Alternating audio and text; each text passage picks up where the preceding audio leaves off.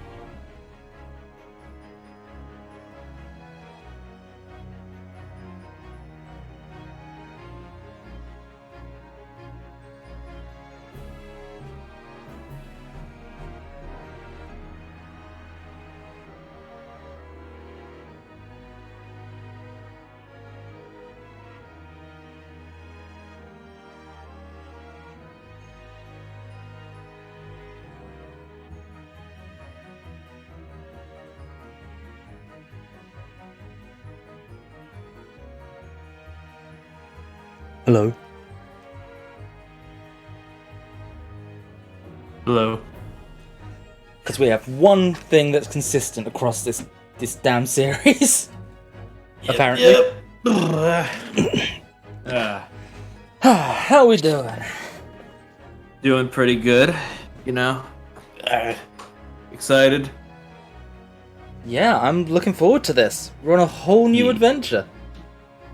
Yeah. Well, Yeah. sort of. I know it's obviously going to carry over, but Yeah, I consider it both a sequel and like a sort of just a continuation.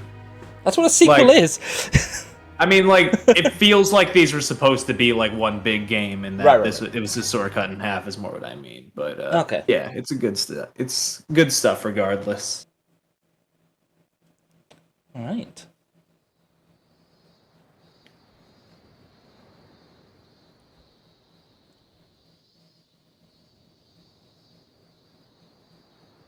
Oh yeah, right, you forgot to turn off the costumes. Standing here in the bright sunshine, looking out over the vast ocean.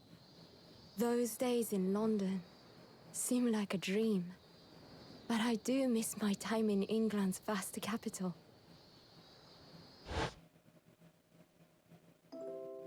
You know, he's flourished into a truly wonderful lawyer. I've no doubt that at this very moment, he's fighting some noble cause in court. Oh God, am I?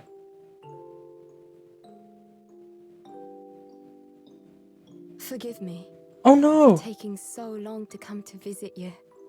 My life has been such a whirlwind since I returned. And no one could have predicted what has happened. Just 2 months after arriving home.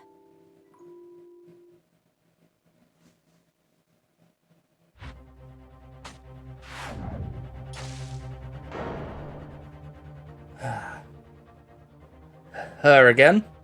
So I came here today to ask something of you. Tomorrow, I shall be standing in court.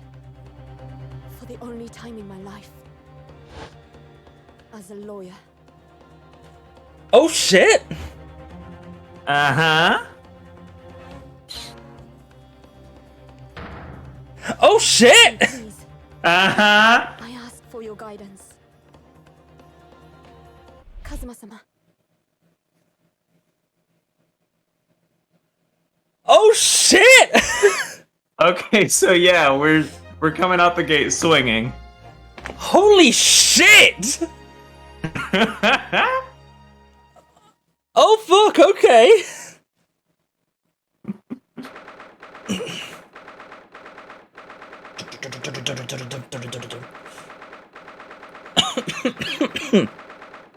Ooh. Oh boy. Here I am again after 9 months. The Supreme Court of Judicature of Japan. I feel so nervous. I must steel my nerves and find the way to compose myself. This was me, wasn't it? Yes. Ah, good, you're here. It doesn't do for a lawyer to be late. Oh, yes, good morning, sir. Hardly recognize you. You cut a fine figure, Counsel. That's a weird thing to say. But you look as white as a sheet, and those wide eyes aren't doing you any favors either. Oh dear. The truth is, I'm so incredibly nervous, I feel utterly nauseated. I almost wish that I had never been born. Goodness, not the sort of thing a father hopes to hear from his daughter, I must say. Eugene Mikotoba, professor of medicine at the Imperial Yume University. A man who earlier in his life traveled to Great Britain to study the latest advances in forensic medical science. Oh! Okay, I'm piecing some stuff together from, last week. From last game. And of course, my brilliant father. I think this is a new character, and I'm gonna let you take her. Her, okay. Excuse me? Yep, okay. Well, would I be correct in thinking that you're to be my lawyer in court today? Oh, yes. Yes, that's right, miss. Well, I want to thank you for agreeing to represent me. I swear on my life. It's a complete fabrication, this whole thing. Ray Membami, born the same year as I, and my greatest friend. So this name took me embarrassingly long to figure out on my first time playing. Oh, boy. Like, halfway through the case, I'm like, oh shit, no, that's the pun. Anyway. Remember me, right? Yes. Okay. Though unusual for a woman in our time, she works at the university research laboratory, helping my father. And sadly, she's the defendant in today's trial. Accused of committing a truly awful murder. Feeling alright? I'm just thinking, hang on, can I do this from... I can't do this from here, can I? I was just thinking, should I go back to the main menu and switch the costumes background? You could save real quick and do that, yeah, because if I remember correctly, Susato does have a unique court outfit in this case, which is overwritten if you have the costumes on. Okay. Stretch. I just fucking saved. Why did I do this again? Well, yeah. It's one of those days. Yeah, it's one of those days, alright. Okay, special contents, isn't it? Yes. Taylor. I'm definitely keeping this one on, though, because holy shit. Fair enough, yeah. I mean, I don't know how long it's going to be till I see Ryunosuke again, but...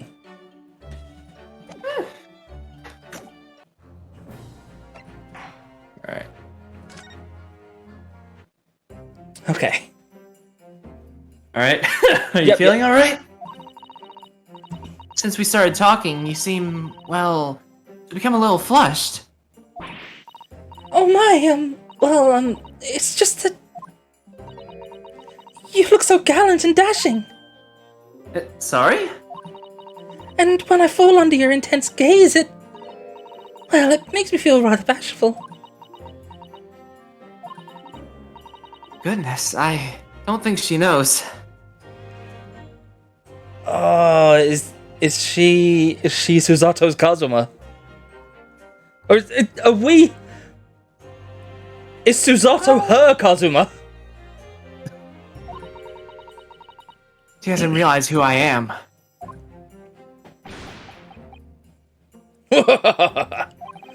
It would seem our little plan for this trial is going to work.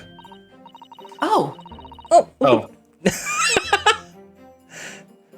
Oh, what do you mean, Professor Mikotoba? If even your best friend can't see you through the disguise, I think we can relax. Oh? Disguise? Yes, I've never tried dressing this way before, of course, so I wasn't sure how convincing it would be. Are we fucking Mulaning this?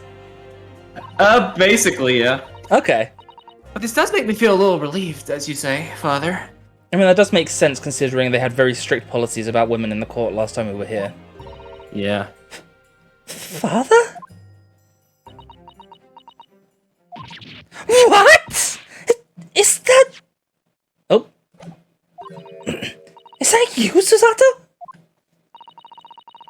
I'm so sorry I didn't say something sooner, Ray. It's just that... No, what are you doing? What's going on? What? That varsity uniform, that varsity cap, that varsity cape, that varsity badge. Look at you. You look for all the world just like a student of the Imperial Yume University, a male student. I'm so glad you think so. I think I threw my voice out doing that.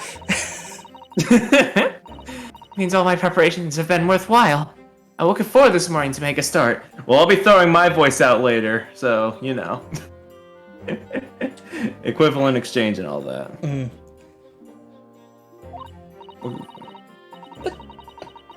I don't understand. Why are you dressed like that? You're going to be both the prosecutor and the and the defense in this, probably. Well, you see... It was the only way. The only way she'd be permitted into the Supreme Court to take on your defense in this trial. My defense?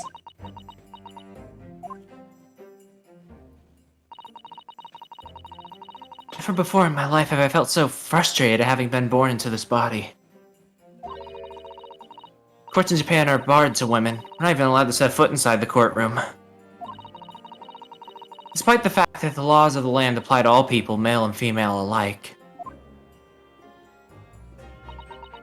But women are forbidden. Just for today, I'll be leaving my true self at the courtroom door. So that I can act as your lawyer. Oh, Susato. You'd go to such lengths for me? Of course. You're my greatest friend. I just worry that I shan't be the lawyer you deserve. Oh, no, I have complete faith in you. Ray. It's so strange, though. I mean, you're such an accomplished judicial assistant already. And yet, just because you're a woman, what a wretched reason. I mean, why shouldn't you be allowed in court? You're so gallant and dashing. Ray? Yep, she's definitely... She gay.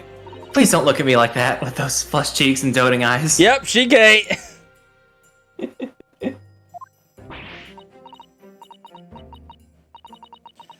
Oh, I'm sorry, it's just... You really do look so dashing. Yes, you mentioned that once or twice. You should be pleased. It means you look convincing as a man and your best friend's into you. Gay member me? Okay.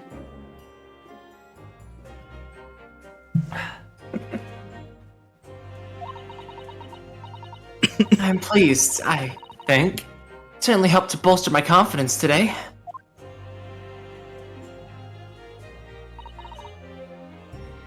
Ray.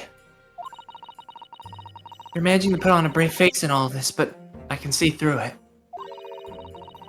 I've noticed how your shoulders are slumped and how you're trembling ever so slightly.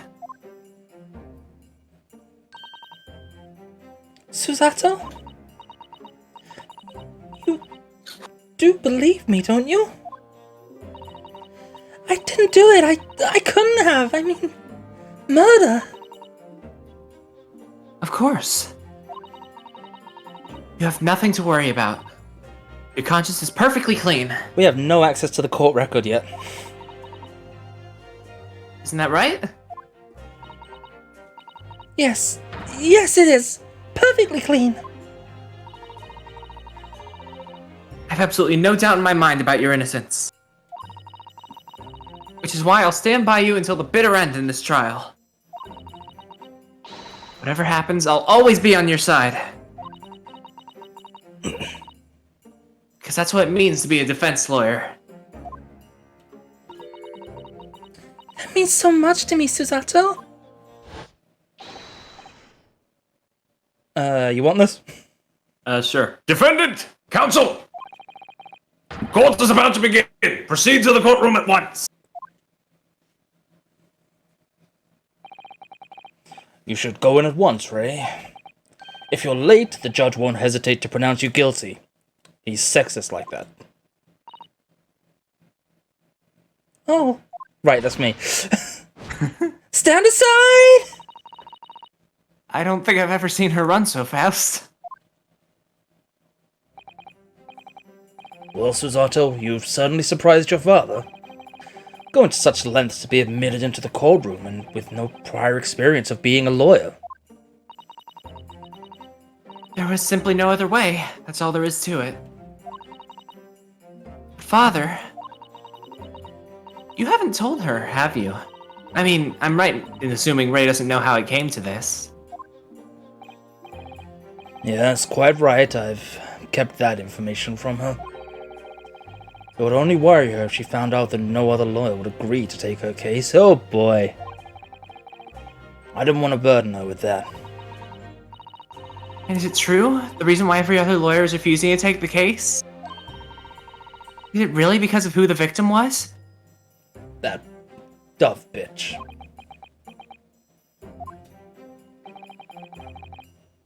Swan bitch. You should be making a move now too. As you know, law isn't my field, but I'll do what I can to support my student. Thank you, Father.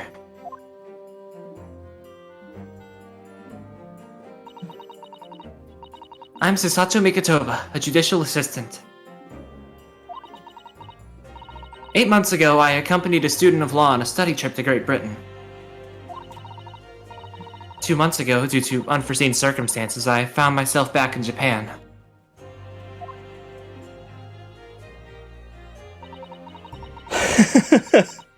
There he is. How many times have I wished he were here, I wonder. Still, I have no choice now but to steel myself for the trial ahead. I'll always remember him in those clothes he never wore in front of me. Wish me luck, Naruhodo-san.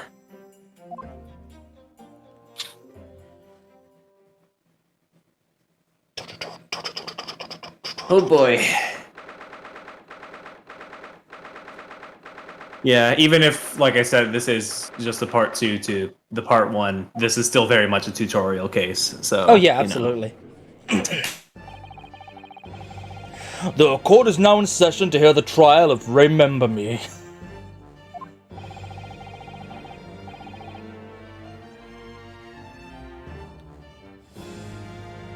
Oh wait.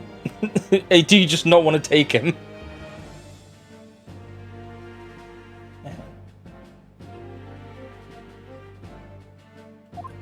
Oh, hang on. What did I do?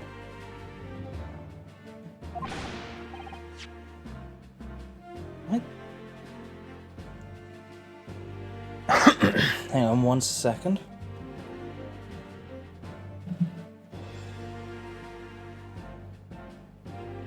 You still there?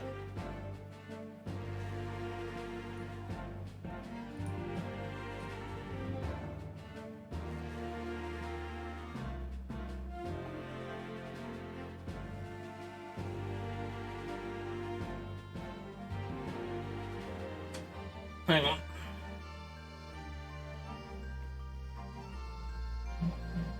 Oh. Okay. Parry's Wi-Fi is dying. Please bear with us. I will vamp in the meantime. I don't know how to vamp. Why would I say that's what I'm gonna do? Holy shit, I'm an idiot. Oh, we back? I can't see the screen, Oh, but I guess I'm still in the call. Okay, let me try stop streaming, start streaming again.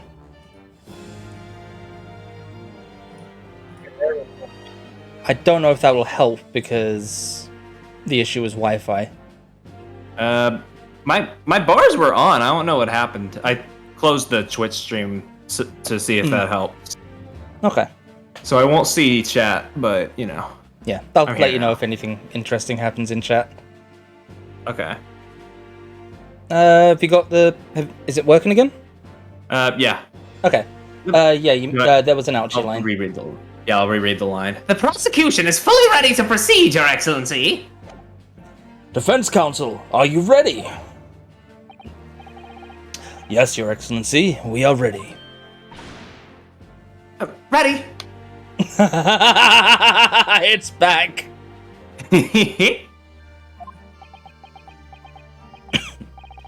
Ah, yes. Counsel, according to your registration details, your name is, Ryutaro Naruhodo, is that correct? Oh, okay. Sorry? Yes, I had to come up with a suitable male name for you for this little venture. So I'm afraid to say I simply put down the first name that sprung to mind. Well, Council?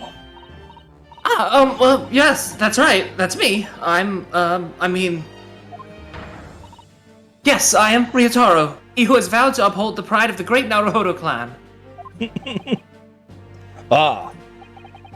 It seems Ryotaro may need to consider how better to uphold his manly act first and not overdo it. And those wild, wide eyes aren't doing you any favors either. Just relax and listen. Naruhodo?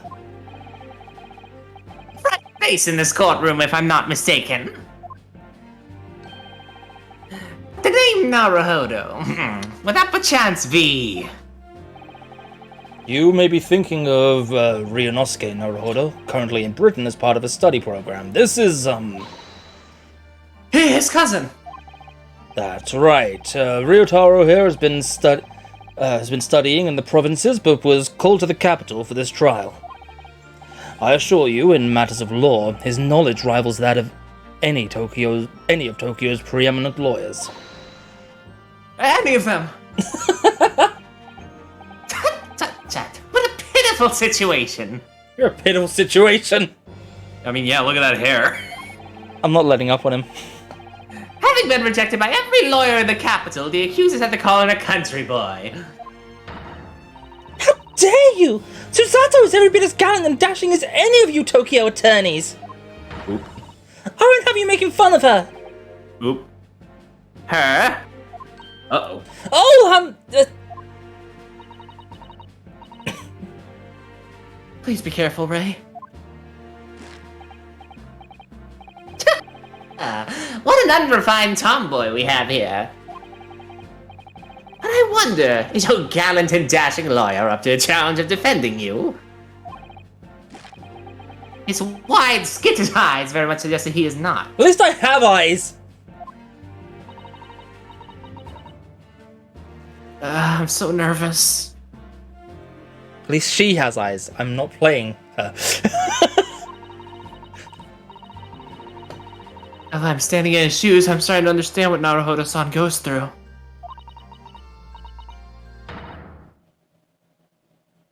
Like it or not, these eyes are wont to flint. Okay. I'm not taking up half the stream doing that again. The case to be heard on this day is a matter of great significance to our national interests. In fact, it would be reasonable to assume that the outcome of this trial may well affect the very future of our empire. Just like that trial 9 months ago. And yet, for proceedings of such importance, we have this unknown yokel by the dock. Dear me. Perhaps this would be an appropriate moment for me to assess the defense, to determine whether you're sufficiently competent to practice in this courtroom. 9 months ago, when a certain other Naruhodo stood where you're standing now, this same judge tested him as well. And even though he was just a student at the time, not even of law, he passed the test with flying colors. And he was also the defendant. Yep. That about sums it up. For a trained and experienced judicial assistant like you, this will be easy. So, counsel, do you consent to answering some simple questions?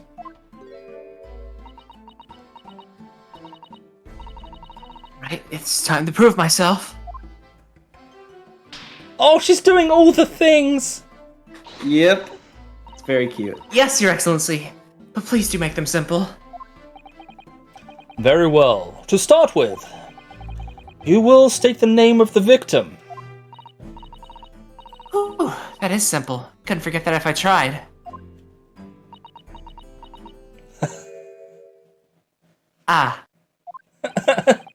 What's the matter? Now that I'm standing in his shoes, I'm starting to understand something else Naruhodo-san goes through. Like it or not, minds are wont to blank. It's not surprising, really. It's your first time in this position, and in that guise. Even a bright spark like you is bound to flicker and falter a little under the circumstances. Oh dear, this is a dismal failure. Don't fret, you need only use the knowledge you've gained as judicial assistant to overcome the problem. Of course, the court record. Yes, the entry will be among all the key information in the case in the court record. That's right, just use E to open up the court record. Boop. Then E to flip to the people section with E. Yep. And don't take too long over it, His Excellency is watching you closely. Alright, check the court record, yada yada yada. That's where the information I need will be. I'm waiting, counsel. What is the name of the victim in this case? I don't even need to look, I know. Yeah. All the things! The name of the victim who lost her life in this case is Miss Giselle Brett. Giselle Brett. A name that will never be forgotten in the courtrooms of our country, I'm sure. Correct. And being a member of our Empire's judiciary, you will be well aware of the significance of that name. So, let me pose another simple question. As you know, Miss Brett was a visiting student from the Empire of Great Britain. Why then is her name indelibly associated with our own Empire's judicial history? Obviously, you won't have forgotten that case from 9 months ago unless you didn't play the first game. But if it's proving hard to recall the finer points, everything you need is included in the court record. Obviously, I still remember. That was the start of everything. Giselle Brett, behind the woman's student persona, was the face of... Holy shit. Yes!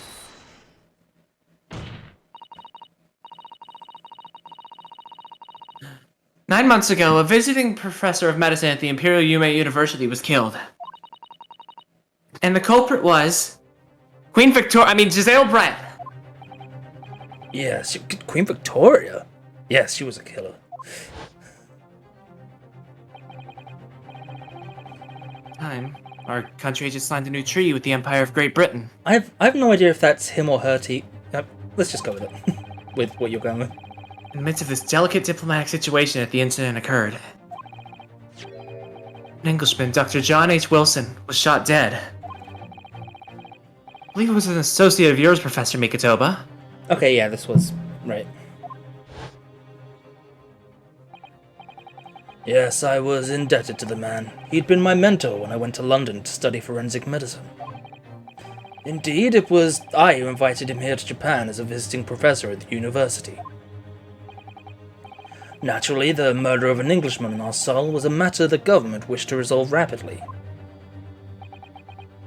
Indeed it was, which is why a secret trial was conducted here at the Supreme Court.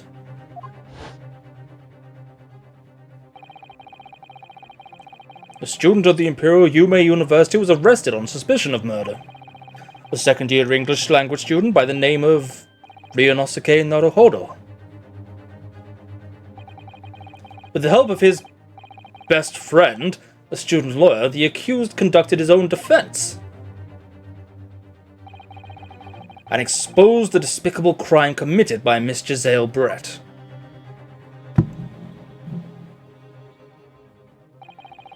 Miss Brett eventually admitted to her crime.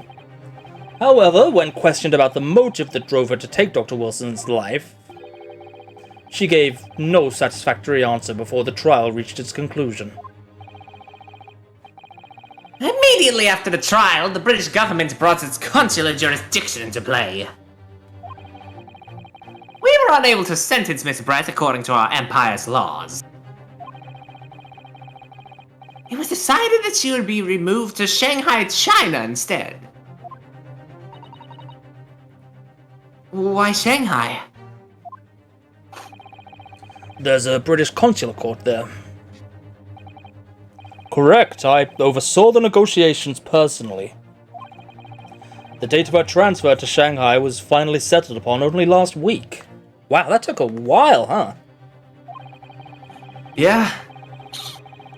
All that remained of our Empire's obligations was to see the woman safely on board a steamship. And yet, the very day before her departure, the Englishwoman was killed. Only the day before?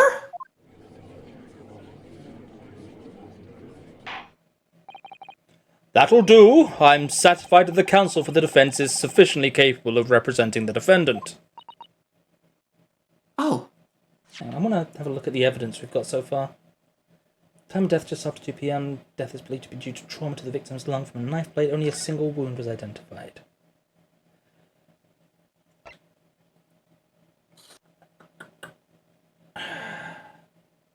Streamyosis pupil constriction was observed in the victim in both eyes. She didn't have eyes! The model did not have eyes! Thank you, Your Excellency. Over the first hurdle. I'm wondering if this is another case of poisoning. Hey Nuz, how you doing? Now a summary of the incident, if you please. She was definitely eyeless. Prosecutor, ouchie. As is your wish, Your Excellency. I forgot how much I hated ouchie. Yeah. I mean, the fact that we carried on for weeks after the first time taking the piss out of him should have been a reminder enough for me, but... Yeah. Weeks. Ooh, making sprites. Nice.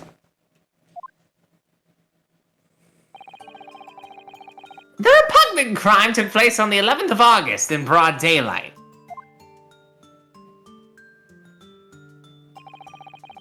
On the outskirts of the imperial capital, under a bright blue sky at a secluded bathing spot by the sea.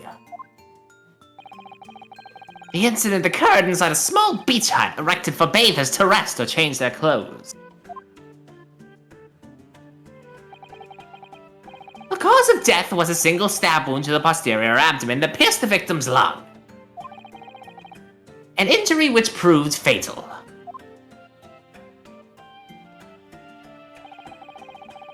There were 2 persons alone together in the beach hut at the time of the victim's death. Miss Brett in her bathing attire, and the accused, Ray Membami. That was her bathing attire? Why was she bathing? She was supposed to be going to prison. Accordingly, there can be no doubt of the accused's guilt. Still, we consider she had a powerful motive. The police arrived rapidly at the scene and promptly arrested the young lady. Strong motive, huh?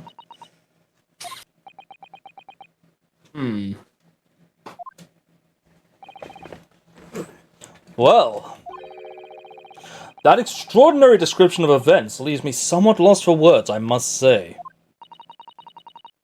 That's certainly true. The prosecution's summary was full of words that raise an awful lot of questions. As a lawyer, I really ought to pick up the prosecution counsel on what he said about...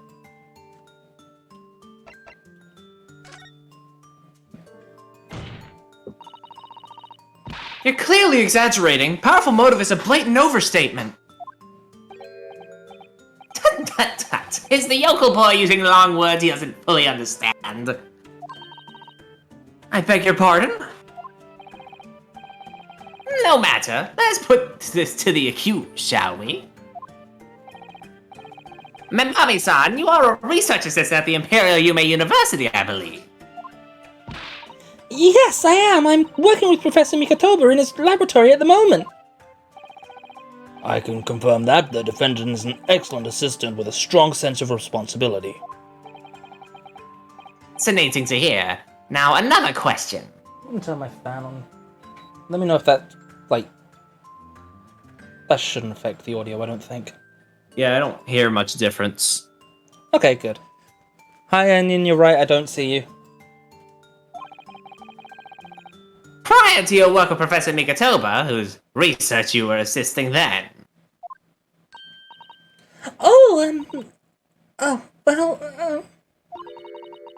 I was studying under Dr. John H. Wilson. Dr. Wilson? The visiting English professor who was murdered by Miss Brett 9 months ago and Iris is his daughter?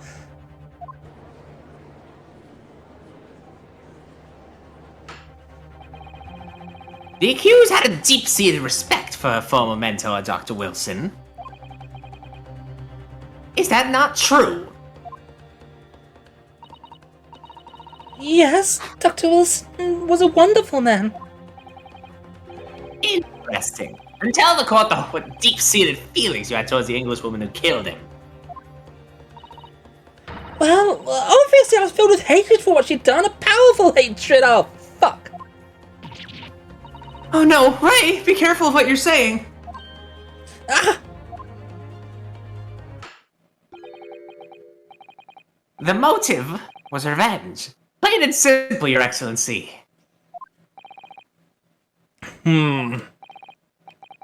Well, it was clearly a trap all along.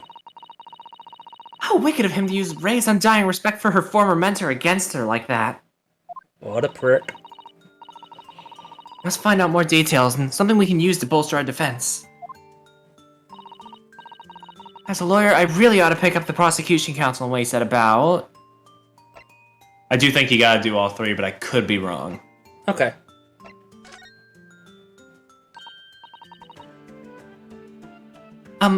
Membami-san? Yes, what is it, Susai? I mean, Naruhodo-san! I'm really starting to wish we made my alliance with Yutaro Susato. Please tell the court why exactly you were present at the bathing spot with the victim in the first place. And why you were alone with her. Oh, well, no, that's not true. It wasn't like that at all. There were other people present, a detective who was guarding Miss Brett for starters. I was just asked to accompany Miss Brett as a companion, that's all. But let's be clear. At the moment of her death, you were alone together with the victim in the hut. You and no one else. The truth is, there is only one reason why this young woman accompanied Miss Brett on her bathing sojourn. It was the accused's last chance to take the victim's life. No! Because, as we know, the following day would see Miss Brett extradited to the British authorities in Shanghai. And the accused would never have an opportunity to dispatch her again. Hi, Arno. Hey, Arno. Oh, you back in chat now? Yeah, I'm trying again. I'm gonna see, and if it disconnects again, then I know it's connected to that. But, you know. I have it down at the lowest resolution so I can keep the chat on. Entirely so we'll see if that helps. And also, I need to get those beans. Kindly refrain from conjecture, counsel.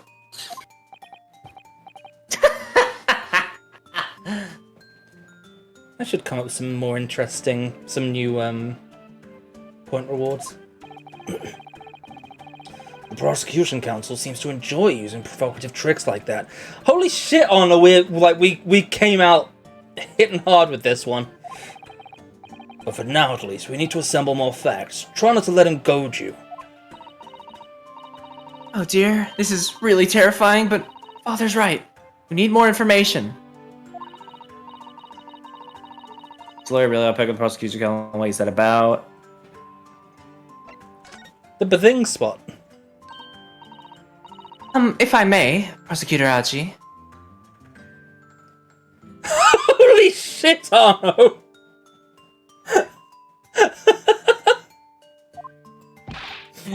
What do you want, you fresh-faced young yokel student? I wonder, could you explain, please? You mentioned the bathing spot.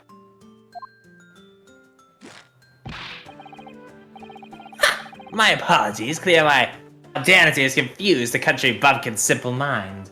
You're a simple mind. I've got so many of these! Bathing spots are the very latest trend in health practices from the West. We are told that bathing in the water of the ocean is curative, therapeutic, and excellent for the skin's... No, that's not what I meant. I was referring to the fact that Miss Brett had, to all intents and purposes, been found guilty of murder. Thank you! Why would a known criminal have been relaxing by the sea?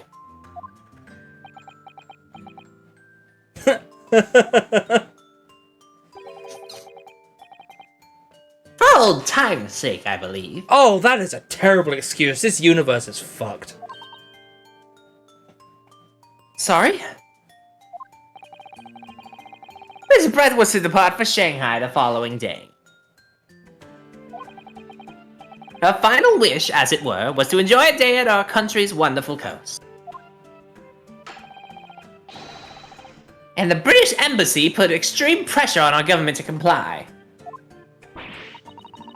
But on what grounds would we agree to such a request? Because, as usual, our government is unable to stand up to foreign powers. In matters of diplomacy, it seems we don't even have the courage to decline the whims of a known criminal.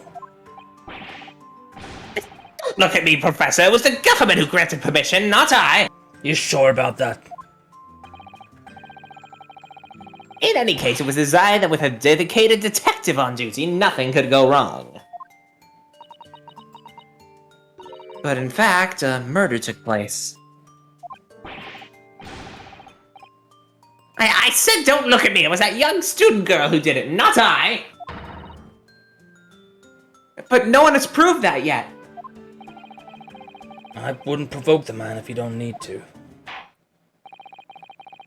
I believe we all have a clear picture of the incident now, and nothing can go wrong. Despite her guilt being determined 9 months ago, Miss Brett managed to avoid incarceration instead, continuing her research work at the university. Obviously, over that period, she and Ray would have encountered each other on a number of occasions. Seeing the murderer of the mentor for whom she had such great respect enjoying such undeserved liberty. Yes, even if it was only temporary until Miss Brett's extradition to Shanghai. There's an achievement for that? Yeah, you get some kind of goofy dialogue for it, and a little achievement for choosing both the wrong answers for the victim. Oh, I wish I'd known. Oh well. You can hardly blame Ray for her feelings of anger and resentment. Poor Ray. So, Your Excellency, if you'd be so kind as to peruse this exhibit. A photographic print that shows the scene of the crime immediately following the grim incident.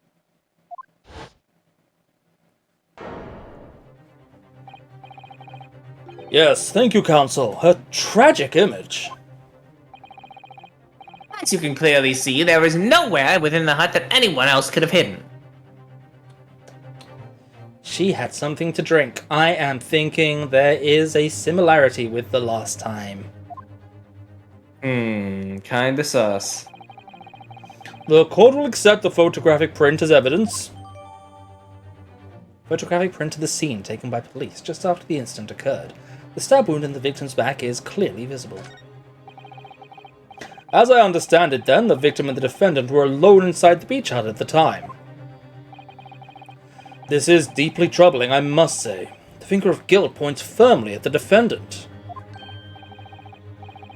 Well, Your Excellency, naturally the prosecution has much more to its case. We intend to prove the accused's appalling actions beyond all possible contention. To that end, I can confirm we have multiple witnesses to the crime and damning evidence. Witnesses? But who? Is this someone called Ida Idiot?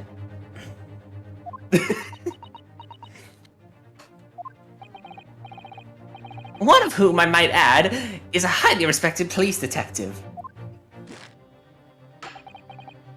I assure you, the testimony of these witnesses will leave no room for doubt.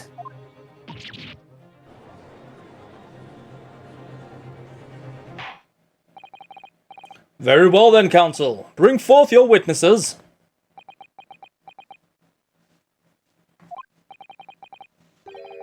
I, Takatsuchi Ouchi, have been waiting for this moment. Highly respected. Good point, Nuz. Sorry?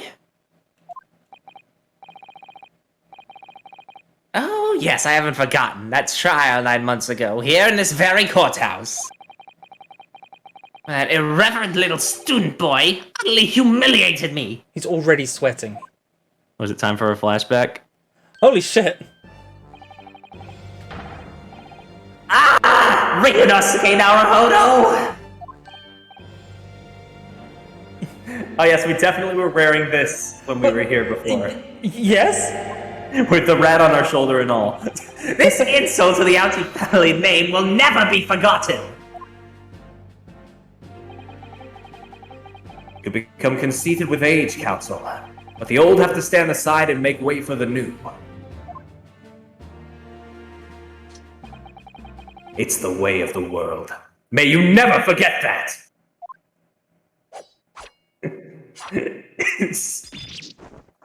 Is this how Ouchi remembers this? Probably.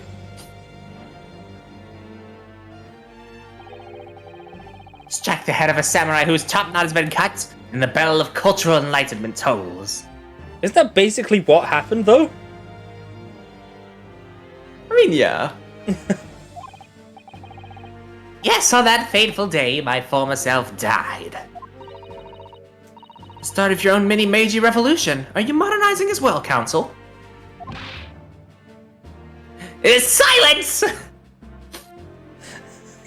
Yes, Your Honor, there were no, that's just my Doofenshmirtz voice. Well, I mean, there were tiny birds there. You could have gotten it confused. There are tiny birds there and a platypus controlling me. Since I swore revenge back then, there's been a minor miracle atop my head. Is that what he calls it? Observe the Ouchi growth! Oh god, why would you call it that? You see? Do you see the seed of hope sprouting forth from the barren expanse of my crown? His hair got slashed in the previous case, Nuz. Yeah. Yes. I think that tiny growth is trying to tell me something. Get out. Leave while you still can. Help! Start the machine. I'm afraid I can't really see. Where is the hope exactly? I said silence! Today I face another Yoko student of the Naruhodo clan. Well, I will vanquish you.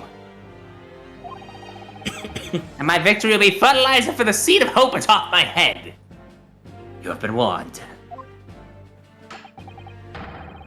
With that, the prosecution calls the witnesses to the stand. It looks like the stakes are high on both sides in this trial. The prosecution and defense each has much to lose. Haircut is hardly comparable to Ray's life. Is it not? Oh. I don't understand. There he is! There he is! So I did not...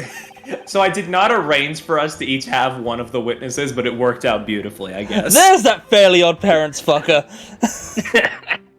Witnesses, please state your names and occupations for the court. Chief Inspector Satoru Hosonaga. Imperial... Oh! Imperial Police Bureau. I'm in disguise, obviously, so I can go undetected. And I am, well, the next big thing in books. An author renowned throughout the capital, in fact. Yes. To the be sold out, the satirical I Am a Cat, sensational success by Sonseki Natsume. I got it, boss. Oh my goodness. Struggling student from the provinces, please. You needn't be in awe of me. I needn't. It's only natural that you'd feel nervous in my presence. Go on, please relax. Call me Sasaki even. Yes, please.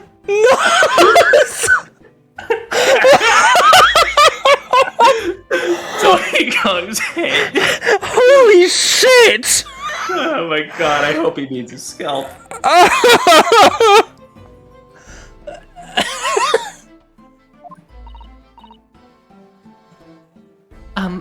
Yes. What on earth is Sasaki-san doing here? Tread carefully, Susato. They only had so many models between both games. That author fellow knows you from your time in London, doesn't he? If he exposes you for who you really are, this will be over before it's begun. Yes, yes, of course. I know. I presume Sasaki-san won't have forgotten about me. I could certainly never forget him. Although he does seem to have changed somewhat in the 6 months or so that it's been since I last saw him. And as for Inspector Hosonaga, that amazing outfit is hard to believe. Do I have something on my face? Well, your glasses for one, although they don't seem to be helping you see. Thank goodness he hasn't recognized me either. Ah, I suppose it's this disguise, is it? Hi, Susato. I thought that appearing here in the clothes I was wearing at the time would make for a more faithful testimony. Jesus Christ, he's an idiot. It was my guiding principle to carry out all testimonies flawlessly.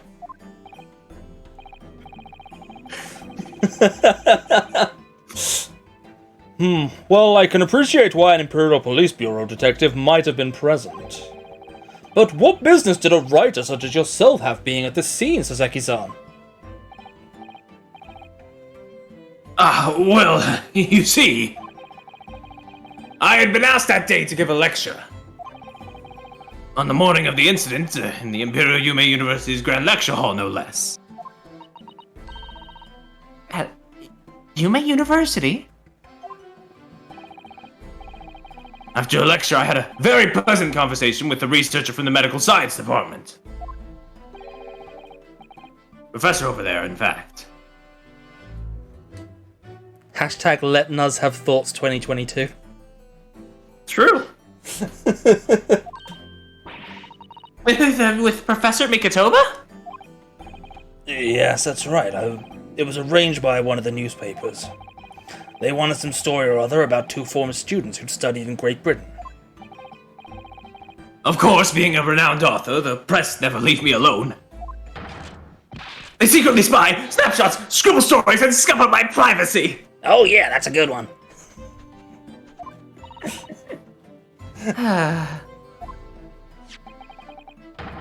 As you can see, the conversation was written up in this newspaper here. Read it at your leisure, my provincial, struggling student friend. I have plenty of copies. Thank you very much.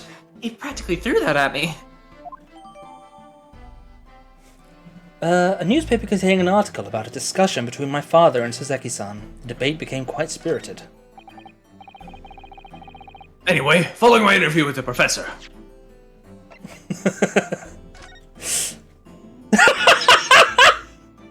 You got a new cat? Yeah. Huh. The lens is cracked. I bet that won't come into play in any meaningful way.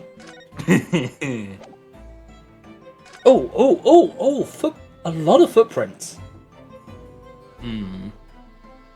Huh.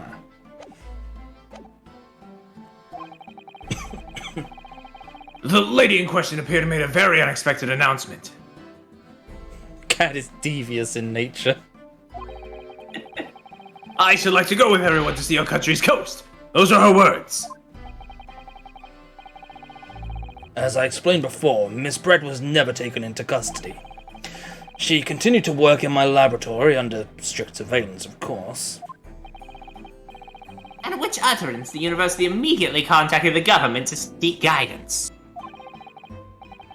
And her response was, permit Miss Brett to go as long as the detective accompanies her. The detective I am at liberty to divulge was me, Chief Inspector Satoru Hosonaga. Whereby the entire party departed cordially for the seaside, it seems.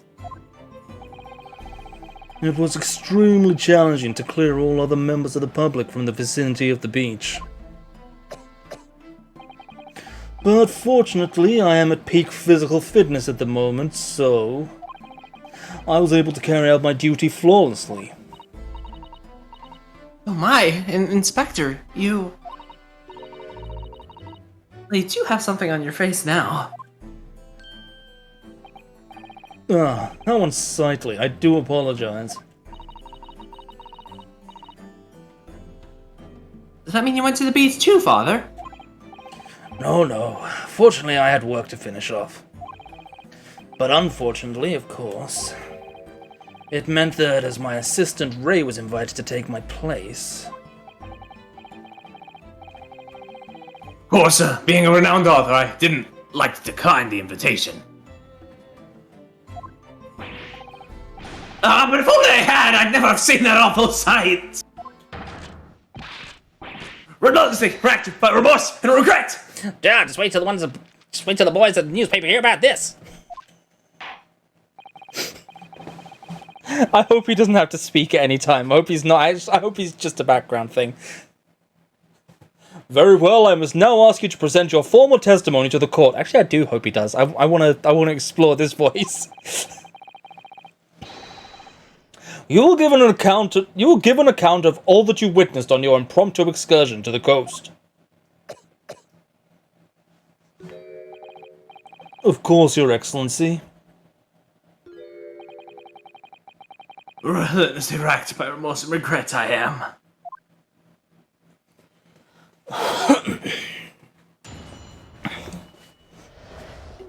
How long would you say this case is, by the way? I would say it's shorter than the first case of the first game. Okay. So if you want to do the whole thing again, we can, but I don't want to go super late today. I don't want to go like the same sort of lengths we went. Well, I guess last week was like 6 hours as well, like the first one, wasn't it? Yeah. Anyway, we'll see how we go. On the day of the incident, I was ordered on a special surveillance assignment in this disguise. I just managed to catch that crab when I suddenly heard a caterwaul from behind me. Also, Anon, you not at work today? I ran into the beach out at once, where I found the pair in question. Yes, that young girl was astride the Englishwoman, dagger in hand as she stabbed wildly. It's never explained, no. I think it's kind of implied, but not.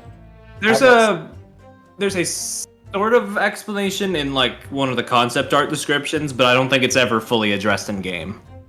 Okay. Yeah, lucky us. Is everything okay? Oh, I'm in the wrong. Yeah, I already read that. Sorry, I was in the wrong window. I saw blood on the blade. It proved to me that she'd stabbed the victim multiple times. Oh! Already got him. Oop. Indeed, it does appear from this testimony that both witnesses here present saw it. The very moment of this heinous crime. What? Now, if you will recall, I promised evidence as well. Oh, cool. What phrase I use again? Ah, yes, that was it. Damning evidence. What have you there, Counsel? A so-called fountain pen, is it? Fontaine pen? Correct, Your Excellency. I found it at the scene whilst examining the body. It appears that in her dying moments, with her final ounce of strength, by the way it's pronounced fountain pen. The victim clutched a piece of evidence that would positively identify her killer. What? She is holding it, okay. Your Excellency, if you would cast your eyes over the photographic print of the crime scene once more.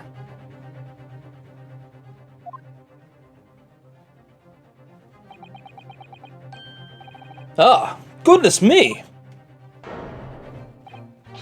Yes, the victim is clearly grasping something quite deliberately there in her hand. That's right, the fountain pen. Fontaine pen? Fountain. And if you would kindly examine the pen, Your Excellency. Ah! The owner's initials have been engraved into the ebonite barrel.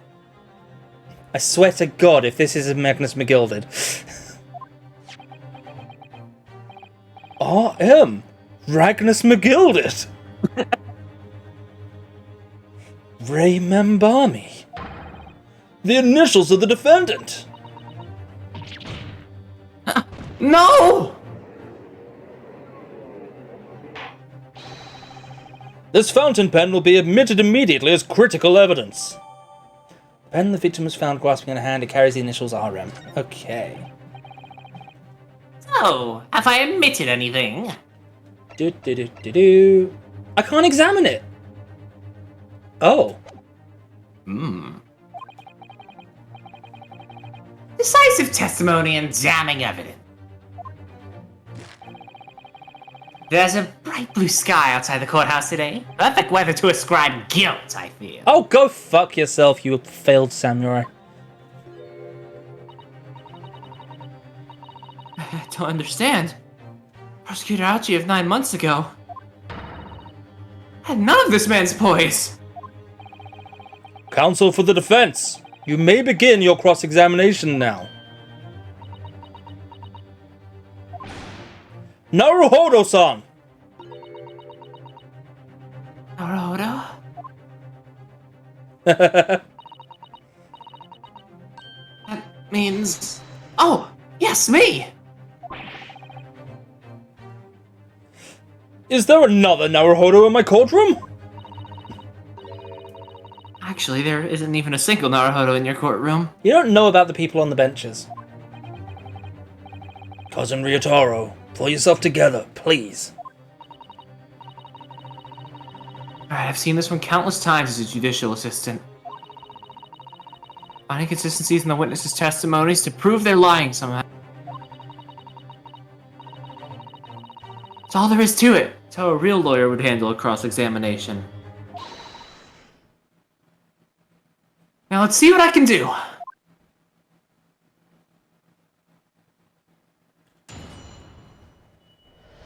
Okay. I mean, is there any point... think you know. Yeah, I mean, is there So, any point pressing when I know what the answer is? I mean, it's the first case, so I mean, it's up to you, but yeah.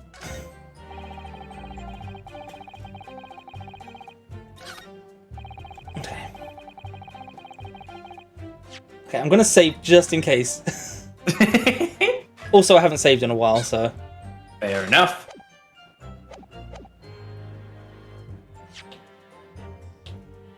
Objection!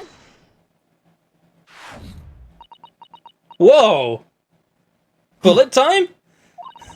That accusatory cry that just welled up from deep inside me. I think I finally understand. Every time Kazuma-sama and Naruhodo-san have stood here at this bench, the stakes have been very, very high indeed. What's the meaning of that menacing pose, counsel? I'd like the witness to clarify something for me. What? Where? When? How? Oh boy, this is gonna be a field day. Man does poses in the courtroom. That's you, Soseki-san. This query is directed at Inspector Hosonaga. Me? Is that why you objected to my statement and not his? In your statement just now, you said that the victim was stabbed multiple times. Yes, that's right. As I said when I entered the hut. The defendant was already standing over the victim, bloody knife in hand, like a murderous demon. And yet, that cannot be. What? Is the turtle alive? I don't think so. Okay. Get to the point, please, Counsel. In the post-mortem report, it clearly states that the victim was stabbed one time only. Ah! In other words, Inspector Hosanaga's testimony is clearly flawed. Ah! And Soseki-san, Me? you claim to have seen Membami-san in the throes of stabbing the victim. Yes, I did. Wildly. Both you and the inspector confirmed the same point. That there was already blood on the knife that you saw the defendant holding.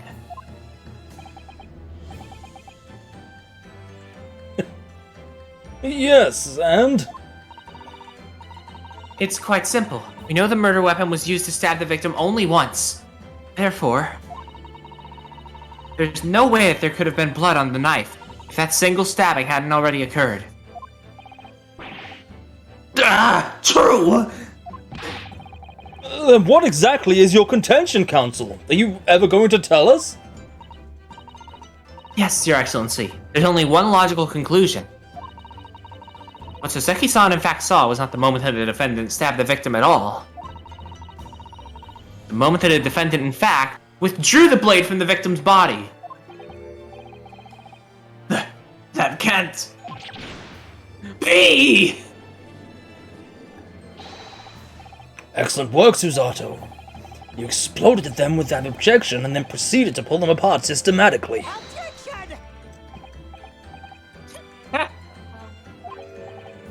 Well, well, this takes me back. Yes, I seem to remember your cousin stays a scene much like this in that trial 9 months ago. A half-witted child with a half-baked objection, attempting to steal the show. You're right, there were certain similarities. Except that so-called half-witted child managed to outwit the prosecution, who has only half a head of hair. A slander! My head is quite adequately dressed! In any case, all this talk of stabbing and withdrawing multiple wounds, it makes not a jot of difference! What? Why not? Engage your brain, young man. When the accused first plunged the deadly weapon into the victim, that was the fatal blow. And it was that moment, just as she had withdrawn the blade ready for her next strike, that the witnesses saw. The knife was already tainted with blood because the accused had already stabbed the victim.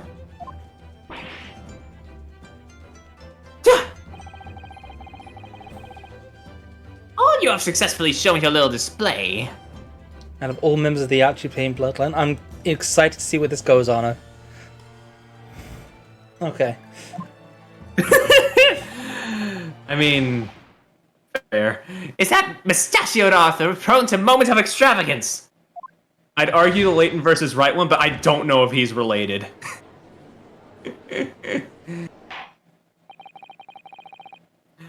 I am in agreement with the prosecution. If the defendant was seen wielding the blade at all, that is sufficient grounds for her actions to be viewed with suspicion. I will say at the very least, this ouchie is better than Ace Attorney 6 Pain. But if she was withdrawing the blade... Oh no! We are back where we started. Sorry?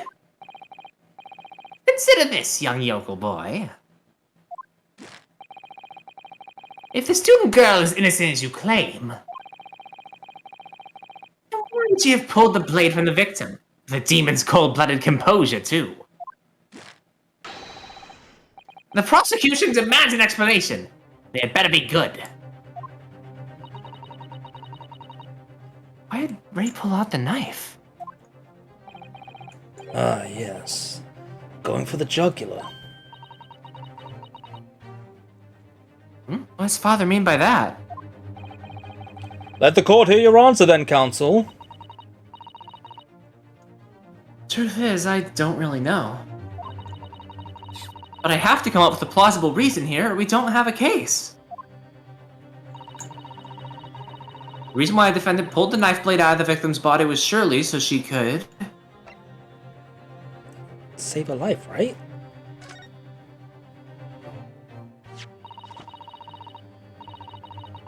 According to the post-mortem report, the victim's death was not instant.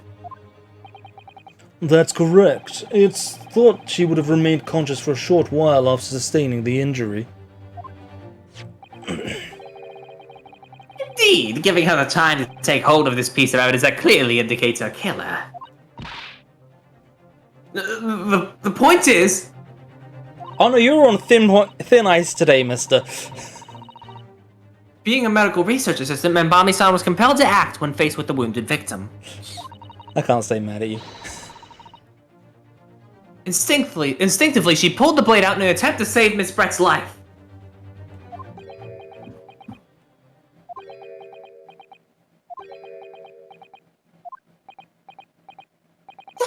Did you hear that, Your Excellency? It would seem that this is the best we can expect of this young yokel. Indeed. Is it just me, or does it suddenly feel much colder in here? Your Excellency, if I may. Speak, witness. I would like another opportunity to testify. In respect to the slipshod assertion just put forward by the Yokel Defense Council, I mean. Slipshod?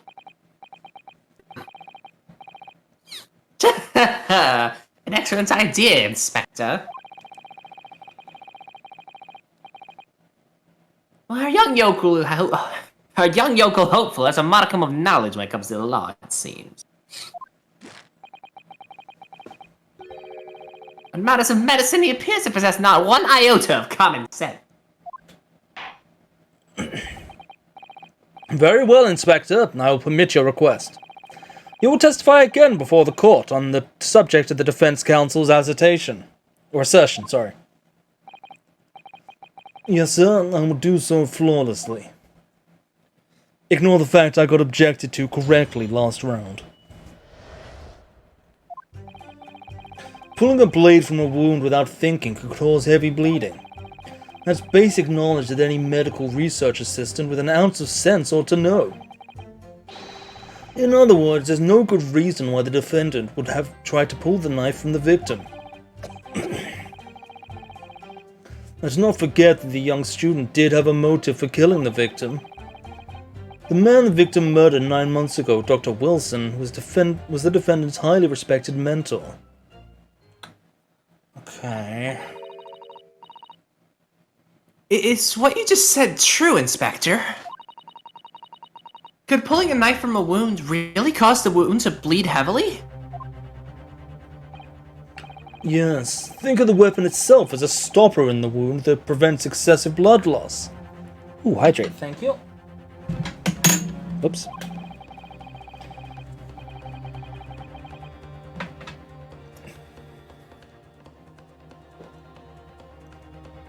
Nice. Until a doctor is ready to provide proper treatment, that stopper shouldn't be removed. Oh, I see. Ha! This is why yokels should stay on the farm. Even a quack from some obscure mountain village would have some basic knowledge. If we can't.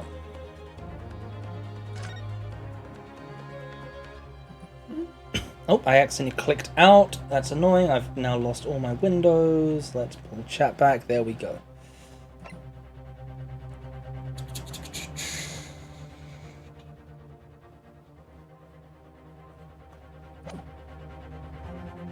I want to be able to examine this.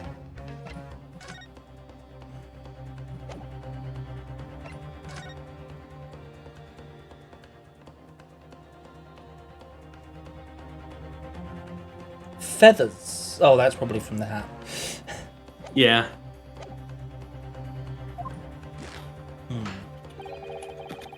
Anyone who's ever given someone a little poke with a knife and pulled it out again knows it. Oh, well, I've never stabbed anyone, you see, or pulled a blade out of a wound, so... Oh, of course you haven't. I didn't bring you up to behave like a bandit. Father, is it true what they're telling me? Yes, it's basic remedial knowledge for medics. Ray would have been well aware of it. If she were to claim ignorance of such fundamentals, that'd prove fatal in many ways. Then why would Ray have done it? She pulled out that knife in full knowledge that it would be fatal for Miss Brett? I don't know. Ray never once mentioned anything about the knife to me. It almost seems impossible to believe, but... my friend actually have... Susato! Yes? Pull yourself together. We mustn't lose sight of why we're here.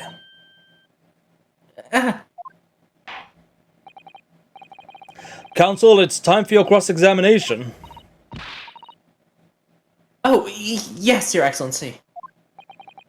However, I must warn you that if your cross-examination fails to identify any issue with the established facts, I will be moving to my adjudication immediately afterwards.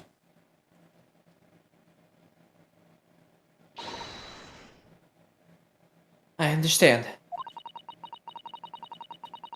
Leaving your clients and fighting for their cause until the bitter end.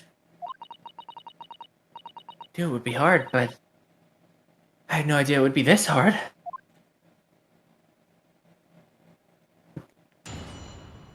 Okay, this round I don't have... I'm gonna have to press things, I think. Pulling a blade from a wound without thinking causes bleeding. You said doing it without thinking could be a problem. Does that mean that if you use due care and attention, it would be alright? I wouldn't have thought this needed spelling out, really, but... Look at that little thing wobble. The blade is like a stopper in the wound. Remove it and a serious hemorrhage will occur. In other words, a medic would need to be present before any attempt is made to withdraw the blade. Doing it without thinking would be madness. You just can't do it. Oh, well, thank you for such a thorough explanation. You see, Counsel, when you act without thinking, the result is a bloodbath.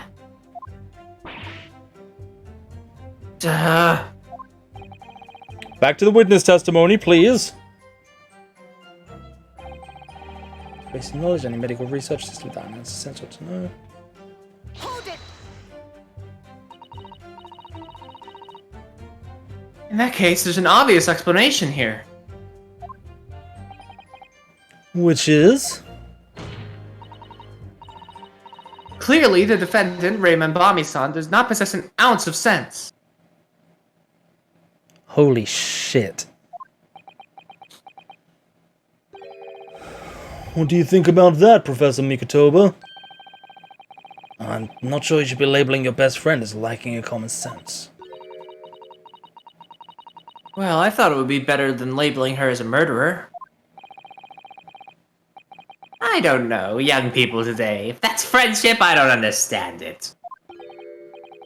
Careful, Counsel. A lack of common sense can be a very dangerous thing. Ouchie. Oh dear, that recoiled on me rather badly. That's life, I'm afraid. A lesson everyone must learn. First case of pro-lawyering I've seen in this series goes to Sato. Hopefully you can see now this is really basic medical knowledge. Being involved in medical research, Membami-san would certainly have been aware of it.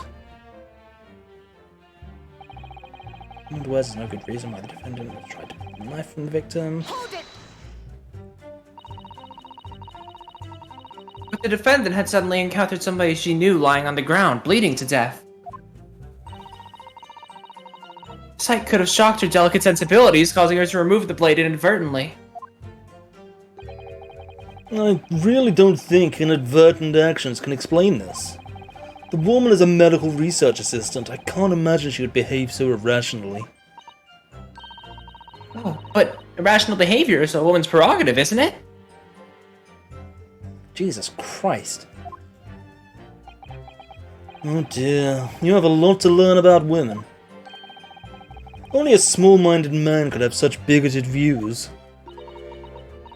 Oh dear, perhaps I'm letting my male persona take hold a little too much. Well, have I managed to convey the basics now? That should cover the medical side of the argument.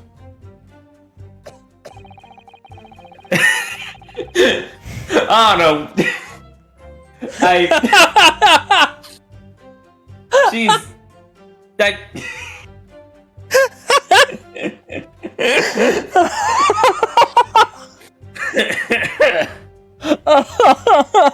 Oh my god! I don't think. Okay. Let's not forget the young student had a motive for killing the victim.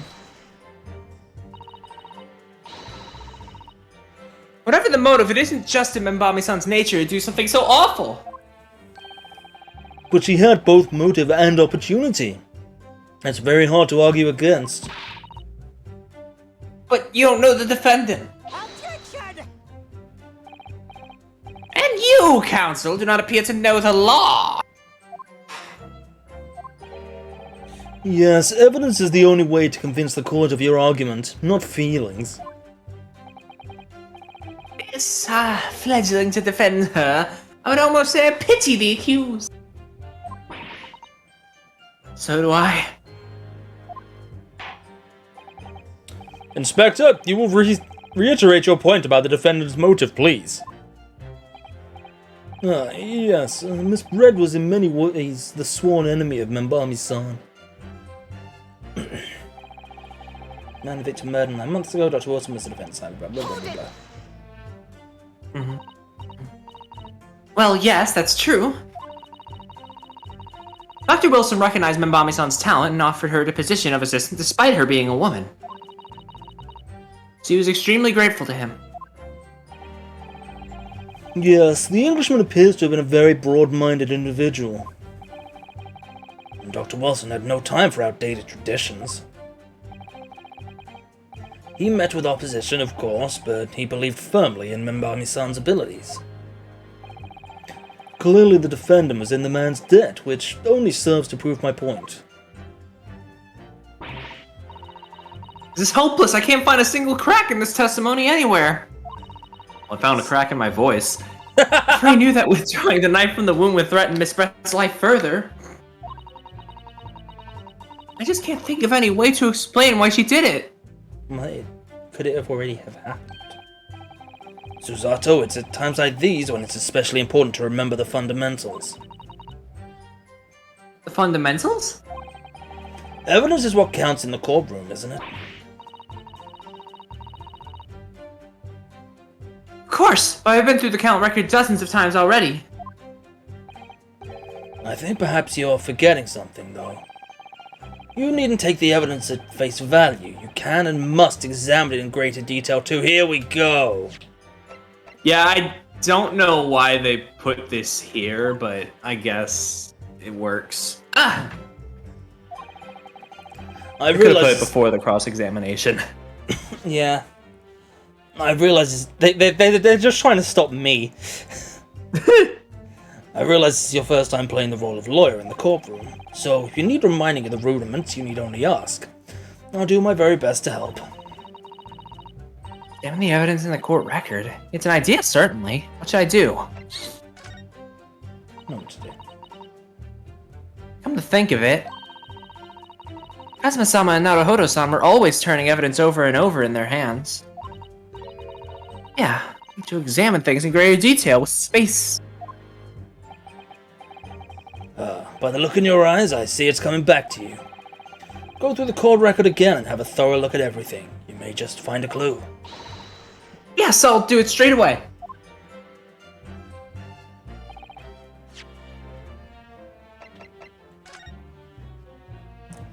Okay. If we take off the pen's lid...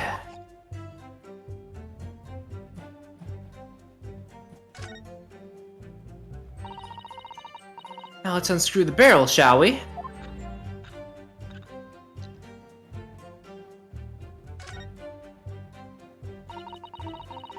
This must be a little reservoir that holds the ink. Petty AF. Yes, you fill it by drawing ink from a bottle up through the nib. Is something wrong, Father? Just that there doesn't actually appear to be any ink in there, that's all. Oh yes, you're right. It's pretty much empty. Well, it could be on the verge of running out, I suppose.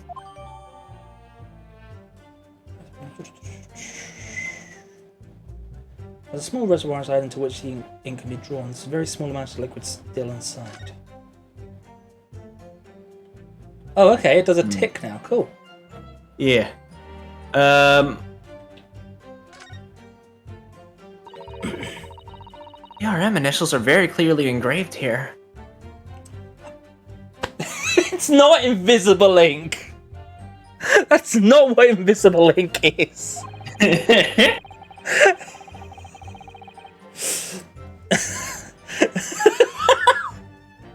And the fact that Miss Brett was clinging to this pen in the dying moments is very clearly a message too. Identify her killer, you mean? I don't think there can be any doubt this is a key piece of evidence in this case.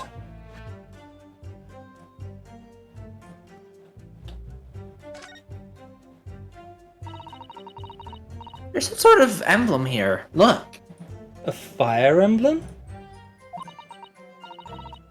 But it isn't a Yume University one. Oh! It must belong to some other organization, I suppose, a business of some kind.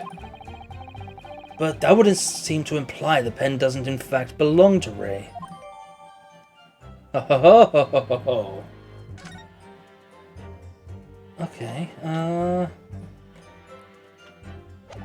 not seeing anything else.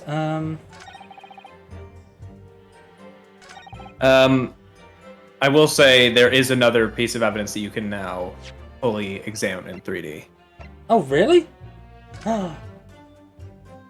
Yes!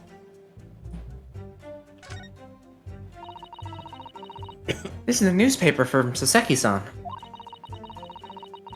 There seems to be an important article on the back page as well. Exclusive deadly poison stolen from Yume Medical Research Laboratory. There it is. From Yume's medical research? Father, isn't that your lab? What the? Let me see that. The poison's been stolen.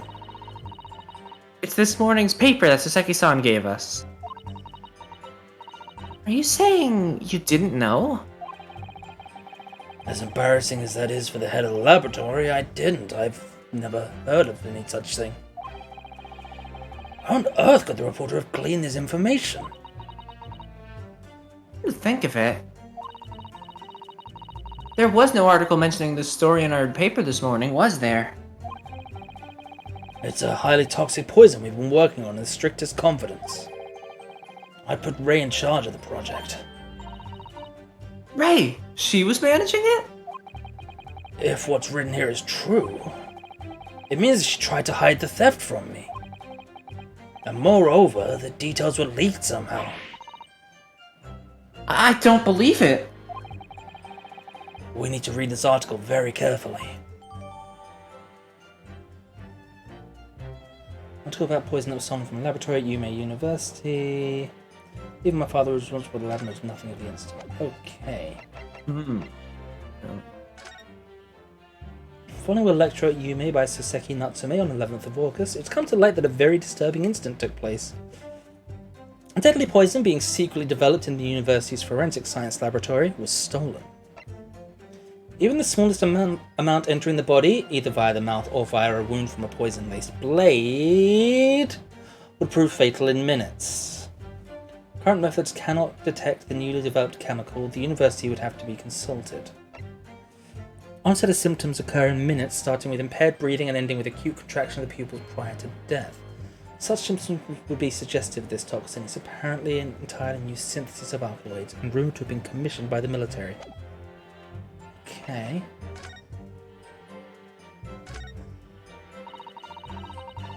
Raucous England returnees tell all.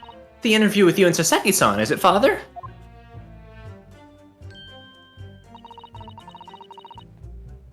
Looks as though it was quite an exchange. Yes, he became a little over-animated when he was talking about his time in England. The photographer managed to capture the moment his hand karate shot me on the neck. I do hope you aren't hurt. Okay, I think that's everything I can do at the moment, isn't it? So...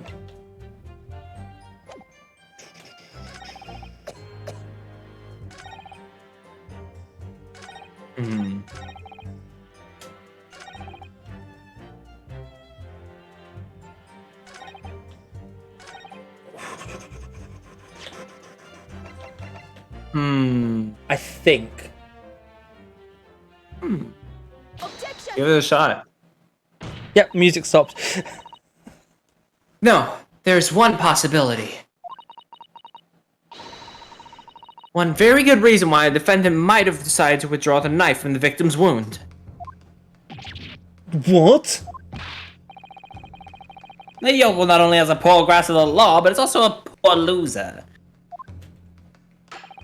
Literally says you. Tell us then, what possibility do you think you've identified? It's here, in this newspaper article. An article about a deadly poison having been stolen from a laboratory at the Imperial Yume The victim perished from a stab wound. Poison has no relevance in this case. Objection. Hearsay. But Prosecutor Ouchie, you will let the defense speak. But a newspaper article, the court cannot rely on the kind of hearsay those wretched publications carry. Do you remember your gaveling 9 months ago, sir?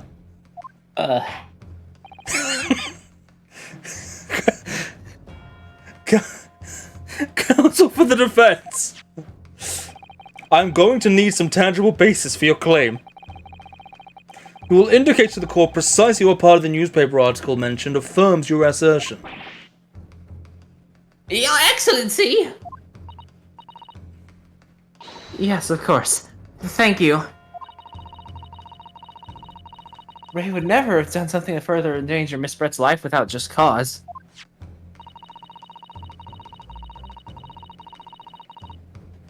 The reason why a defendant pulled the knife from the victim's body is explained in the article where it says...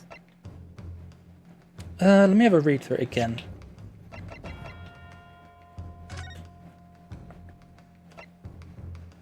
Quantities. Yep, there we go.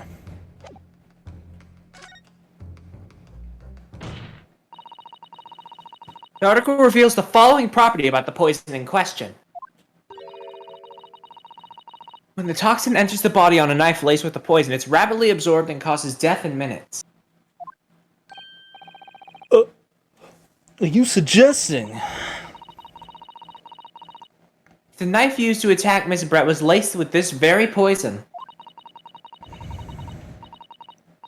It would explain why the defendant, Membami-san, would have withdrawn the blade as soon as possible. Yes, the truth is, it was an attempt to stop the poison from entering the victim's body. What?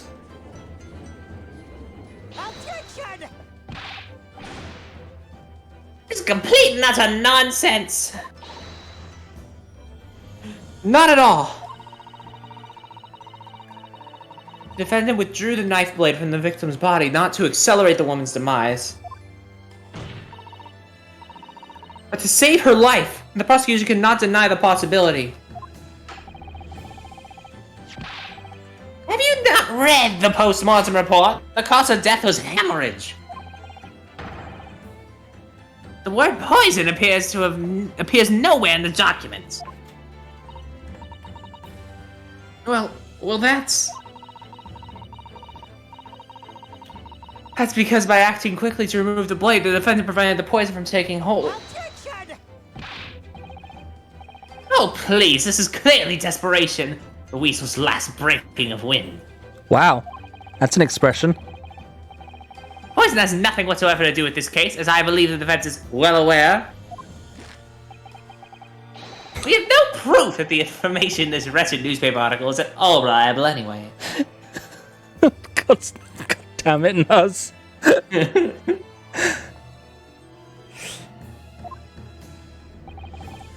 In that situation, what the student should have done is wait for medical assistance to arrive. But instead, you claim she suspected poisoning and took the potentially lethal decision to remove the blade? She must have had a strong reason for her suspicions then, or the argument makes no sense.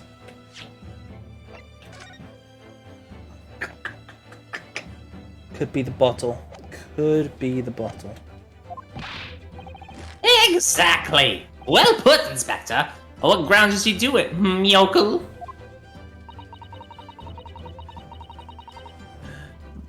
Why did Ray suspect the stolen poison was involved? You want grounds? I'll give you grounds. What? You can't possibly! From your expression, Counsel, it would appear these are not empty words. But naturally, as you stand in this courtroom as a lawyer, you must be aware that words alone, empty or not, are of no value in our modern justice system. The court demands evidence. Yes, Your Excellency. I'm well aware of that. Holy shit, what happened in Ace Attorney 6? God. A lot. We'll cross that bridge when we get there. I've seen it many times. From my place at his side in the Old Bailey. In that case, Counsel, you'll present the proof to the court now. What evidence demonstrates a clear link between the case and the poison in this newspaper article?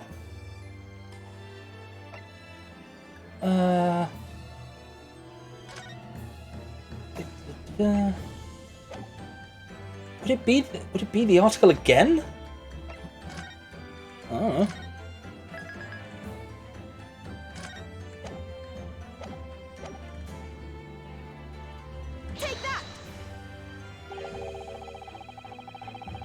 How exactly would you... Oh. How exactly would you explain this piece of evidence connection to the newspaper article? Damn it. In truth, I'm not really sure. My father always taught me to ask my elders whenever I was in trouble. So I thought I should ask your opinion, Your Excellency. The thing is, like, yeah, Ace Attorney 5 is very flawed, and yet, out of 4 through 6, I think it's my favorite of the 3. If it is that advice, one's very interesting, so we'll get there when we get there. If it is advice you seek, Counsel, then I suggested before indiscriminately thrusting evidence under my nose. Why not thrust it under the nose of the professor at your side? I think he means you. Good grief, thrusting that under my nose isn't going to solve anything here. We must use our heads. The article in paper had details of the toxin. Now, where have we seen similar to... Ah!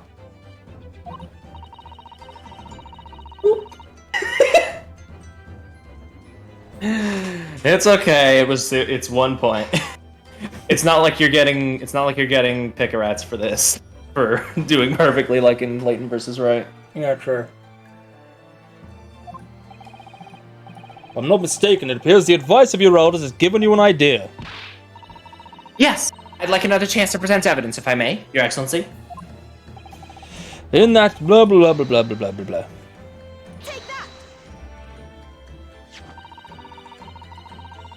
But ask the court to refer to the notes section of the post-mortem report, which reads... Extreme meiosis. I almost misread that as extreme moist. Pupil constriction was observed in the victim. Wow. Ah. Clearly, being a yokel with no knowledge of forensic science, I have no idea, so please, do tell me. Presumably, the fact that this condition of the victim was noted in the post-mortem report means that's an unusual symptom of death? Well... Under normal circumstances, the pupils dilate when someone dies. If there was extreme constriction instead, that's most certainly unusual, yes. What are you doing, you yokel detective? In a newspaper article, there's the following information about the stolen poison. Onset symptoms occur in minutes, ending with acute contraction of the pupils prior to death. What? And the defendant, upon seeing the victim stabbed in the back, happened to notice that the pupils of Miss Brett's eyes had constricted severely. Yes, as a medical research assistant, she would have suspected poison immediately, without doubt.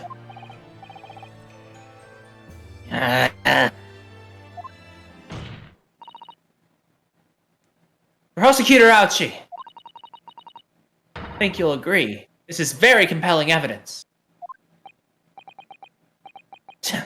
You. Yokel student and yokel professor! I believe the defense has expertly demonstrated a credible reason for the defendant's actions. No.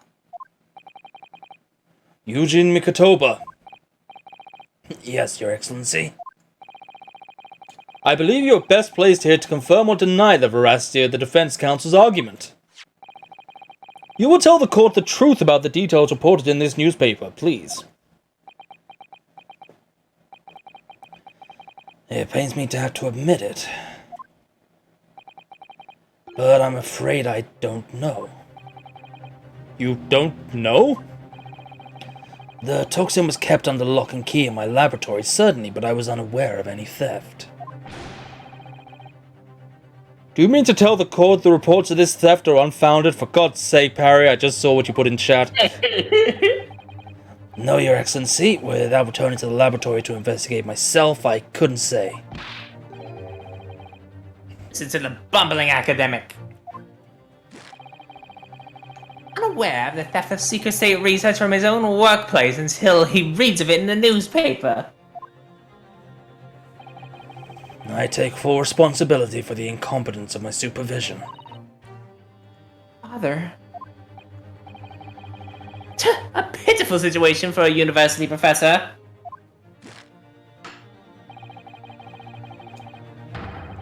You should have more control over your students rather than allowing them off on killing sprees. That's totally unfounded.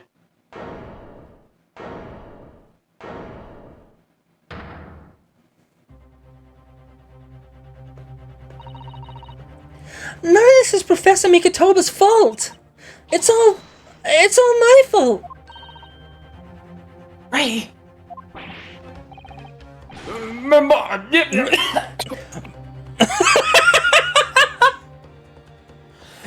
Membani-san, you stand accused here. Outbursts like this will not be tolerated. But it was me. I was the one who noticed the poison we were developing had been stolen that day. What? So you knew? I'd been placed in charge of overseeing the project. It was the day the professor and Soseki-san were interviewed together for the newspaper. That's when I noticed that some of the poison was missing. Just a tiny amount it was. Why didn't you let me know immediately? I was scared.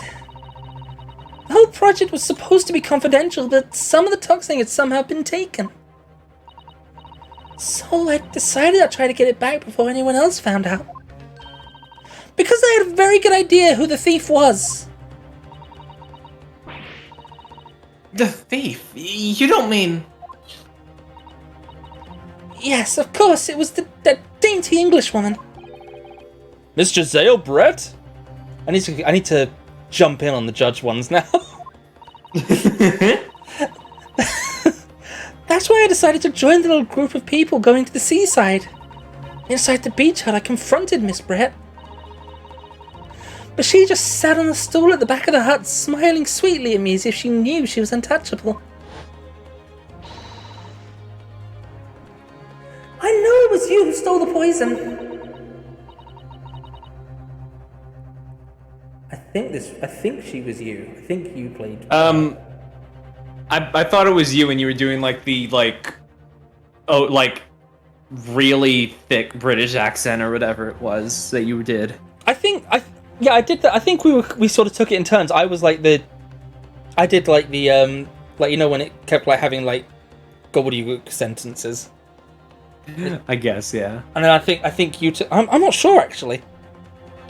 Well, I mean, I wouldn't have the reputation of the racist ones if I didn't start here, I guess. Oh, now, whatever do you mean? God damn it, that was not worth all the effort we went to for that. And then she suddenly got to her feet before falling to her knees in front of me and then collapsing on the floor.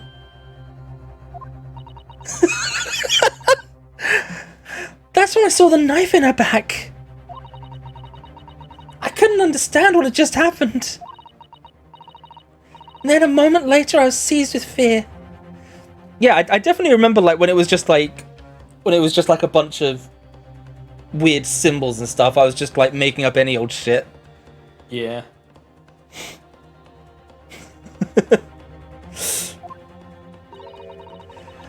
pupils of her eyes they shrunk to tiny pinpoints. I don't believe it. In other words, you've realized the victim was suffering the effects of the stolen poison. My mind started racing. I hadn't seen anything past Miss Brett's lips once I'd been with her, which left only one possible way for the poison to have entered her body. And the blade of the knife in her back. And that train of thought was what spurred you to withdraw the blade?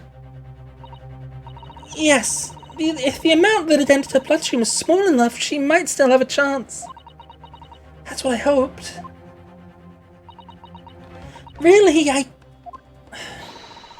so sorry for staying silent all this time.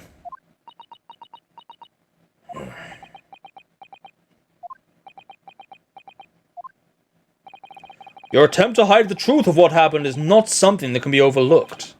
However, I have duly noted the courage with which you confessed in the end. Thank you, Your Excellency.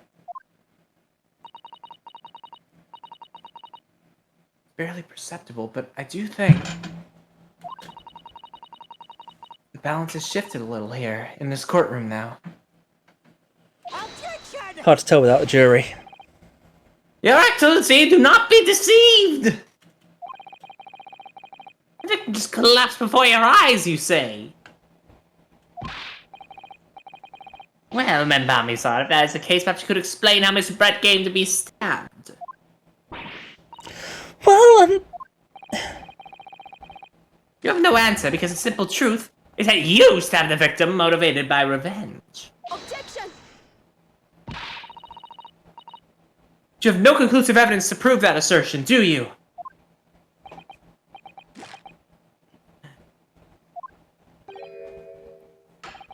Oh, I have evidence.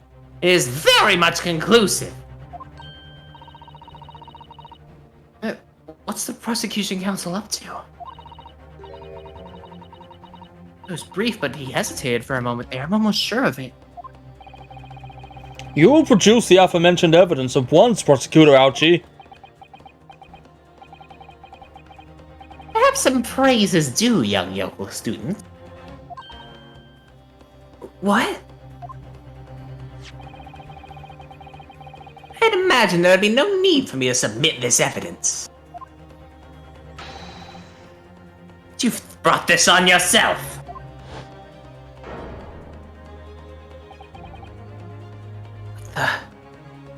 Holy shit, she does have eyes. That can't be her. Could a more damning shot exist? The cruelty in the air on that beach is almost palpable.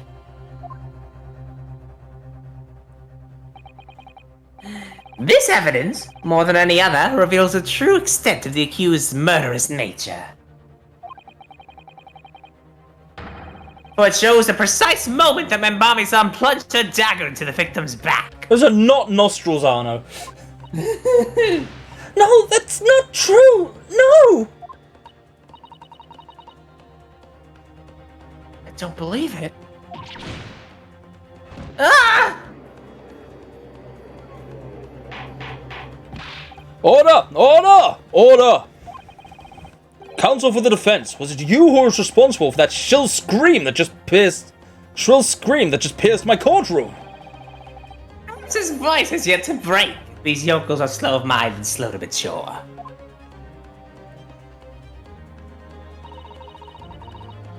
I'll show you who's slow to mature. With your fucking growth. Careful now, Susanoo is starting to show her face here. It is often said that a picture is worth 1,000 words. I think I just cut you off there. I think you were about to start. And here we have ample proof. The court will accept this extremely cogent photographic print as evidence. Photographic print taken at the moment the victim was attacked. My friend Ray can be seen kneeling over Miss Brett. Okay. I can't believe he's had a photograph like that up his sleeve the entire time. Okay, I need to check something. Yep. Yep. This definitely has no relevance at all. Yep. Those are definitely nostrils. Oh yeah, that too. Those are definitely nostrils with eyebrows above them. Okay.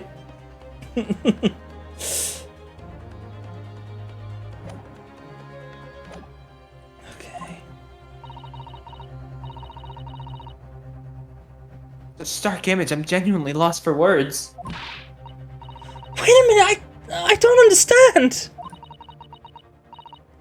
How did you, who took that photograph?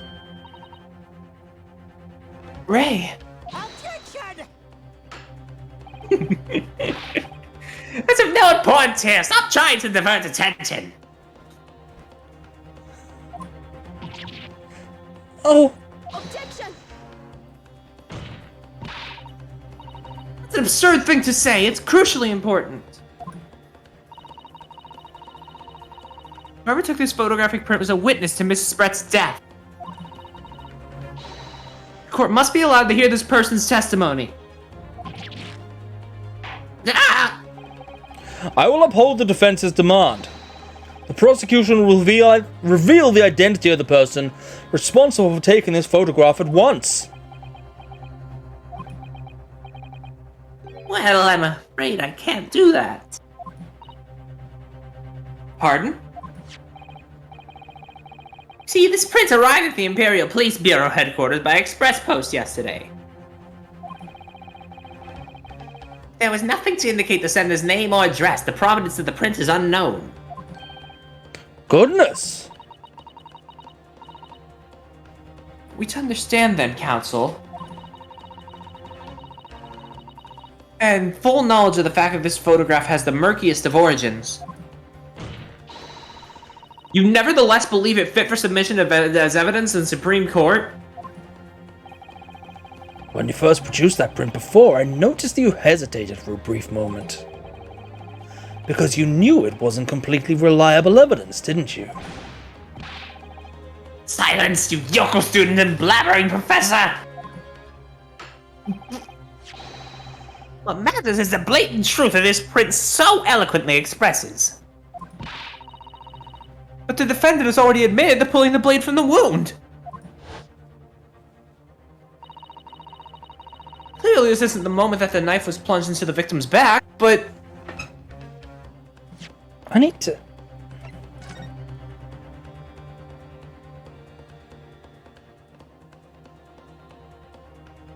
Yeah, okay, so she was sat at the back. The knife came in through that hole, which is where the photo... No, that can't be where the photo is from.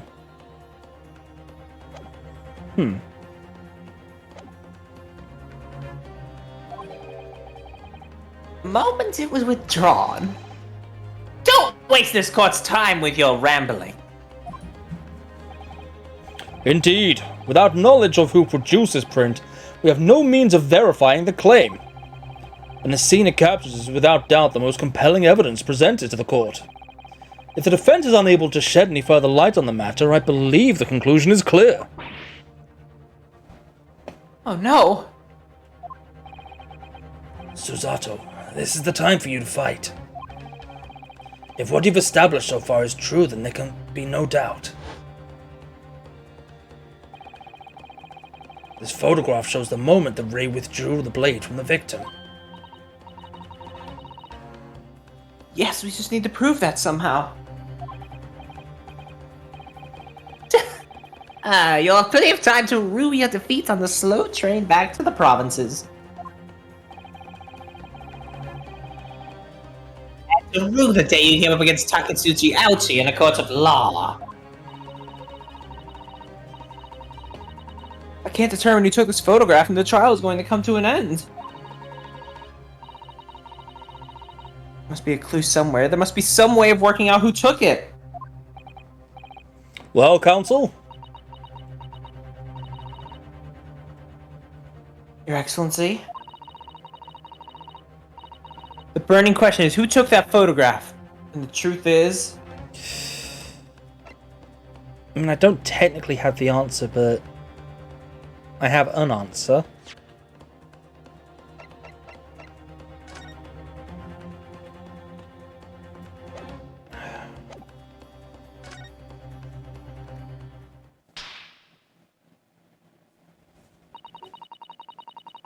This isn't about whether I can or can't come up with the answer now. I simply have to. The identity of the person who took this dramatic photographic print is, I assure you, something the defense can and will reveal. What? No, you can't possibly. But as you so boldly claim that you can, please, do enlighten us. Unfortunately, I'm unable to present a name. How utterly underwhelming. Did you really believe you could... However, I'm able to present evidence. The defense has a piece of evidence that reveals important details about the photographer's identity. What?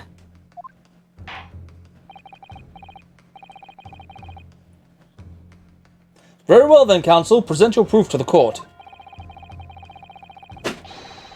Which piece of evidence do you claim reveals something about the identity of the mystery photographer? Take that! What is that? The newspaper again? Raucous England returnees tell all. The headline that's relevant here, Your Excellency. It's the photograph.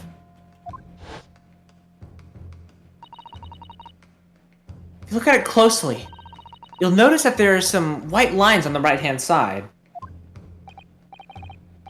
Ah, yes indeed. They had already caught my eye as it happens. Ha! What of it? A shadow of some kind, presumably. The branches of a tree or the like. Clearly he does not understand how shadows work, huh? Uh, There are no trees growing inside my laboratory at the university, I can assure you. Now, if you look closely at this photograph... Look at this photograph! Good gracious! Yes, exactly the same pattern of lines is present on this photograph, too. Oh shit, that's when they got the poison. Okay. Objection! So I've now determined the photographer's the killer, but... Well, that tells us nothing. Ha! It's a shadow of some kind, definitely. From the branches of a tree. Wouldn't be any trees growing inside a hut at the beach, Council. Dumb idiot. What's quite remarkable about it is that the two patterns are absolutely identical. How could such an extraordinary similarity have transpired? Curious matching pattern that appears on both photographic prints is a result of...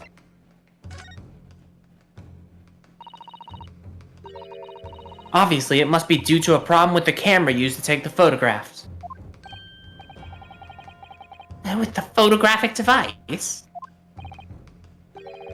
Yes, we can confidently say the camera's lens must be scratched.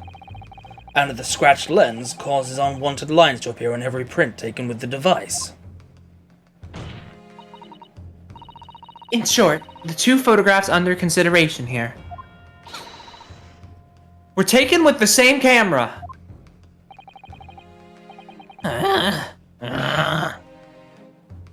But... There must be hundreds of such camera devices here in the capital. It'd be utterly impossible to identify the owner of this particular one. Objection! I think you're forgetting, Prosecutor Ouchie. Now, one of the photographs featured in a newspaper article. A newspaper... Ah! That's right. The author of that article is the mystery witness to his crime.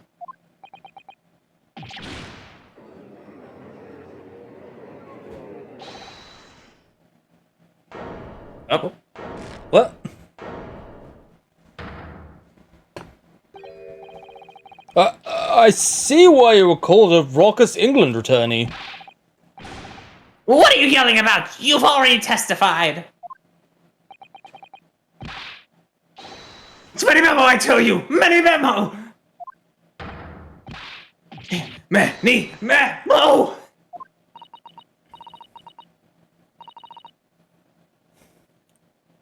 Saseki-san, what was that? That was a lot more theatric. Yeah. Did you say many memo? Ever since I returned to Japan. A reporter from the Shiryu News has been hounding me, following my every move. Oh, hell yeah. Reporter by the name of Raiten Many Memo. Oh my god. Hounding me from dawn till dusk. Jesus Christ. Right and many men. Yep. Now that he mentions it. I secretly shit. I secretly spy, snap stuff, scribble stories, and scupper my privacy. Oh boy, wait till the boys of the paper hear about this one. That same reporter be... A cabinet to the left of him, a notebook to the right. Oh my god. There I am, stuck in the middle with Raiten Many Memo. So you're saying that this picture was taken by... Yes, by Many Memo. My lord, your excellency, Esquire. Officer, find this newspaper reporter at once and bring him to my courtroom. We will adjourn for a short recess in the meantime. Oh, yes, your excellency. As you say, your excellency. And one more thing. I want this knife, the murder weapon, examined for traces of poison. You will solicit the assistance of the Imperial University's medical department for the task. Understood?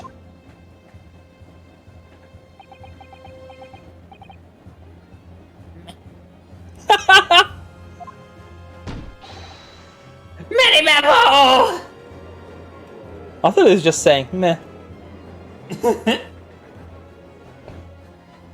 Meh, can't be bothered. To be continued. There are only 2 parts in the first trial. I have doubly made sure this time there is not a surprise third part. Okay. Well, I think So we'll if make. you want to keep going. Yeah, I don't know if we'll go the full thing, but I can already see where this is going. But Yeah. I will be right back for a moment. I need to go grab something. okay. Not for the trial or anything, just for myself. I assumed. I'm So sorry, Susato. I should have told you about the toxin. Ray. Take over for a minute.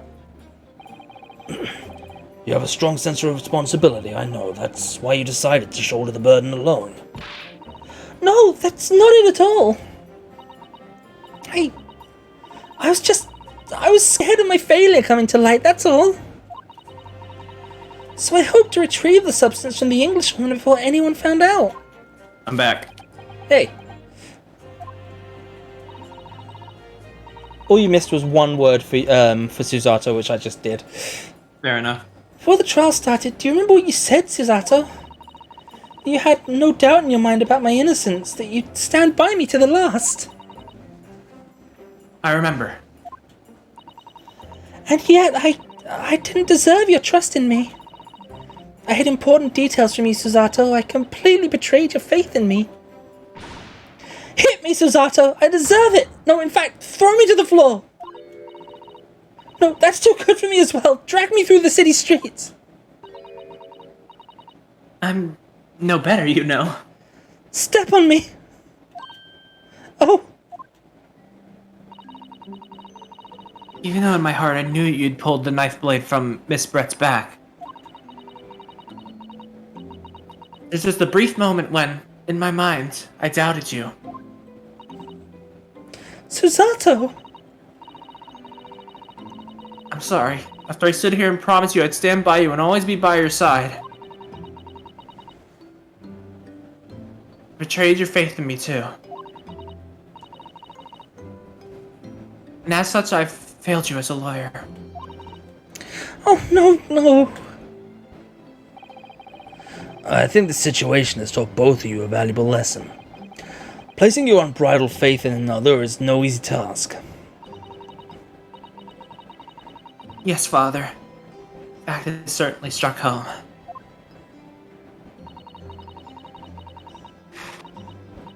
Which is why I can see more clearly now. So, Ray. Yes? Can you find it in your heart to forgive me? Aw. Oh, Susato. You know you'll always be a gallant, dashing lawyer in my eyes now. Oh, Ray.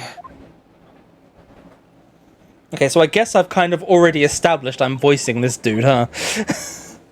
I mean, more or less, yeah. I was so scared, you know, when it happened. I didn't know what was going on. The Englishwoman was sitting at the back of the hut, listening to what I was saying. I know it was you who stole the poison. Oh. Well now, whatever do you mean? And then a moment later, she suddenly got to her feet. For collapsing on the for collapsing on the floor in front of me with a knife on her back. Welcome to the corpse crew, lass.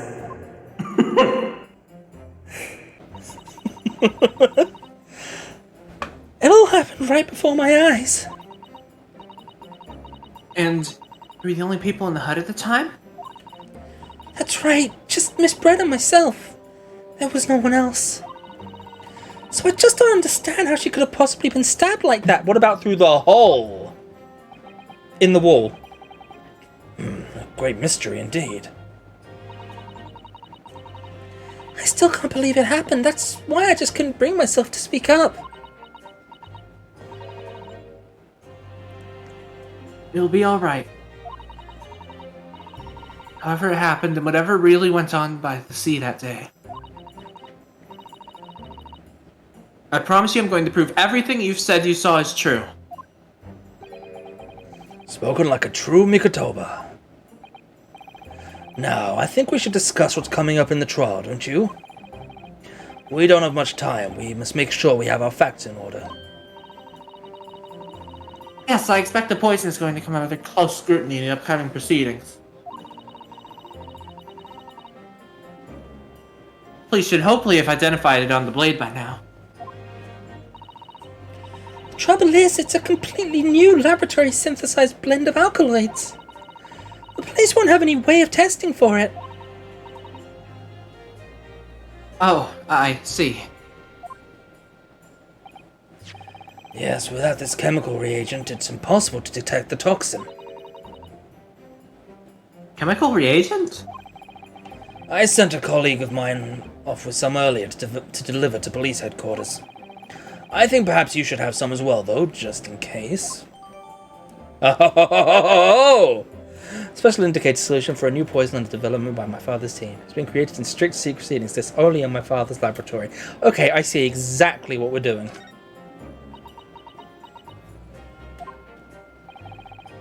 What's the matter, Susato? You're suddenly very quiet. It's this newspaper article. Exclusive deadly poison stolen from Yume Medical Research Laboratory. I'm wondering how the information got out, given that it was a government secret. It was all the Englishwoman's doing. What? Cherish this feeling? Wait, which feeling, Arno? It was when the professor and Suzeki-san were being interviewed in the laboratory. That so-called English lady swanned in and without any compunction said to Professor Mikotoba,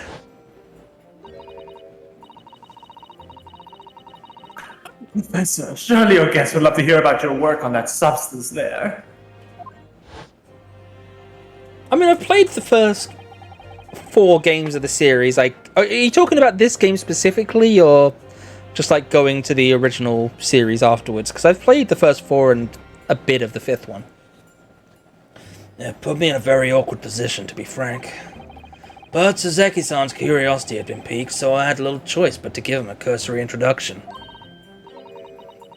So then, Soseki-san knew about the poison. Yes, and it's highly likely. The reporter who was writing up the story about us would have caught a glimpse of the toxin too. It's Manimemo-san.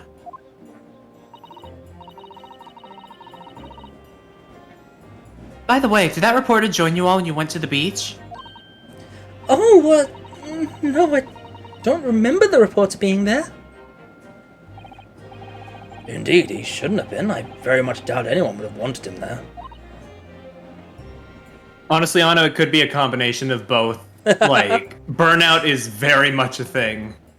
But also, that final case is fucking massive. So, fair enough. Oh?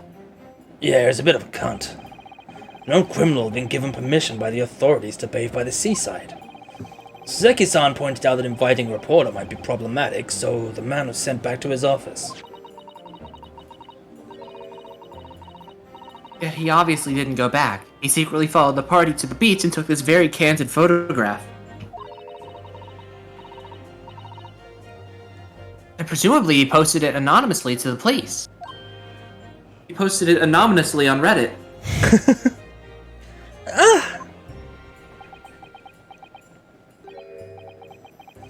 Yes, that must be what happened. Counsel! We've just heard that the new witness is now ready to testify. Sholmes? Don't know what this voice I'm doing is. The trial's about to resume. Please proceed into the courtroom at once. Sholmes? God, I wish. It's time to steel ourselves once again, then. Defense attorney, Ryotaro Naruhodo. Yes. Okay, Anno, so the thing about Ace Attorney 6 final case, and I'll keep it as brief as possible, just because I don't want to spoil things and I don't want to get into too much detail. It feels like 2 cases jammed together. So, good luck. Ray has put her faith in me now and told me everything. So I can't let her down. I have to prove that what she's telling the court is true. I have to prove what really happened that day.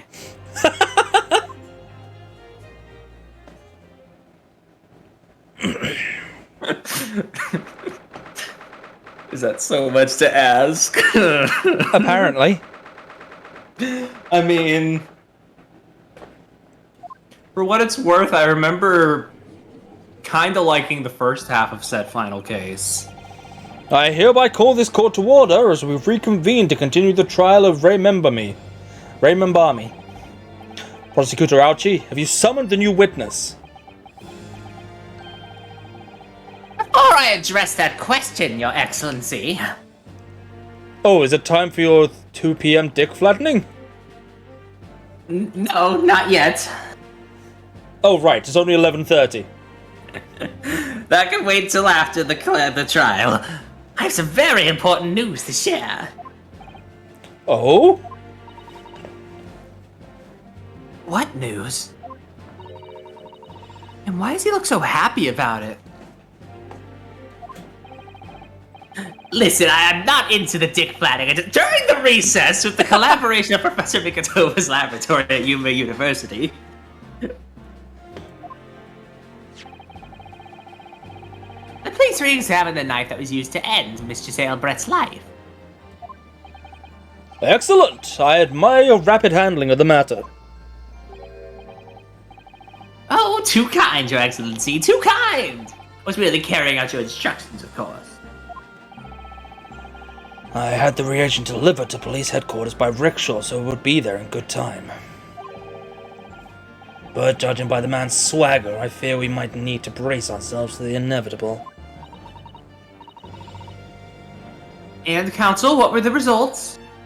Wait, hang on, can I examine the... I didn't even think about that.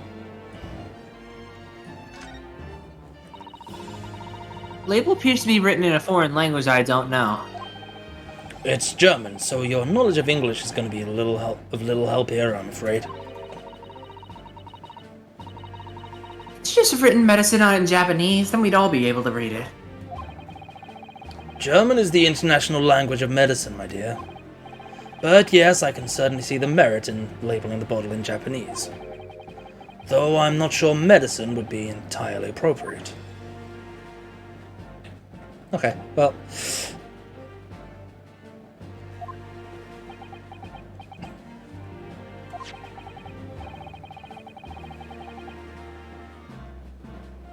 This dagger, which was so cruelly used to end the life of the victim, has no trace of poison anywhere along its blade. What? Are you sure about that?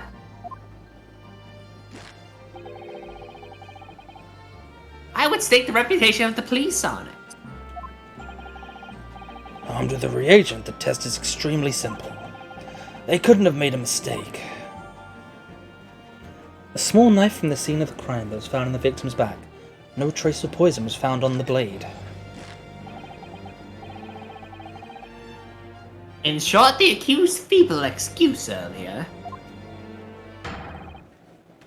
has been utterly destroyed. Ah!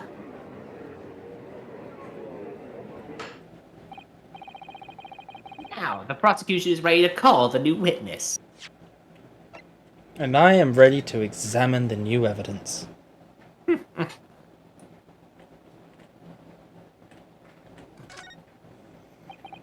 Ah, yes, this must be the victim's blood.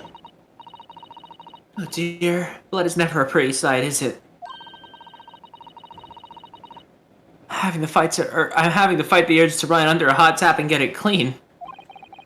You've always been fastidious about cleanliness, haven't you? I think this is something else, Father.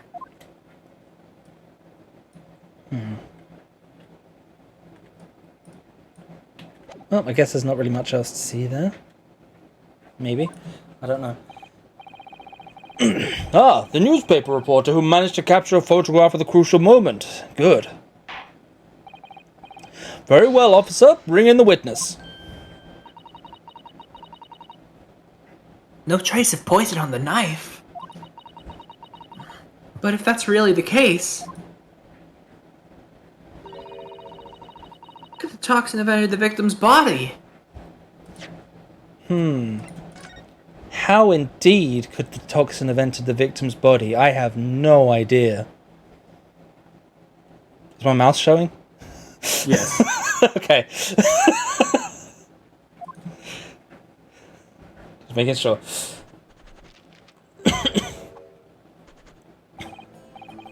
Witness, please state your name and occupation for the court.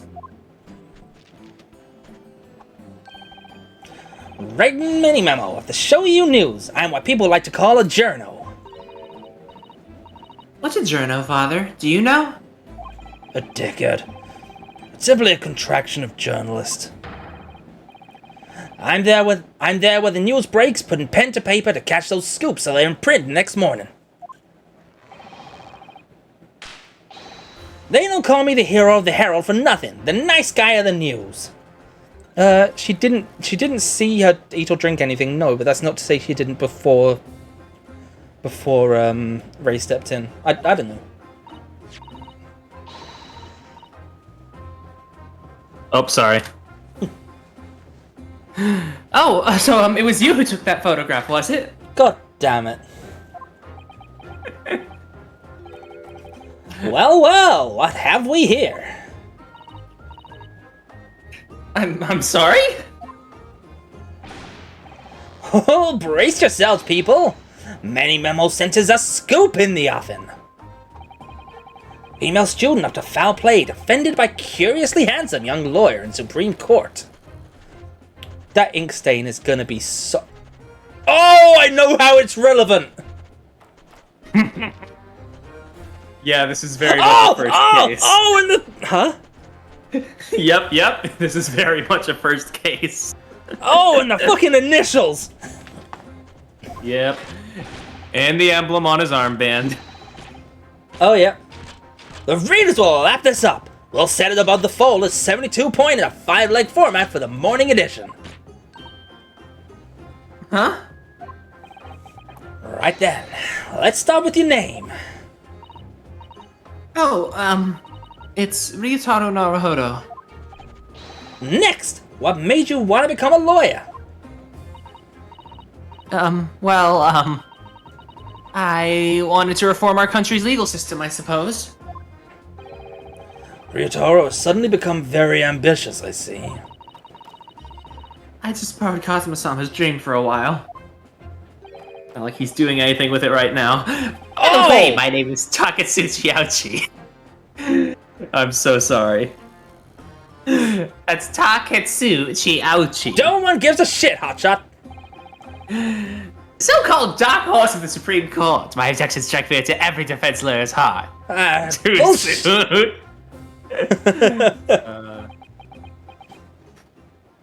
Why is he doing that with a pencil? You don't do it with a pencil. I don't know. Tastes like lead. Lead poisoning. Up the wazoo. Oh boy. No, the readers won't buy that. Witness. Yes. What this court wants to know is whether or not you were responsible for the taking of this picture. It was delivered anonymously to the Imperial Police Bureau only yesterday. Ha-cha-cha. Yeah, I wouldn't be a journal if I didn't click quick when presented with a scoop like that now, would I? Sometimes stories call out to me, sometimes I have to chase them down, but either way, you gotta be fast. Fast legs to run with and a fast hand to write with is no good if you don't note it down, I always say. Look at him presenting that logo. I mean, I also want to try something. Fast legs to run with and fast hand to write with. It's no good if you don't note it down. Do the fucking Sonic voice. Do a bad Sonic voice. You're too slow. That's what I call. Step it up. Now I'll show you. God. That's what I call my mini memoism. Many memoism? Mini memoism. Ah, yes, I remember your face. We met that day when you were interviewing myself and Soseki-san. Yes, right, that was me, Mini Memo again. But you were supposed to be going back to the Show You News offices after our meeting. But the scoop is, I didn't. Because that Englishwoman's words had piqued my journalistic interest. Miss Brett's words? A criminal left to do as she pleases just because she happens to be a British citizen? It's horse dung! This country's judiciary is rotten to the core! The Supreme Court's rulings aren't worth the paper they're written on. The police are just imperial pawns. Oh Christ, I'm just now fucking thinking of the Brennan's, Arno probably knows the thing I'm thinking of. Stay your tongue, young man. There are complex political issues at play. Where is it? I need to find the exact quote, because I need to... I think it was one of the cubbies said it in Fantasy High. Laws are threat to me by the dominant socioeconomic ethnic group in a given nation. I dropped the thing. Remember, laws are threat to me by the dominant socioeconomic ethnic group in a given nation. It's just the promise of violence that's enacted, and the police are basically an occupying army. You know what I mean? They made that into merch, Arno. Anyway. Well, anyway, I quickly jotted down those words she said in my mini memo pad. I'm enjoying saying these things fast. Are you ready? I'll read it out. It's all right. It's all here. Right, here goes. I should like to go with everyone to see your country's coast. A serious criminal going on some junket. The people need to know about this. That's why I decided to sneak after them. To get that woman's story so I can hammer her in the press. Do you mean to say that you did indeed witness it firsthand? The grim scene portrayed in this photograph? Oh yes, I saw it with my very own journal eyes. From start to finish, through the viewfinder of my trustworthy camera. Thank you, Memo-san. You will now give a formal testimony before the court. Do state exactly what it is you witnessed of the events surrounding Miss Brett's death.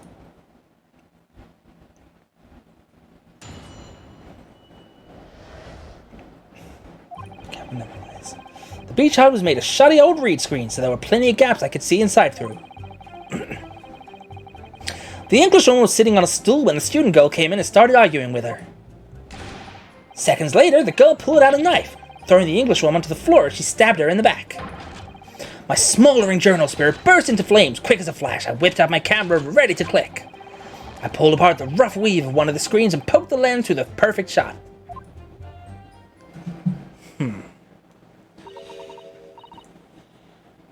Read screens, you say? Right. You can see them clearly enough in that great shot I snapped. The hut walls are just screens made of coarsely woven reeds. Yes, it allows the breeze to pass through and bring some relief from the summer heat. And it was a breeze for me to poke my camera through and see the whole thing hotting up.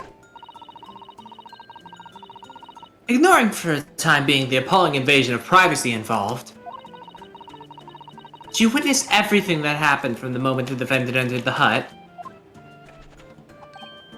Oh yes, I saw it. I saw the whole thing from start to finish. And you say that you took the photograph through a gap in one of the screens. Luckily for me, they were pretty subtly woven. I pulled the reeds apart and thrust the lens of my camera through the gap. Would I get away with it, or would I be seen? It was the gamble of a lifetime. Tenacity of purpose is considered admirable in a journalist, I suppose. Run a risk one day, run a scoop the next. That's mini-memoism in a nutshell. At last, it would appear we have a genuine witness to this wicked crime. The evidence and testimony are extremely compelling. I believe we may be close to a verdict. No! Yes. Wonderful news, Your Excellency. Just in time for my 2 p.m. dick fanning. I mean, wonderful! Nevertheless, it cannot be denied.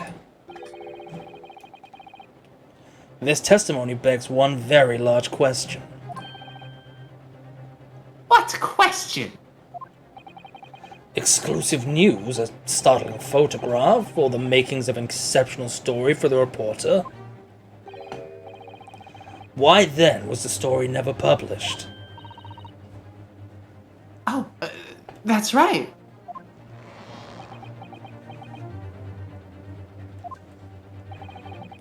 It seems clear to me there are circumstances at play here that are yet to be understood. More pathetic excuses. You're a pathetic excuse. Very well then, counsel. Proceed with your cross-examination. Yes, Your Excellency. Okay. There's more to this reporter than meets the eye. He's keeping something about this case very close to his chest.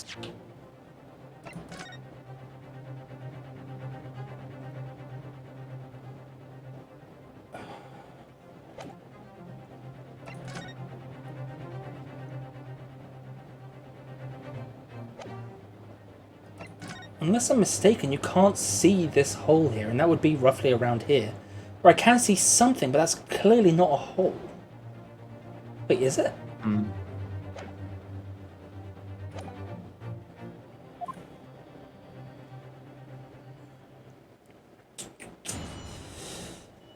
Whew.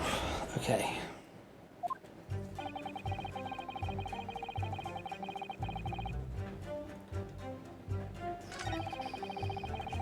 Still...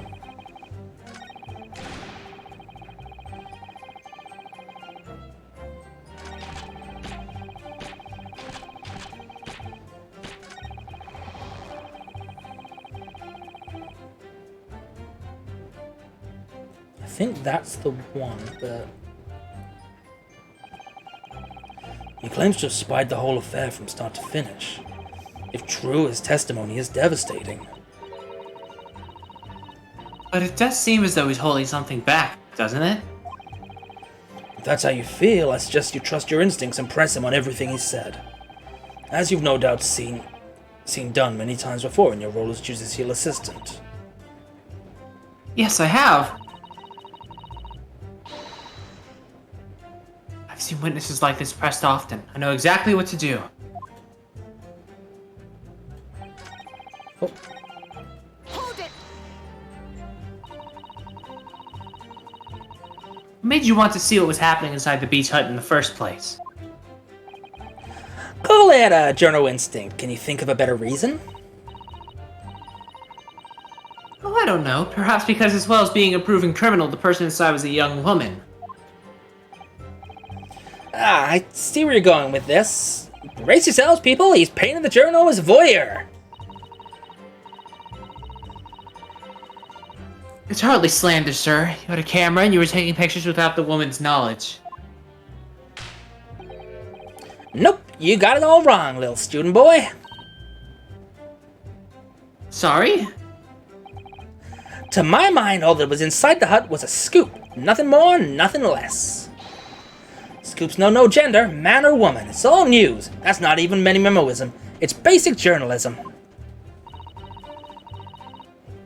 If only the courtroom was as indiscriminate. Right, so if that's all buttoned up, can we move on? Tell the court then, witness, what sight before your eyes when you looked inside the hut? A sight that vindicated my journal instinct, that's what. That's what. When I pulled back the reeds, I could see it all clear as day. Hold it! You actually saw Membami-san entering the hut. Yep, and she was raging. Raging like my journal spirit. The argument you mentioned, what was that about exactly? You stole it. I didn't steal it. That kind of thing. Talking about the poison, I suppose. The student girl walked right up to the English woman and really started laying into her. I mean, if she'd laid into her anymore, there would have been eggs. The man should have been an author. His descriptive talents were wasted on journalism. But the student's rantings fell on deaf ears, like a Japanese person listening to English for the first time. I ought to work on his similes first, though, to be honest. Anyway, the point is, that woman in the dock was mightily angry. And her temper finally got the better of her, it seems. Dear me. Which was the climactic moment that I caught on film. Hold it!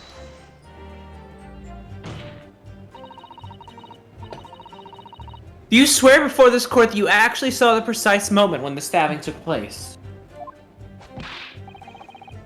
The precise moment? I didn't see just that. I saw the whole hellish scene play out. From start to finish. I have here a simple plan of the beach hut. Here we go. You could use it to explain to the court exactly what you witnessed.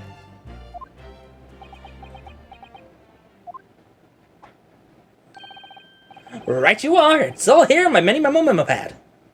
That's a really fun one to say. Yeah. Mini memo pad. When I first peered into the hut, I'm sure the Englishwoman was on this stool at the back of the hut here. Yes, the accused's own testimony confirmed that. She just sat at the back of the hut smiling sweetly is what I have noted down.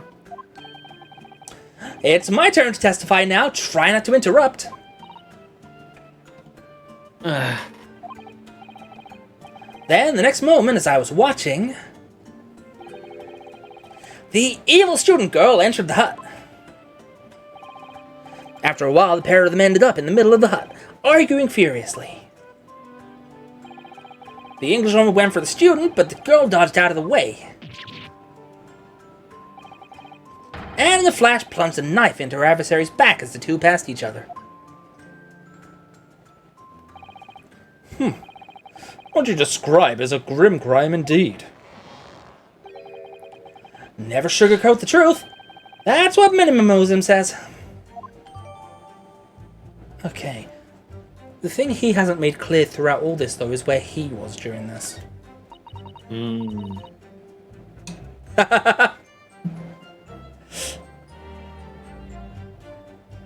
By the way, Memo-san. Let's see. Okay.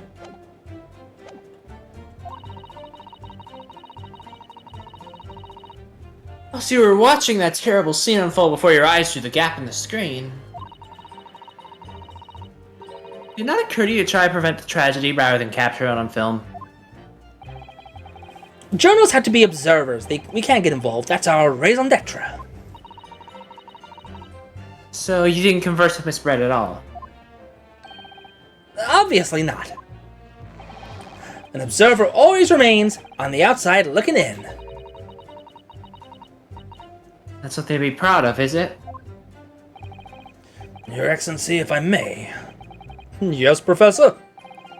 I think the witness's last, expertly phrased statement should perhaps be added to his formal testimony. Father, what are you... I will grant the defense's request. I forgot I was the judge for a second. Memo-san, you'll supplement your formal testimony with the aforementioned statement. Well, nihilism's the foundation of Memoism, but I'll gladly prove that my words aren't meaningless. Never once set foot in the hut, nor spoke with the Englishwoman. I was there only as an observer. Did I...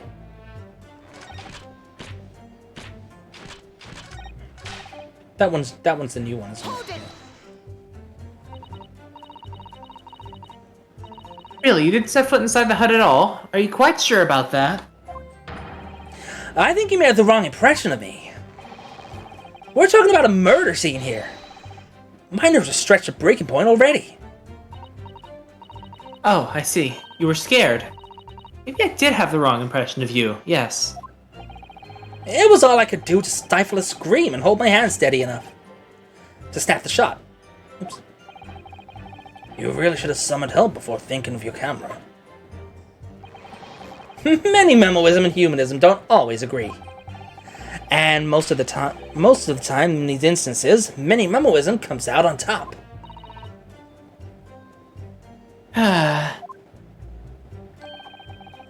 As a sculptor of stories, sometimes I have to be cruel for my art. Yes, that's spot on. Surely he's making all this up.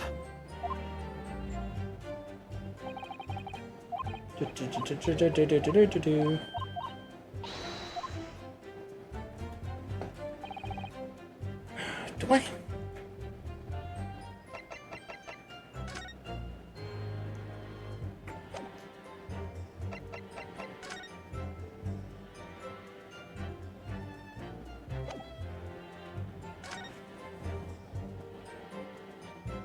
Those footprints there?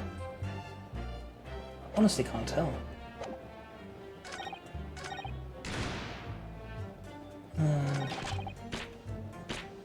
Hold it!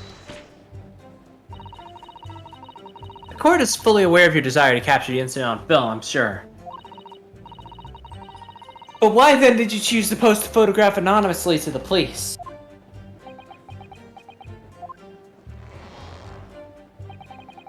I'm afraid I don't understand a word that's coming out of your mouth.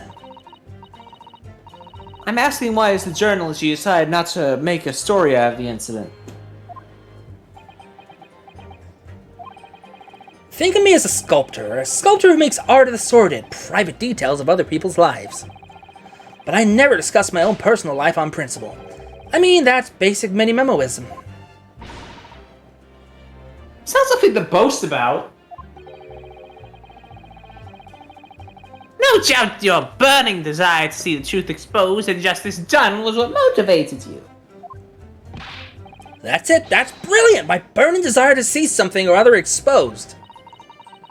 There has to be a good reason why he didn't think to write an article about what he saw, though.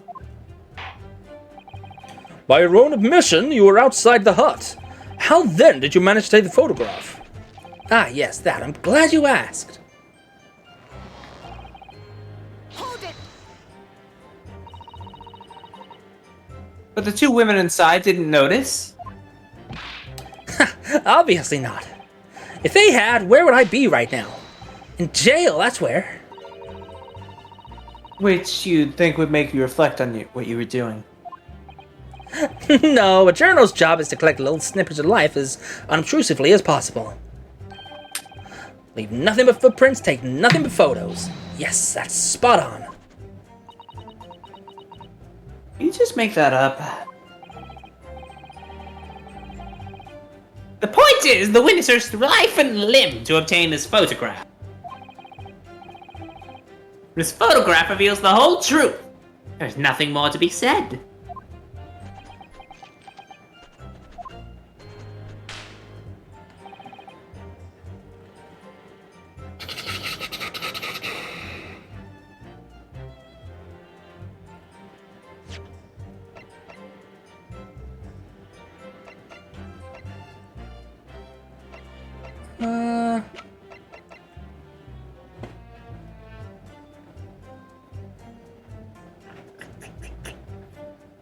I feel like this might be it.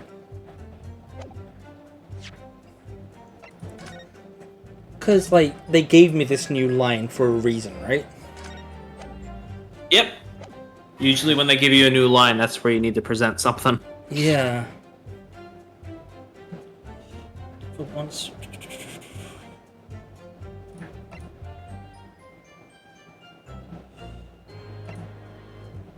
Oh, God.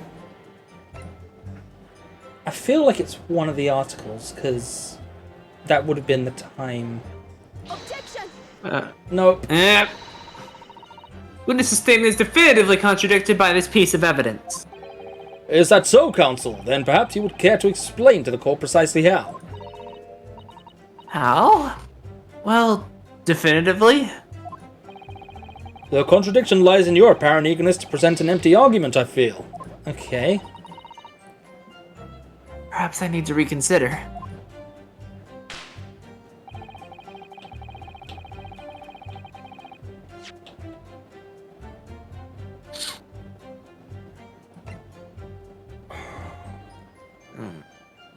Give it a go. I don't... Nope. Okay.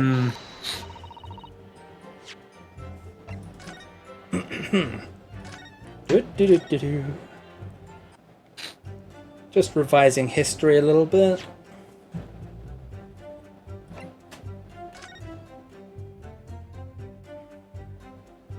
Can I get a reread of the fountain pen description real quick? I need to check something. Yep. Oh, very small. Okay, nothing there. Okay, I just wanted to make sure. You can go back to the photo now. Hang on, I'm gonna have a... Okay, no, there's nothing new.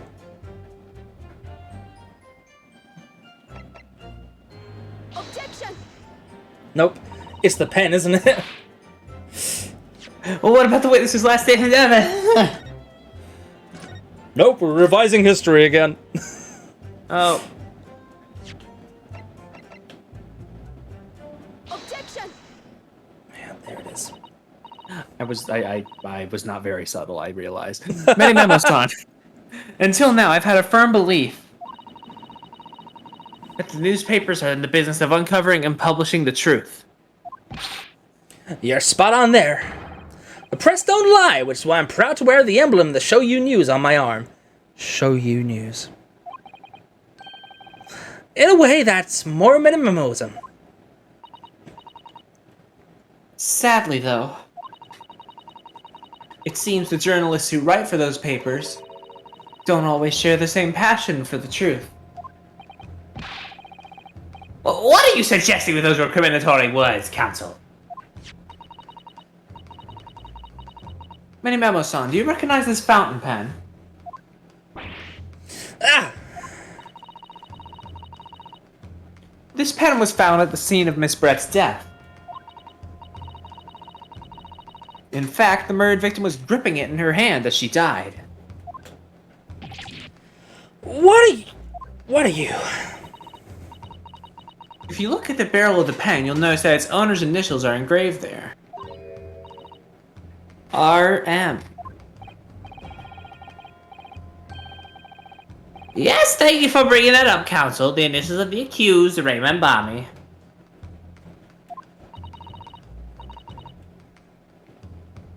Is it a coincidence, I wonder? Your initials are also R.M. No!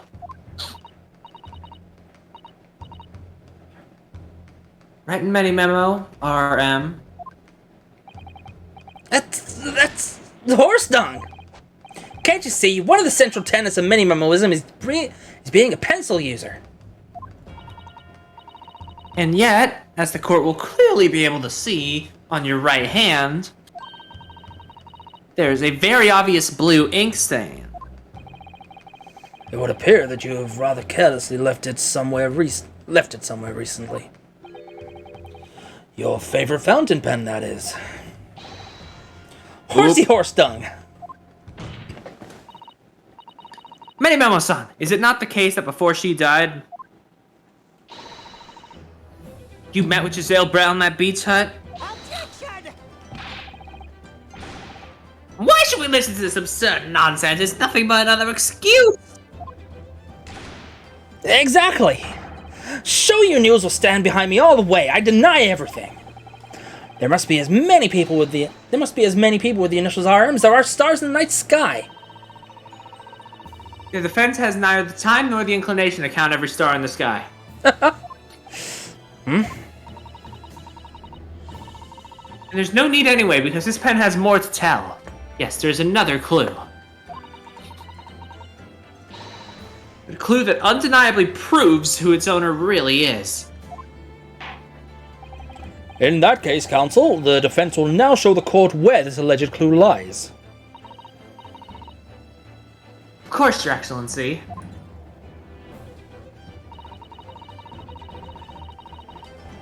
This clue in the fountain pen that clearly reveals its owner's identity is...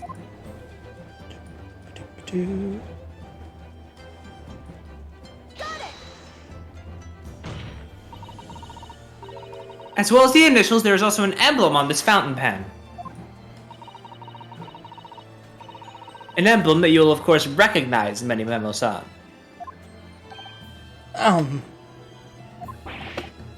Goodness me, it's the emblem of the Show You News. In other words, the owner of this pen is an employee of the Show You News. His initials are RM. Suddenly the stars in the night sky don't seem so numerous, do they? Well, Many Memo-san, how do you respond? No!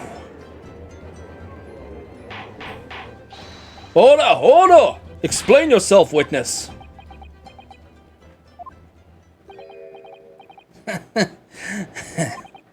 So, this is how the mighty Supreme Court works, is it? Using coercive tactics to have well-meaning citizens reveal harmless secrets. I've used nothing but honest tactics. Alright then, fine. I won't try to hide it anymore. Yes, not long before that grim tragedy unfolded, I, a Show You News reporter on behalf of the public, conducted an interview with the Englishwoman. An interview? You never mentioned this before! What exactly was this? As I said, it was before that evil little student girl showed her face in the hut. It couldn't have lasted more than 2 or 3 minutes, that's all. It was just a brief exchange. But it came to nothing, and as we many memoists say, the people don't pay their dues for unworthy news. However insignificant you deem it to be, this court cannot overlook the meeting between yourself and the victim. You will testify now, under oath, about the precise nature of this meeting and what transpired. Got it. Yes, alright, but on one condition. Condition? In all good conscience, I couldn't speak out alone about this. And you need to call back the earlier witness, Soseki Natsumi-san. Natsume. Soseki-san? Oh yes, according to my notes here, that man has a secret of his own, and brace yourselves. Because it's not a harmless one, it's big. What? Many Memoism states that one man's secret is every other man's front page story. Very well, I will grant the witness's request in this instance. Officer, summon the earlier witness back to the stand. Soseki-san, hiding something?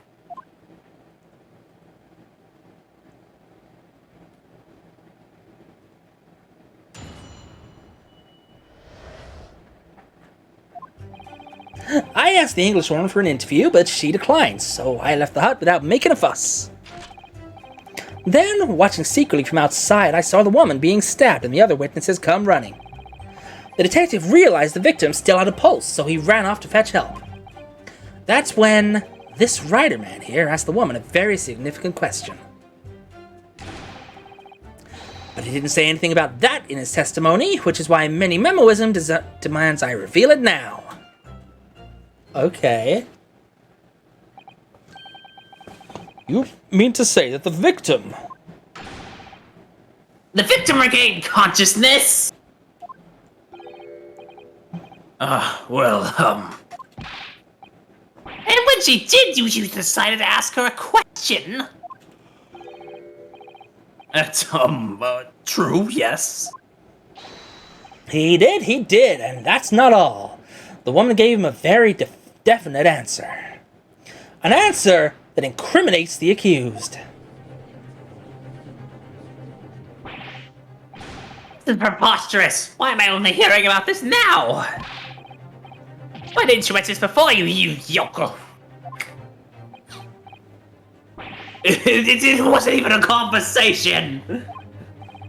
Yes, I did pose for the Withering English Rose a question. I don't deny it.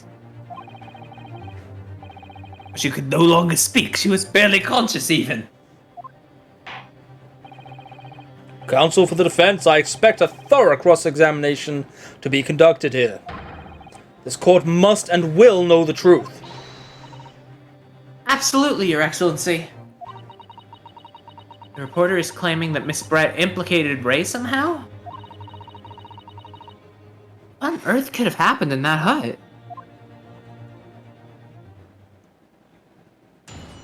Oh, by the way, I just checked. This is the second to last cross-examination for the trial. Okay, so I may as well see it through then, I think.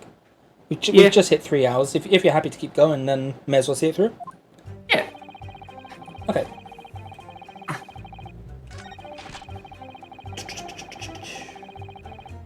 How much I can do with that?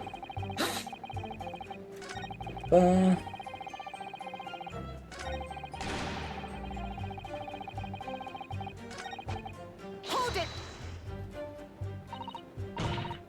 Question. What exactly did he say? Well now, you should hear that from the horse's mouth, I think. Don't you, Mr. Riderman? No! Out with it, you yokel hag! What'd you say to her? What'd you say to the dying English woman?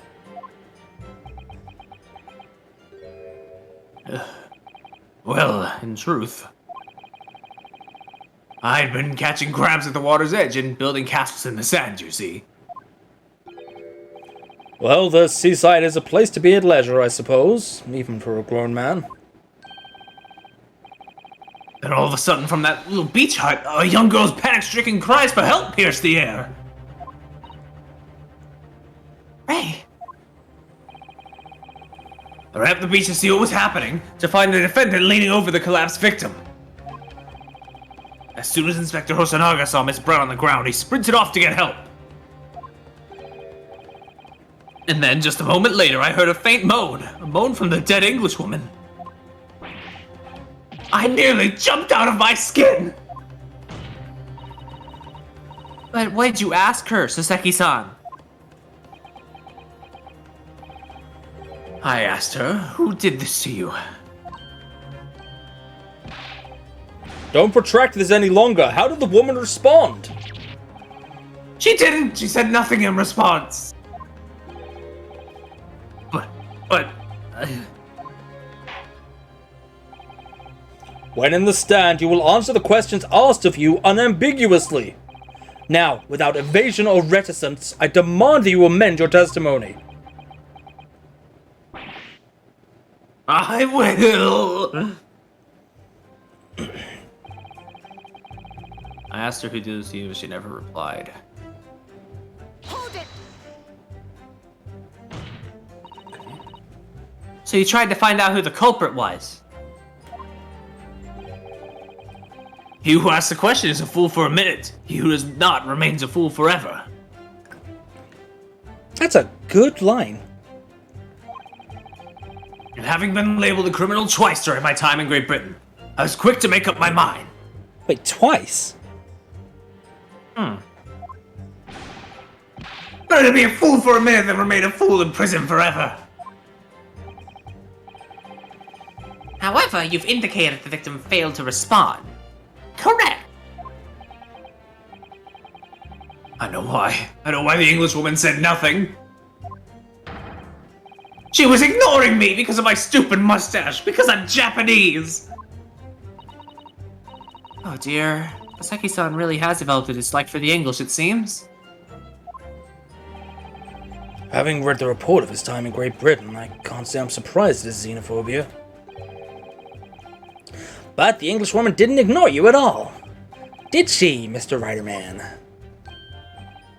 Well, yes. Alright. She did respond in a manner of speaking, I suppose. Just lifted a trembling finger and pointed in the direction of the defendant. Hold it! Miss Brett pointed a finger at the defendant. Saseki-san, is that really true?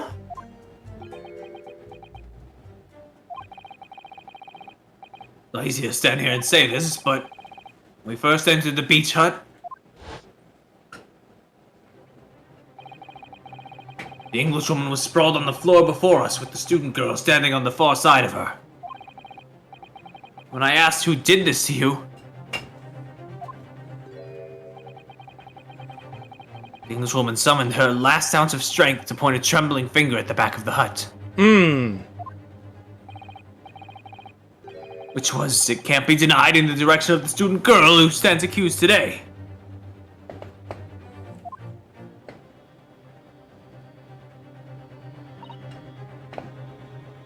No. So Zeki-san, why on earth did you neglect to mention this in your original testimony? But fiddlesticks, I say! This is not a British court of law. You will respond in Japanese. Yes, of course. The Englishwoman did point her finger towards the back of the hut. But I was trembling, and she was trembling, and everything was a blur. And thinking about it, I feel as though perhaps she was pointing in a slightly different direction. Actually, no, not slightly, in a very different direction to where the student girl was standing. Somewhere at the back of the hut where nobody was standing at all. You mean that your memory of events and the direction in which the victim was pointing are both unclear? Yes, that's it. Unclear. Very, very unclear. Objection! Your Excellency, surely this proves beyond all doubt. This proves matter beyond all reasonable doubt. Yes, the woman may barely have been conscious. And yes, perhaps her finger wavered slightly. But there can be no doubt this was an attempt by the victim to confirm the identity of her assailant. Why? Because as the court can see, there was no one other than the accused in the direction the victim was pointing. It is now abundantly clear that no one besides the accused could possibly have committed this crime. I am inclined to agree. And in the absence of any credible argument to the contrary, I believe we can now conclude this trial. No, no! The headline's writing itself. Dashing Lawyers Hopes Dashed, 92 point across the whole page. We'll do an extra edition. This is a serious blow, Susato. Unless we're able to identify the true culprit and substantiate our claim with evidence. The judge will give his ruling and the trial will be over. But that's impossible, Father. We don't even know how the crime was committed yet. Impossible though the task may seem, we have no choice. We must think back over everything we've learned thus far. Somewhere in all those details, I'm confident we'll find the clue we need. Ray gave us her account of how events unfolded in the defendant's antechamber before the trial resumed. She told us what happened at the precise moment Miss Brett was killed.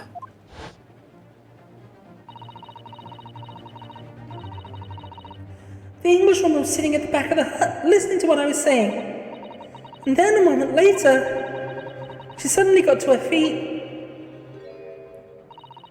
before collapsing on the floor in front of me, with a knife in her back.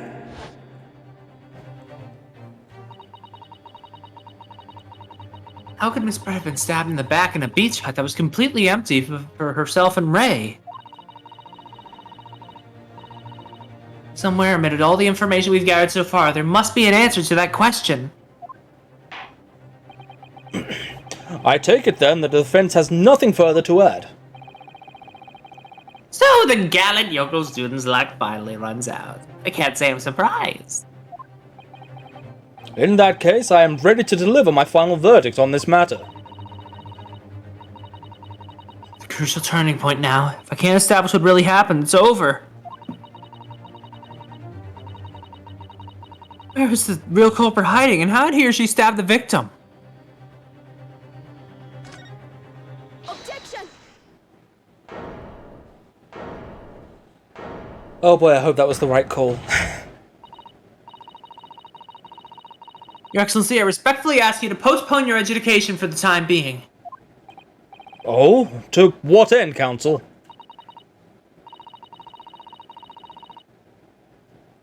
The defense would like to present the court with an alternative theory.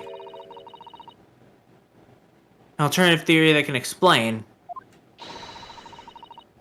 who the victim was actually trying to implicate with her dying gesture. Objection! Alternative theory? None exists. Objection! There's someone else present at the scene who could have committed this crime. What? And the victim, Miss Brett, tried to reveal who it was to those around her at the time. By mustering all her remaining strength and pointing a trembling finger in the killer's direction. This is fiction! Fantasy! Very well. As you seem so sure of yourself, Counsel, I'm prepared to hear your alternative theory.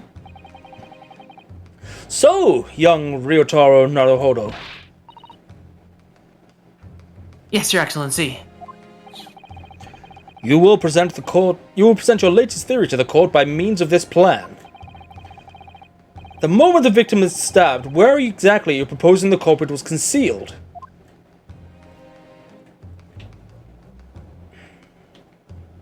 Outside, I get that. I don't know how strict they're going to be about outside, because, like, the photo... No, it's got to be here. It's got to be here. Naruhodo-san would never give up, and I'm a Naruhodo now. The true culprit who fatally stabbed Miss Brett was concealed in this location here. Welcome back, Anna. Are you mad, Counsel? You're suggesting the culprit was outside the hut? What? Order! Student Lawyer Naruhodo-san, Esquire! That makes no sense at all! You've just pointed out the exact spot where I was hiding to get my scoop snap. And? I didn't see any suspicious individuals loitering about, I can swear to that. Obviously, if the culprit been outside the hut. There was no way that he or she could have stabbed the victim who was inside the hut. Just say they. Just say they. Actually, Prosecutor Aochi, there's a way. I mean, they're already strict enough with women. I don't want to think how they were dealing with they-them at this point. Ugh. Yeah. And in point of fact, the defense can provide evidence strongly suggesting that is precisely the way Miss Brett was killed. You're bluffing, you yokel. The defense's assertion is clearly too fantastical for the court to comprehend. You need to give us more guidance, Counsel. What piece of evidence corroborates your theory the victim was stabbed from outside the hut? The original photographic print of the crime scene? I did not even hesitate that time. This is clearly visible in this print. A trace of the fatal thrust that was delivered from outside the beach hut. Do you take us for fools? There's no hint of any such thing. I'm not sure that everyone present would agree. Someone, at least, appears to have noticed what it is I'm referring to. Counsel, once again, I must call on you to be explicit with the court. Where on this photograph is the trace of the stabbing which you claim took place from outside the hut?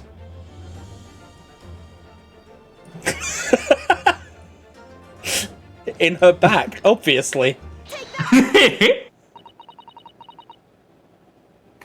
Look closely just here.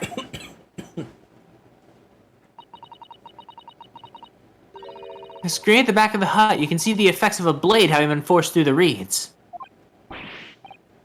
No, I can't. I can't see any such thing.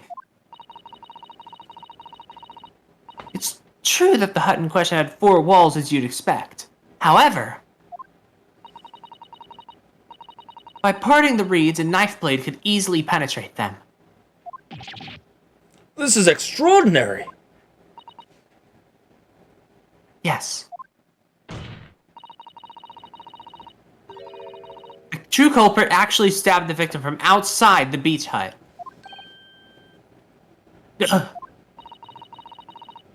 And of everyone present at the scene, there is only one person who could have done that. And only one person who was directly outside the hut when Miss Brett was killed. Right in Many Memo-san, it could only have been you. No!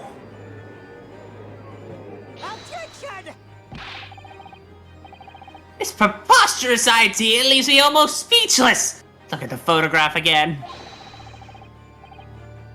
The victim lies almost exactly in the center of the beach hut, does she not?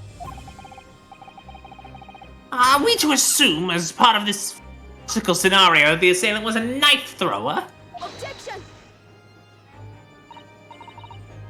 No, of course not. He's a fucking idiot.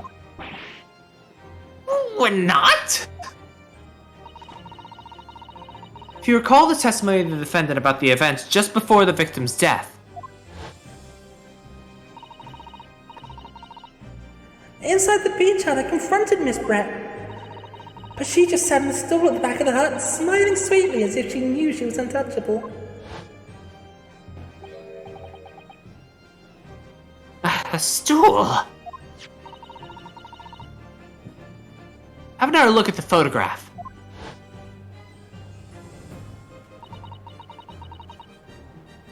Slit in the read screen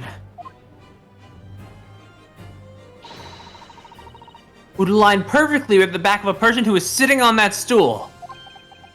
My word, so... In fact, the victim was... Killed while sitting on that stool. By a stab wound to her back delivered through the read screen. Duh! Having been attacked, Miss Brett rose to her feet instinctively.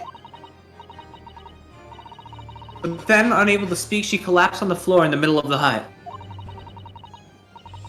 Before the defendant, Membami-san's appalled eyes.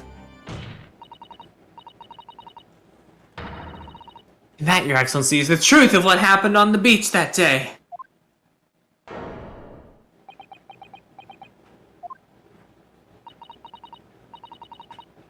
By your silence, Menimemo-san, I take it that you don't deny the charge.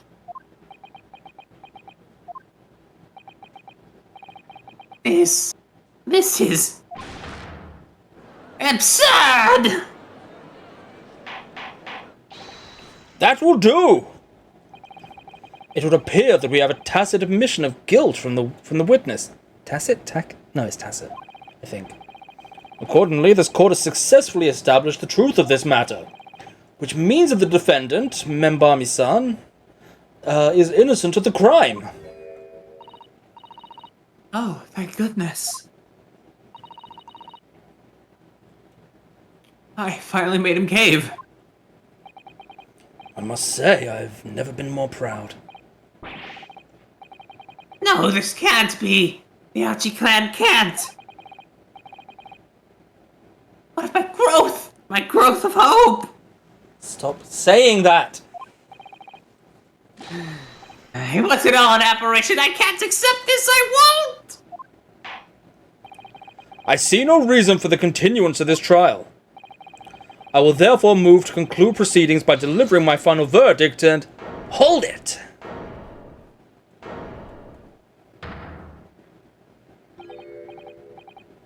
You don't have sound? Well, why would I say you don't have sound? That's not going to help, is it? Can you hear us yet, Arno? Well, this is all very convenient. This is how the highest court in our mighty empire delivers justice, is it? Suppressing well-meaning citizens' freedom to speak and branding them as criminals. But... we've established that the victim was stabbed from outside the hut. Oops. Was that the whole thing? Oh, yeah. Oh. Through the read screen walls. And no one but you was in place at the time to have his hand on the hilt of the blade. It's a perfectly logical deduction.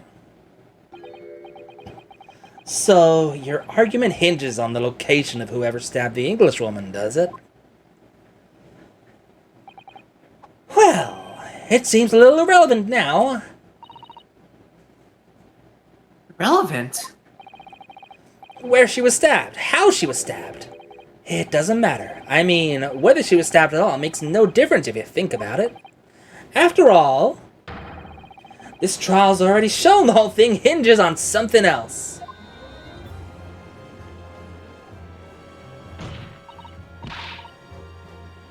What are you talking about?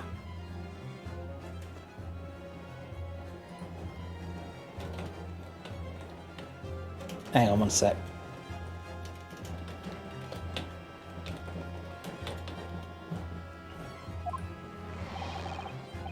Brace yourself, little man. I'm talking about the fact that everything's changed.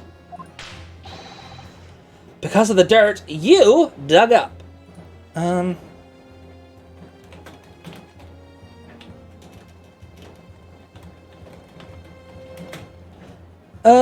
Have you got sound on the stream, Parry?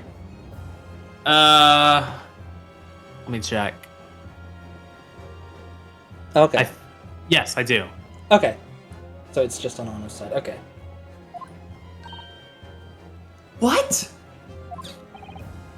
Enough obscurity! Explain yourself, witness! What's to explain? I'm talking about the poison, of course.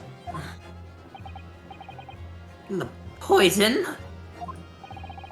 Let's ask the professor for a comment on the situation, shall we? I understand that a deadly poison you were developing was stolen from your laboratory, correct? And it's been shown that this poison was administered to the victim, Miss Brett. Is that right? That is correct. What was up with it, Anna? The unusual constriction of the victim's pupils are a sure sign that this particular poison was used. I see. So presumably that means that the victim already had the poison in her body before she was stabbed? Well, that's weird. Given that her pupils were clearly constricted, it seems highly likely, yes.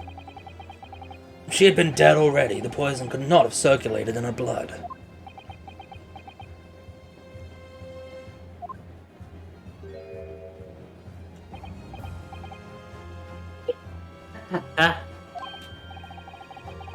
How refreshing to hear the argument of a metropolitan mind. Precisely! It matters not a jot who stabbed whom, and whose back, and with whose blade. Because, quite simply, the Englishwoman's life was taken not by the knife, but by the poison. Objection! But that could be explained by the poison being on the blade, as I already... Objection! Forgotten already, have we, Yogle? During these very proceedings, the laboratory of the professor at your side, as he insisted in proving, the blade of the weapon used to attack the victim had no trace of poison on it whatsoever. So, let me get this down. The facts, as skillfully established by the defense in this trial, turn out to be a headline-making red herring. Is that about right? I mean, you still stabbed someone. Whether they died of poisoning or not, that's still an odd thing to do.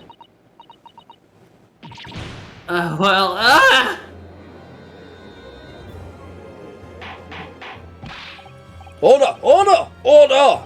But where does this leave us? How, in that case, did the poison enter the victim's body?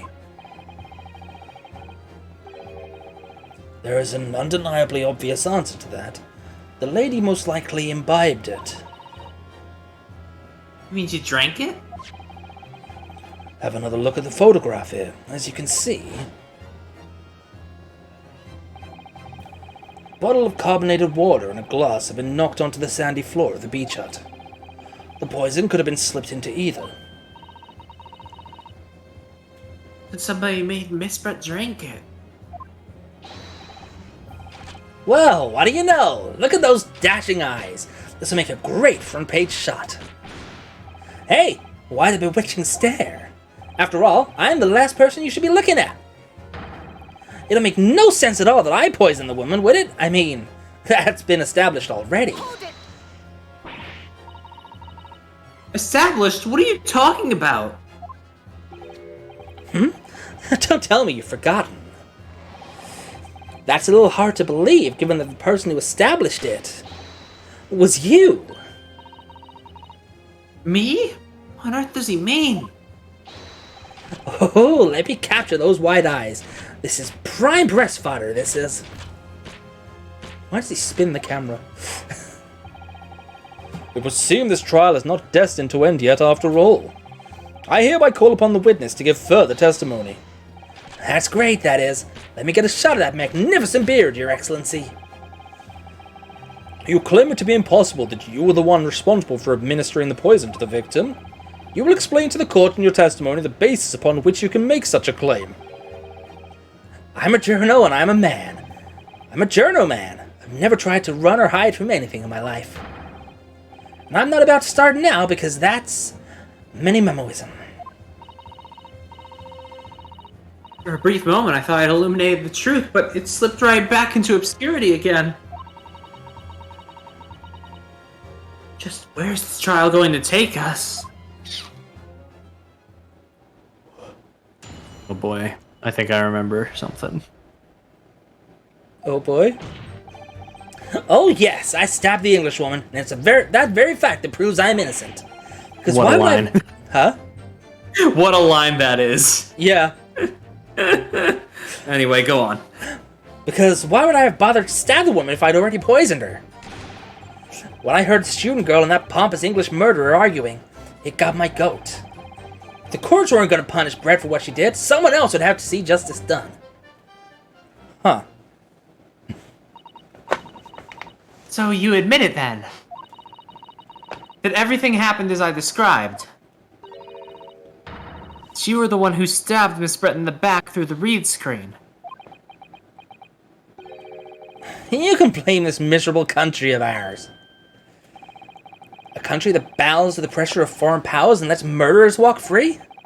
What kind of future can a country like that have? That's why I did it. I did what our pathetic leaders didn't have the guts to do. Slap bang in the middle of that charming lady's back, I plunged a blade of sweet justice right in there.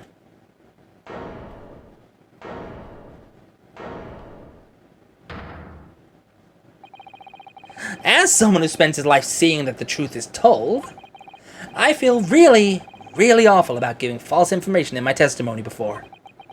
But as it turns out, there was somebody else who had it in for the victim and got to her before me. That's right, you guessed it. Iris Wilson. I mean, that pretty little student girl. Now there's a woman after my own heart. You're implicating Ray again. She's the one who gave the poison to the Englishwoman and ended her pitiful existence. And suddenly, snap, this journal here is off the hook. The argument is sound, certainly.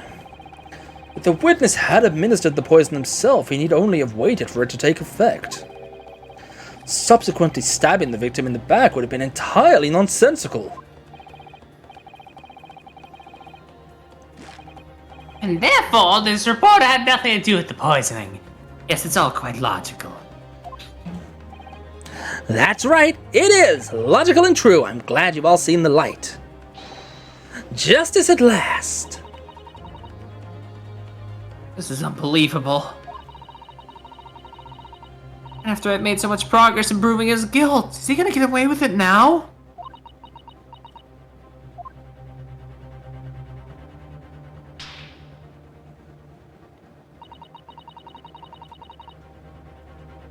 Thank you, Kazuma-sama and Naruhodo-san.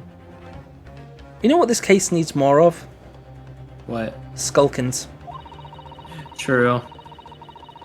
They never stop looking for a way forward until the judge's final gavel. Very well then, counsel. Proceed with what I assume to be your final cross-examination in this trial.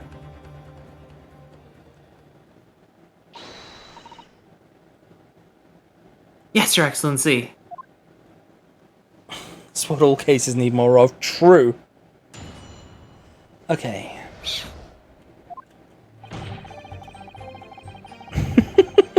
Is that the thing you remembered, by the way? Yes.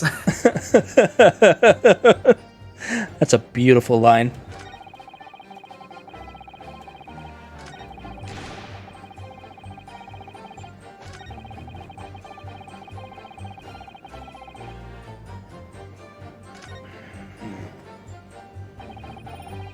If the victim had unwittingly taken the poison already, the reporter would have no reason to stab her.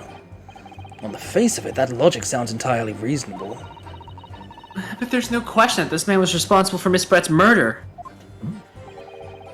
If we could think of a plausible explanation as to why he might have stabbed her even after the poisoning, I feel sure that everything would drop into place. That's what we should be looking for. Yes, I agree. In order to do that, I must try and glean more information. Okay, time to press everything. Hold it! So you do admit that you had murderous intentions towards Miss Brett, then? The woman's very existence offended my sense of justice. Your sense of... He's claiming some sort of righteous indignation? She was pure evil, a cold-blooded killer who'd committed murder right here on our empire's soil. But did our good-for-nothing government do anything? Not a chance, so I had to step in. Fly the flag of justice, put things right for the people. Yes, it was my civic duty. That's what drove me to do it. So, in summary, murderous intentions, then? Whatever you want to call it, the point is this. That Englishwoman was a blight, so I had to do what was right for society. Yet a real wrong was done by the student girl in the talk. A crime for which she must pay. Obviously, because the poisoning was nothing to do with me at all. Hold it! So you still maintain that you didn't give the poison to the victim?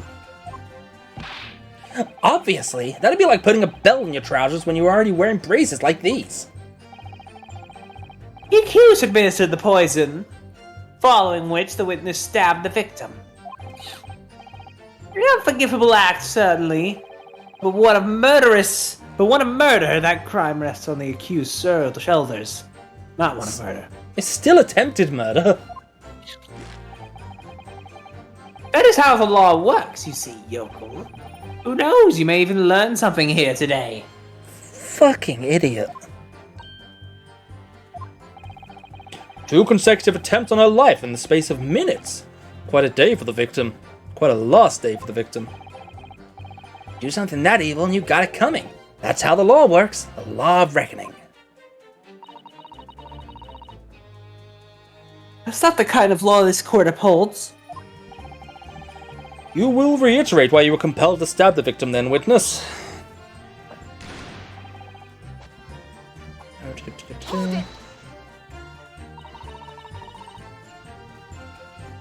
What exactly were they arguing about? About what happened in that restaurant 9 months ago, that's what. The student girl was laying into the Englishwoman for killing her beloved mentor, Dr. Wilson. Yes, John H. Wilson. A professor of medicine invited here from England by Professor Mikotoba, no less, and Iris' dad. Right, but the Englishwoman just jeered. The case was to be heard by the British Consular Court in Shanghai, however. There's little doubt that she would simply have been acquitted and sent back to her homeland a free woman. Wow, really? That sucks. It was eating that student girl up inside, you could see it. I really felt for her. Oh?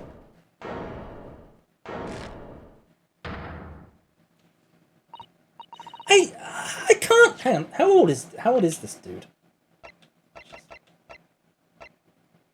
38. Is that new artwork for Saseki? It looks a little bit different. Yeah, that's a new outfit for Saseki. Before he was just wearing like a little green suit. Yeah, I can definitely see that underneath his under his robe. But yeah, I thought the face art looked a little bit different. Just a little more confident. Bitch. I can't. I can't stand here and listen to this tripe. Ray!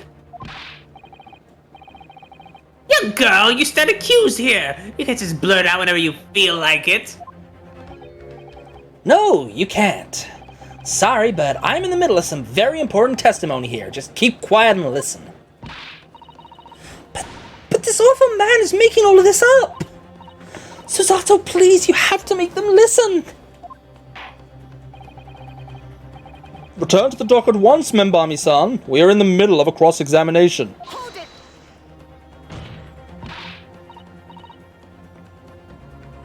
Your Excellency, please, I implore you! That journalist is clearly not a trustworthy witness. Exactly! He's a filthy, rotten, black-hearted, bigoted, dirty, great peeping Tom! Holy shit, Arno.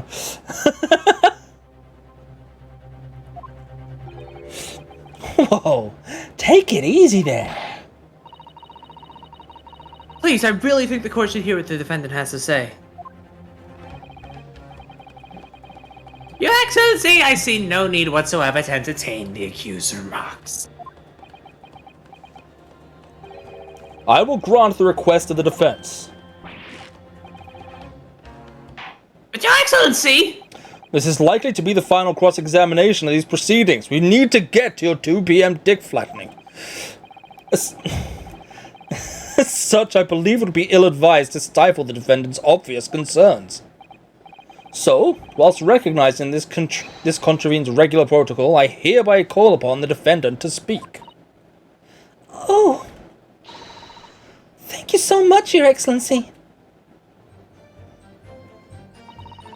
It was nothing to do with Dr. Wilson. We were discussing the stolen poison. Hold it! Okay. The stolen poison that killed the victim, you mean? I suspected her of being the one to steal it. I mean, just think about how she killed Dr. Wilson. That's true. Additionally, Miss Brett certainly had knowledge of the new poison. But surely it would be no easy task to steal a highly secret toxin being developed for the government. Indeed, all visitors to the laboratory are thoroughly searched when they leave. Even if a thief managed to avoid being seen by myself or a colleague, getting the poison out would be very difficult. That's true. I pestered Professor Mikatoba until he agreed to show me the poison when I visited his laboratory. But as I left, I searched from top to tail. Miss Brett rather bluntly revealed the existence of the toxin we've been developing, you see. And since Saseki-san expressed such an interest in it, I felt unable to refuse. Obviously, I gave nothing away other than the fact it was an extremely potent substance. I'm very ashamed of myself. Just so I've had a singularly terrible experience with a deadly poison. I want to look my old enemy in the eye. Surely you can understand that. To find out all my suspicions were true, I confronted Miss Brett about the poison. I told her if there was to be an incident involving it somehow, it wouldn't just be the university. The military would be dragged into it, the whole government even. It'd be a complete disaster. And how did Miss Brett respond to your concerns? She just curled those beautiful lips of hers and said she didn't know the first thing about it. In English, actually. Ah, yes. Many memos-san. One small question, if you don't mind. Yeah, yeah. I was thinking about that. What the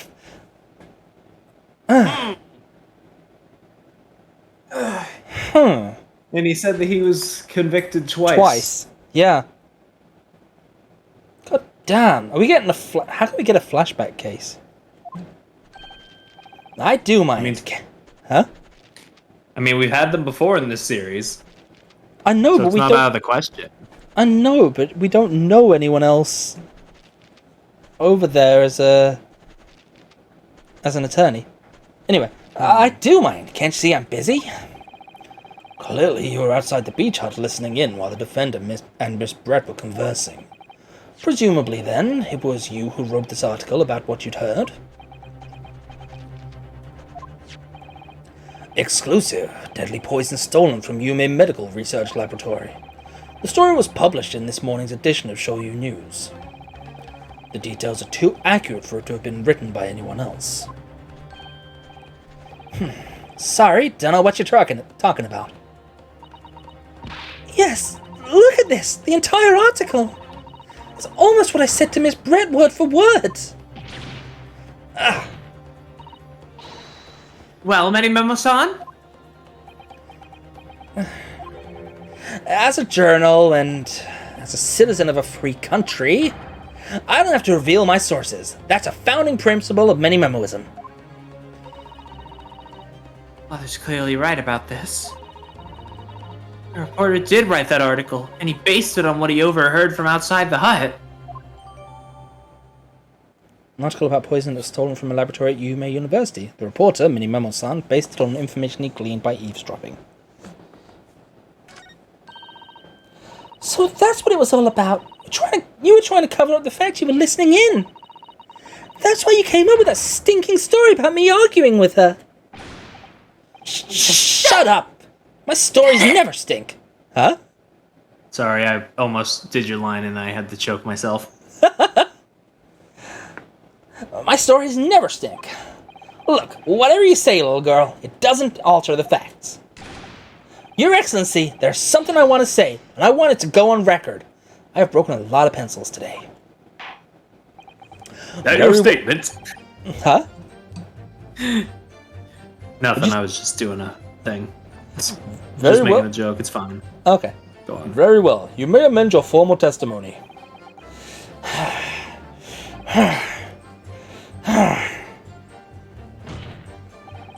The point is, if you poison someone, there'd be no reason then go and stab the person as well. What bit did he amend?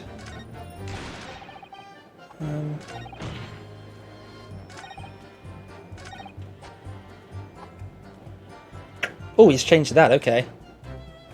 Wait, did he? No, that's the same. Point is, if you poison someone, there'd be no reason to then go and stab the person as well. Hold it! Perhaps you doubted the efficacy of the poison and sought to make sure your victim would die? That's horse dung. What? That'd be like pouring pepper on your Chinese ramen before you'd even tasted it. Completely reckless. Although, it might surprise you to learn that I'm a bit of an impetuous pepper pourer as it happens. Once the victim had taken the poison, she would have only been minutes away from death. And yet this man then proceeded to stab her in the back as well. There has to have been a good reason for that. If it was the reporter who gave the poison to Miss Brett, then clearly he must have done it prior to Ray entering the hut. Yeah, that's undeniable. But between him leaving the hut and the victim being stabbed, there was one very crucial change in the situation. Sorry? What change? The reporter overheard the conversation between Ray and the Englishwoman. Ah! Yes, that's it! That's when Many-Memo-san first found out the exact nature of the poison he'd used. That could be the key here.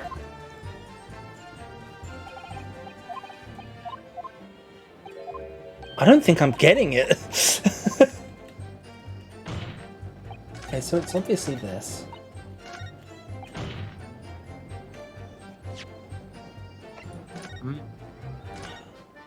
I really don't know what evidence to present to this one.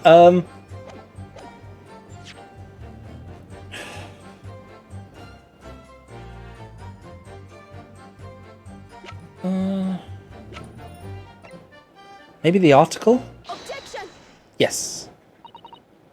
Hi, Lolo Guru. Welcome in. Well, I can think of one reason. What? But before I explain, I'd like you to confirm something for the court. Did you glean all the information for this newspaper article from what you overheard outside the hut?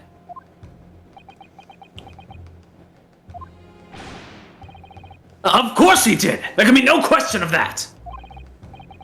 After all, when we were all in the laboratory together, all we were told is that it was a terrible toxin! And there's one more important fact to consider.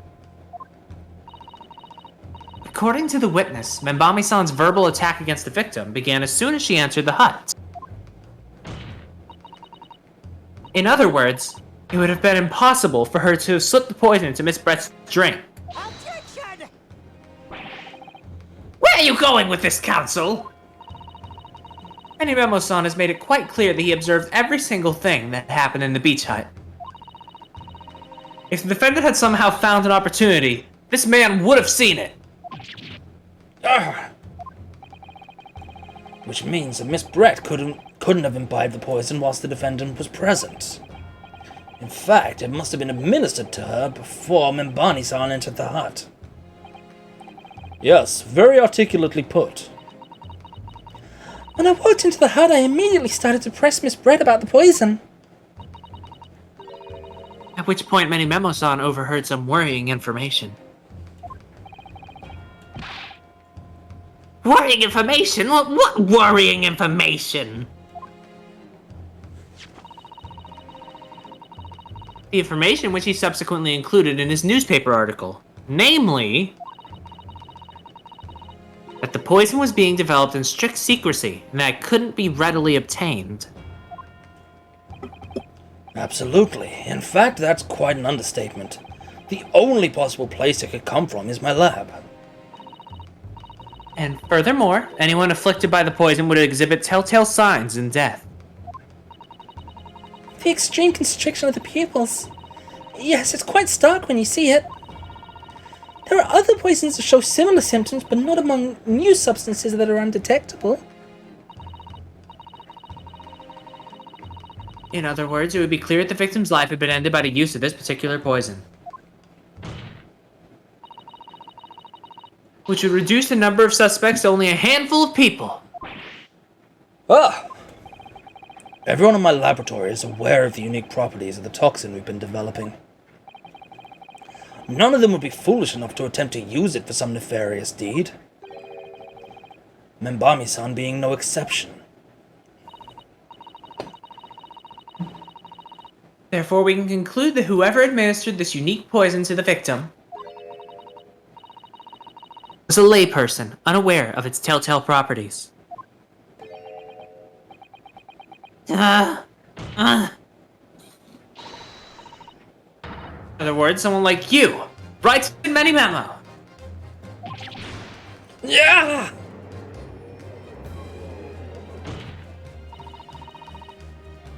It was you who stole the poison from the laboratory that day.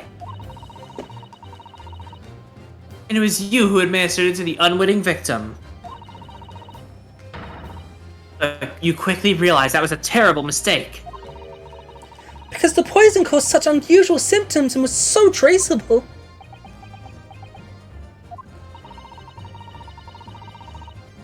As you listened in from the far side of the beach hut's thin walls, you learnt of these facts. But you'd already given the victim the poison at that point. It was too late. So you hatched a plan to disguise your mistake.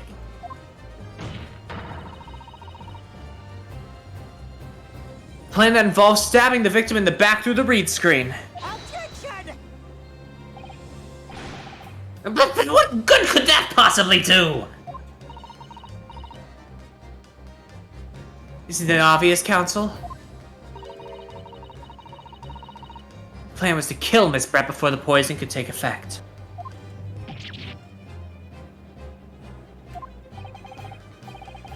Once in the blood, the poison causes the onset of pupil constriction.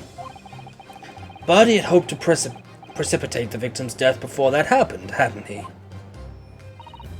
So we'll go have fun, don't stay up too late, kids. Okay, good night, Arno. Thanks for coming by. Night. Exactly. Because without any revealing signs of the new secret poison's use, no one would have ever suspected. This is extraordinary. Yes, the effects of the poison mean it would be too easily identified. So the killer had to mask its use, which he attempted to do by plunging a knife into the middle of the victim's back.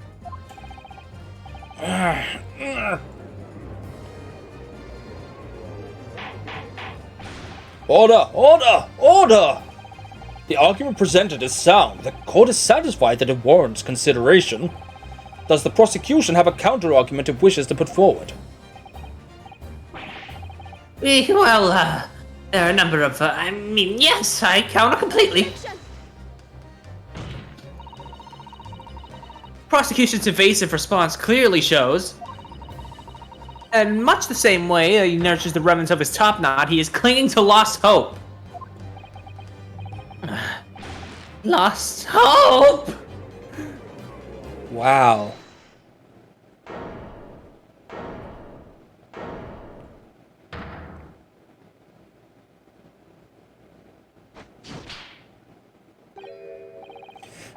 You pathetic, useless fallen samurai! Fallen? Who are you calling fallen? My burgeoning growth is on the rise of... I don't need a counter-argument. What are you talking about? It should be blatantly obvious. I stole the poison, you say. Gave it to the victim, you say. Stabbed her, you say. Lots of fine theories. But I don't need a counter-argument because you don't have an argument yourself. Where's your evidence? Oop. I know where it is. Yeah, you make it all sound so plausible, don't you? But without evidence, it means nothing. Whereas I base my news on facts. Facts? What do you mean? Explain yourself. I mean, what the professor said earlier in this trial, it's all here in my many memos. Every word, every slip of the tongue, all noted. That's what the Shoyu News is famous for. It's the power of the printed word. But surely it would be no easy task to steal a highly secret toxin being developed for the government. Indeed, all visitors to the laboratory are thoroughly searched when they leave. This was only a couple of minutes ago. Do we really need this flashback? Even if a thief managed to avoid being seen by myself or a colleague, getting the poison out would be very difficult. How's that then? Blown the story wide open? Damn. See, I, writing mini memo, a mere reporter for the Shoyu News, couldn't possibly have stolen that poison from the professor's laboratory. Ah! Man, if only he had some kind of pen. There can't be any question of it. He must have stolen the poison that day. He stole it and used it to kill. And if that's the case, as you've identified, the poison itself is the definitive evidence we need. Because whoever stole the laboratory that day is the true culprit here. What's your point, you annoyingly handsome country bumpkin? My point is this. There's only one way that you, Maniyami-san, could have stolen the poison that day. I have heard enough verbal conjecture now, thank you. What the court must be shown is evidence. What proof do you have this witness stole the poison on the day in question? The proof, Your Excellency, is this fountain pen. Ah! A fountain pen? How can that possibly be relevant? These magical pens somehow seem to have enough ink to write many thousands of kanji characters. I believe they arrived in our country for the first time some 15 years ago now. Ah, I swear by a weasel hair calligraphy brush and nothing else. These newfangled pens are merely a fad. Well, as a forward-thinking man of words, obviously I love my fountain pen. It's like a sucon of sumptuous ink, and one's work is awash with words in the blink of an eye. That's right. Fountain pens have a small reservoir in the barrel, into which ink is sucked up through the nib of the pen in order to write with later. What is all this talking of sucking up? It's just as possible to suck up ink into the reservoir. It's also possible to eject it through a nib again, of course. My word, can this really be? Well, Many-Memo-san?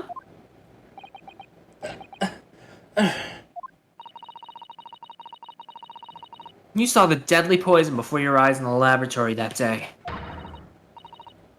You used your fountain pen, your very lifeblood, to steal some of it, didn't you?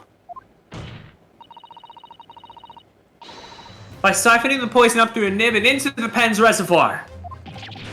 Ah! Objection! More absurdity! That never happened.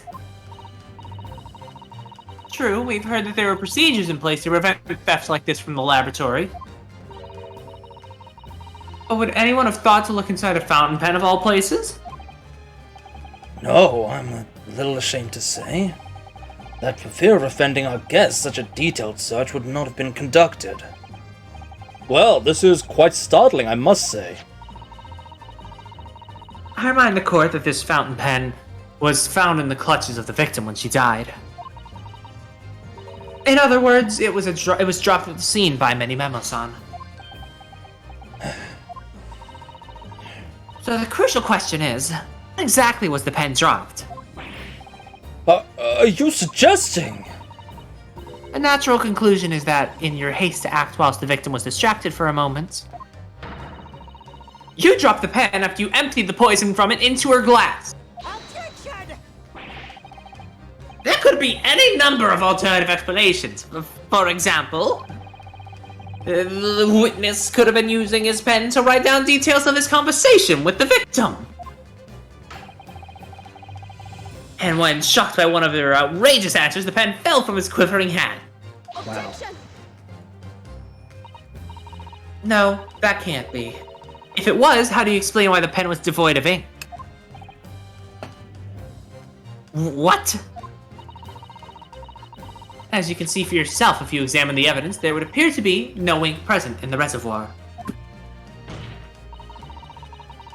What newspaper reporter goes to interview someone with nothing in his pen? No, the pen was dropped after the poison that filled its reservoir had been emptied into the victim's glass. Witness, what do you have to say in your defense?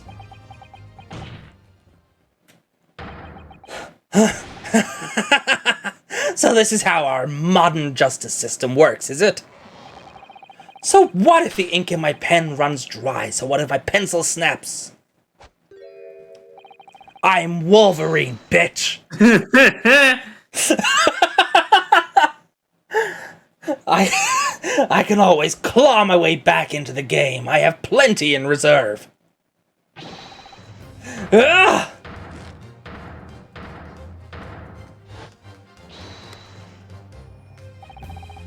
You claim I sucked the poison up into my pen? That's wild speculation, nothing more. If you thought you could bring down a fine, upstanding citizen with a trick like that, think again. God, if only we had some reagent we could use. It looks as though it's going to take one final decisive blow to finish this matter. As I see it, the situation is now very simple. It rests upon whether or not this witness did indeed steal the poison on the day in question.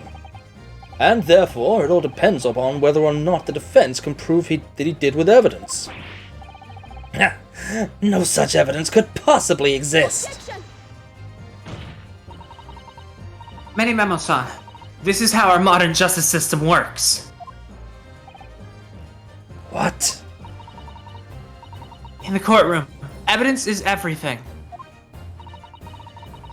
Something you would do well to remember. Because we are well past the point of speculation at this stage, I assure you. Very well then. I call upon the defense to present the aforementioned evidence. This is it then. This will be the final piece in the puzzle.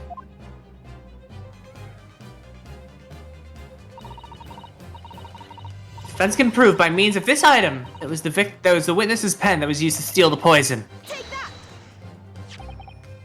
Counsel, what is that bottle? bottle contains the unique chemical reagent that can identify the poison in question. Yes, that poison is an entirely new synthesis of alkaloids, developed by my colleagues and I. It would be impossible to detect traces of it by any other method. Or, from another perspective, simply with this chemical reagent, anybody at all could check for traces of the poison. A reagent? What? One drop of the contents of this bottle on the tip of your fountain pen, Memo-san, is all it will take to solve this case beyond all reasonable doubt. Oh boy. No, you can't. I won't. Your crimes are bad enough, but at least know when to admit defeat. Your Excellency, the defense requests permission to carry out the test on the fountain pen at once.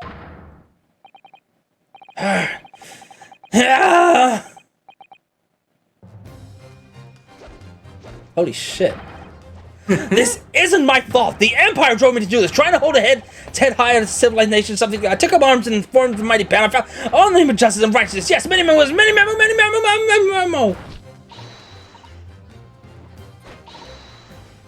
I'm there. Is that it with me? Sorry. Yeah. Sorry. Murder. Did I do it right? That was the Susato takedown, wasn't it? And I want to go back and see all the things he said. The Empire drove me to this. Trying to hold his head high as a civilized nation, but bang his head to every foreign power's whim. Took up arms in the form of the mighty pen. I fought tirelessly on the battlefield in news, all in the name of justice and righteousness. Yes, many memoism with the paragon of justice. Many more. That's the good thing about the newer Ace Attorney games, because you couldn't do this with, say, like when the old bags rants. They didn't have the backlog function there. Oh, hey, Edgy Poo. We'll get there when we get there. Oh, we will get there when we get there, honey. Not quite. That was a Ryutaro takedown.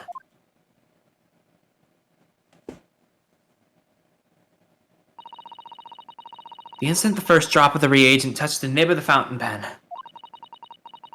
it was clear to everyone present. We've never seen a takedown from the third person before. When I saw it there in the lab, the poison. The devil got hold of me and I decided to do it on a whim. I excused myself and emptied all the ink down the sink in the bathroom, washing the reservoir out carefully. And then you waited for an opportunity to suck up some of the poison, didn't you? Into your fountain pen. Yeah, that's right. Answer me one thing, Memo-san. Why did you steal it? For what purpose? Isn't it obvious? To find out what it was made of and expose it in an article. I mean, it was a secret project after all, too juicy for a journal like me to pass up. And why did the Englishwoman end up dead?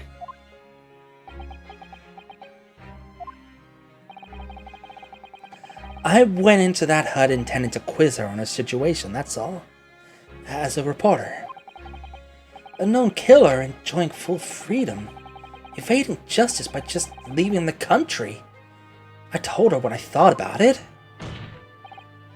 And she just laughed in my face. Oh boy.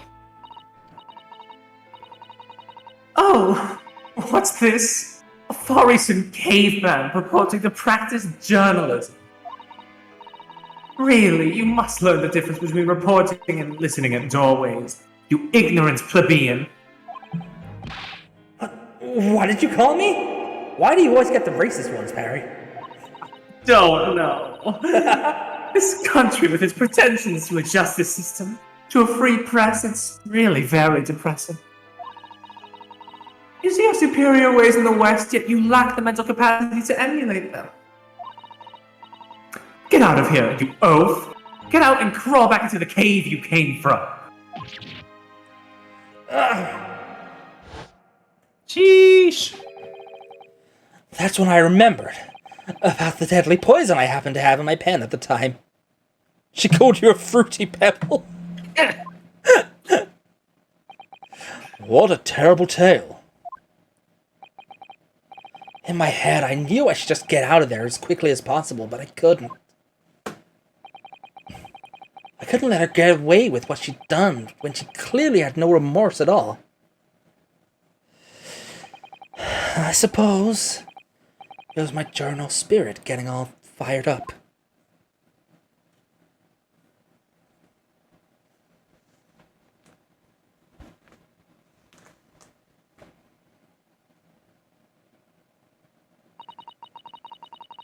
I'd like to ask you something. Yeah? You often talk about justice. But surely as a journalist you could have used other means to deliver the justice you sought. There's no justice in the press. Sorry? After that trial 9 months ago, I kept digging and digging to find out what had happened in the courtroom. And finally, I discovered the truth. It was a cover-up, that's what it was! The cover-up? What do you mean? I remind you of your position, witness. Be careful of what you say. Oh, come on, doesn't it strike you as strange? We're suddenly not allowed to convict a foreign national. Consular jurisdiction should never have come to it. Should never have come into it. And yet that puffed-up Englishwoman was going to sail away into the sunset a free woman. The only possible explanation is that behind the scenes, some deal had gone down between Britain and Japan. What sort of deal? Oh, for the new Sholmes book. I'd done my research, dug up all the dirt. It was all ready to be published. But you know what happened? The editor just tore my article up. He came under pressure from the government, you mean?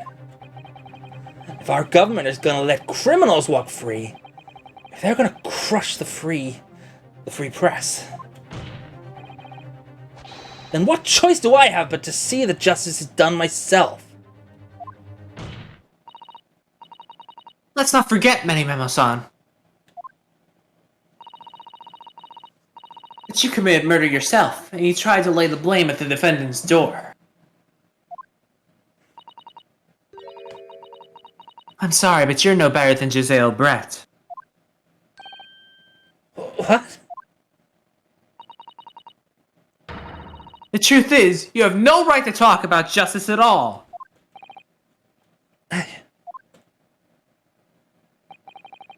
I suppose.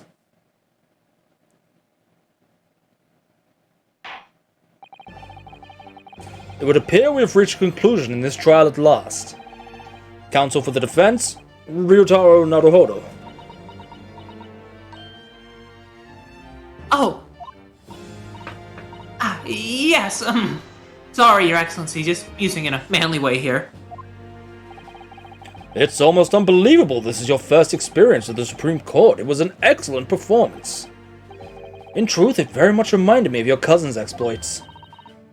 Oh, well, Naruhodo, Ryunosuke, you mean? The way he handled the trial 9 months ago and the way you handled this one. It gives me hope that we are genuinely entering a new era of justice in this land. That's very flattering, Your Excellency. Speaking of flattening... Oh wait, you said flattering.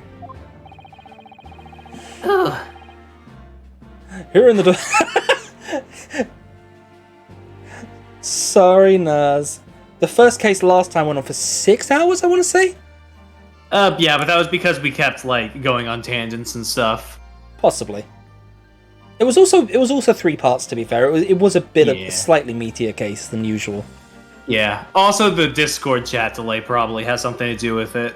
Hearing the defense you put forward today made me feel most keenly that the future of our justice system will be forged by you and your contemporaries.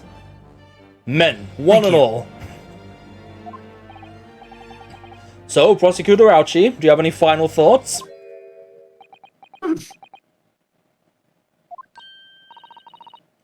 Prosecutor Ouchie? I, Takatsuchi of the Ouchie clan, have been bested by a callow youth not once now, but twice. If there was any shred of my former self left, it is withered and died here today. Gosh, your journey to cultural enlightenment sure took a while, didn't it? Silence! Rather than living on in shame, I will end it all now with this blade. I know exactly what he's gonna do. It's cutting the drama out of this moment entirely. But that's a true path to Ouchieism! Ouchieism? One hopes that's the only way in which he'll be modeling himself after the witness.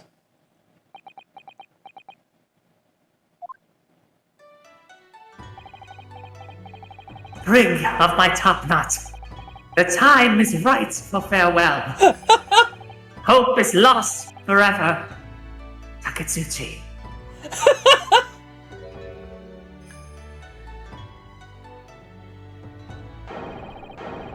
Ah!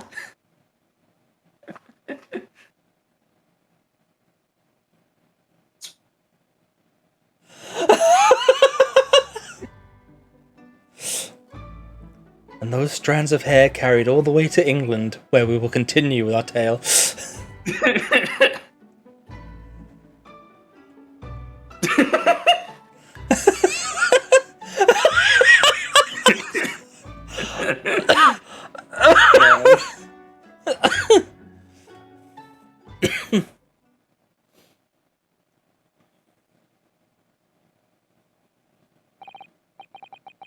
Now, in regard to the defendant, remember me, son.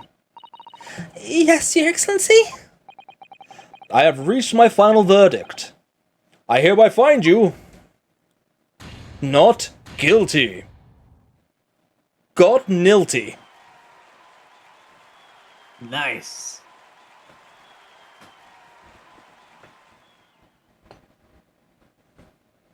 The growth is gone. R.I.P. growth.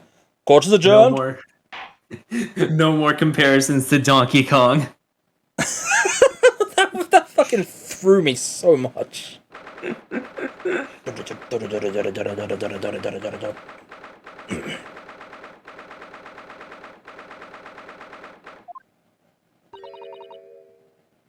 It's over.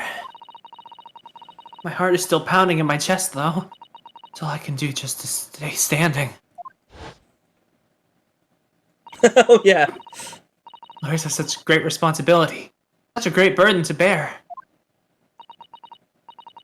Don't they, Naruhodo-san? And your little mouse fella on your shoulder.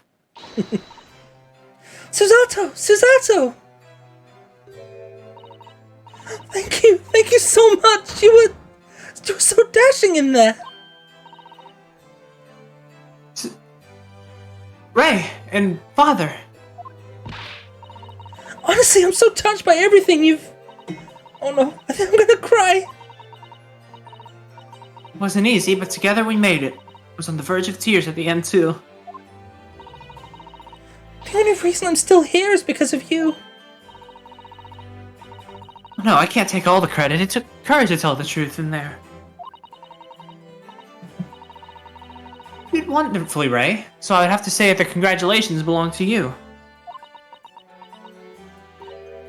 Susato, don't be so standoffish.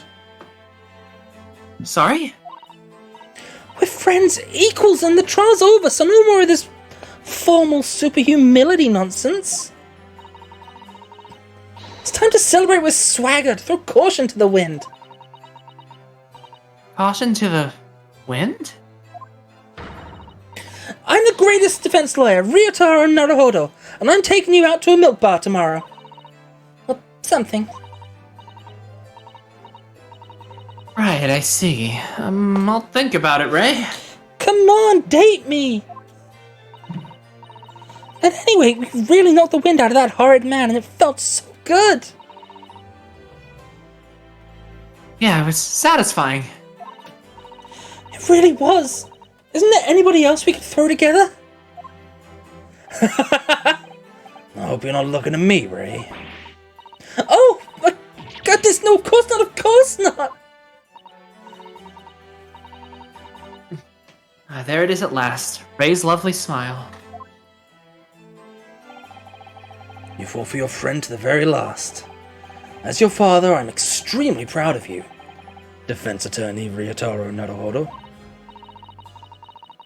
Thank you, but I couldn't have done it without your help. Anyway, it's time to bid farewell to Ryotaro, I think. I shall miss him in a way, but it's back to Susato Mikotoba for now. So, I'll never see him again then. What a terrible shame. I think that's got to be the dude, isn't it? I think so, yes. Fairly Odd Parents. Oh, what? Oh, it could be either of them, really. What is happening? Saseki-san, Inspector Hosonaga. I do hope you've been keeping well. Is that really you? Yes, I had to change my appearance for, well, obvious reasons, I hope. But it's me. Susato Mikotoba. I did donut. So dashing, so divine. Oh, wait, no. So dashing, so divine. Sorry, it kind of threw me off because he was coughing at the same time, so I kind of thought it was him. Yeah, fair enough. No! Doubly dashing, yes, and devilishly divine. Just look at you. I had no idea, Mrs. Sato-san Esquires, that you were Lookup student Miss Naruhodo-san Esquire's cousin. Astonishingly astounding ace attorney! Hey, he said it! He said it. Poor Saseki-san. So confused. I still remember the first time I ever met him. He was in a prison cell in London. Looks like he's trying to do a shit. What an extraordinary conundrum it was the unwitting student from Japan found himself embroiled in.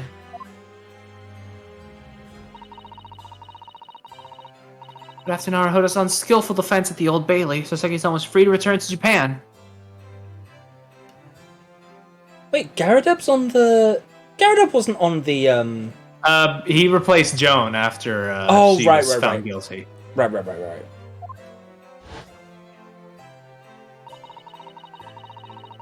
Now he seems to have earned himself a great fame as an author. I'm stunned. That's a truly impressive disguise.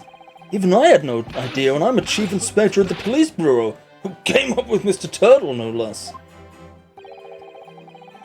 I'm not sure you should be admitting to that, Inspector.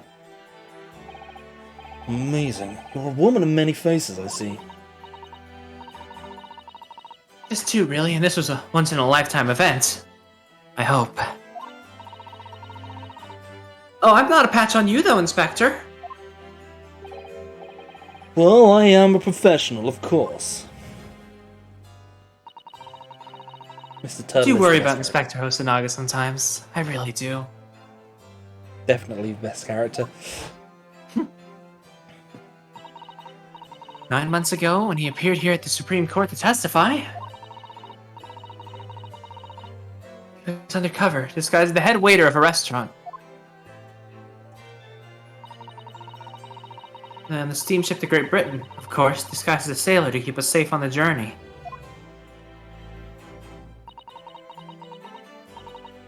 But it didn't help you, did it, Kazuma-sama? From my perspective, I have to admit that I have mixed feelings about all this. I mean, now the truth has been lost forever. What do you mean?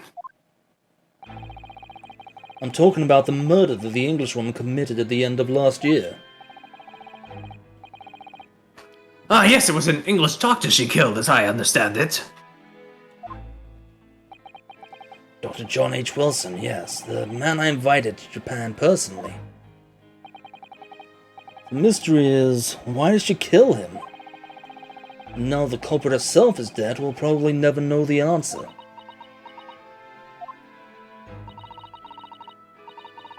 On the voyage to Great Britain, we had a most unexpected encounter. With Mr. Sherlock Holmes, the great detective, I mean. Yes, I remember Mr. Sholmes well, of course. Ah, my arch nemesis. How lightly you utter his name.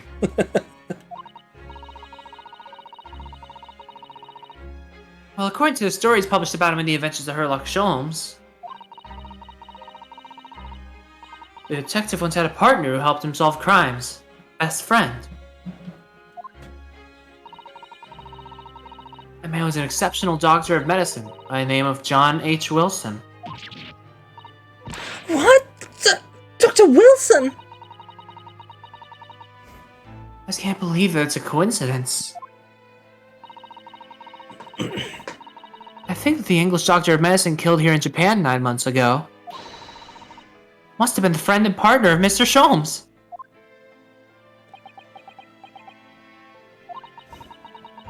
And if that's really true, then the poor girl will never see her beloved father again.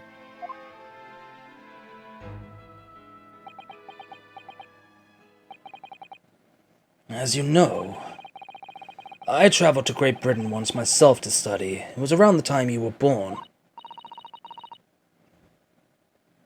Yes, grandmother told me about it. On returning to Japan, I took up my professorship at the Imperial Yume University. But I also serve another role as an advisor to the government on diplomatic affairs. Yes, I was aware of that as well. In that case, I'm sure you understand that there are some confidential matters I cannot divulge to you. Could you just tell me one thing? Why did you summon me back to Japan? It's been 2 months now since I returned. When I left England, it was because an urgent telegram had arrived from Japan. It said that you collapsed with a high fever and you were growing weaker by the day. What? Where did that news come from? That's what I'd like to know. Because after that long sea voyage, I found you in fine health, Father. Was there something in Great Britain that you perceived might inconvenience me in some way? Or harm me? That's the only explanation I can think of.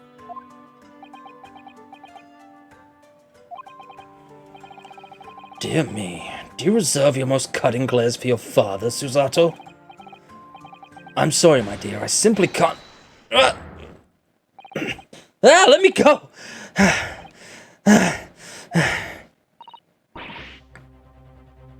Memo-san! So, one throw wasn't enough for you? I've got one last thing to say before they take me away. Professor. Me? I know the truth. I know you had a hand in what went... What? In that visiting student's fate. Visiting student? Giselle Brett, you mean? What? No, not her. The student of law who left for Great Britain 8 months ago.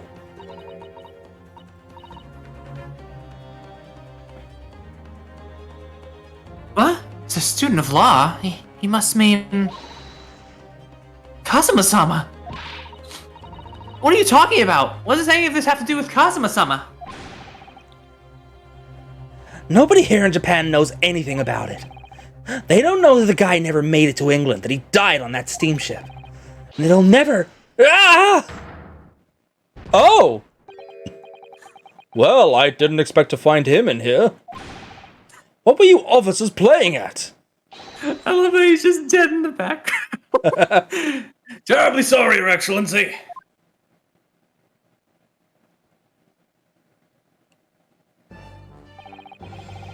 I was coming to tell you that the rickshaw has arrived, Yujin, and it's a good job I came by.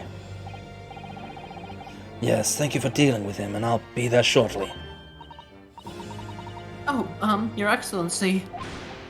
The trial's over. I'm not your excellency anymore. Merely your father's friend, Seishiro Jigoku.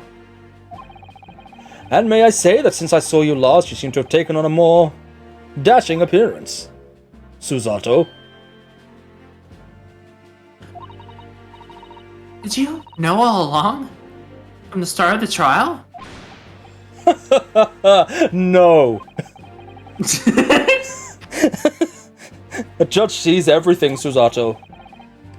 I couldn't let you take the risk. If Seishiro here hadn't known, then he'd recognized you. So I had a word in his ear beforehand as an old friend. So, Seishiro, shall we? Yes, having ruled on that case, we now have various diplomatic issues to address. Before you go, Father. Sorry, my dear. We shall have to return to our earlier conversation at a later date. But well done again, both of you. You did admirably. Oh, thank you very much. What did you think of my Seishiro sling, eh? It's been a while since I sent a man flying like that.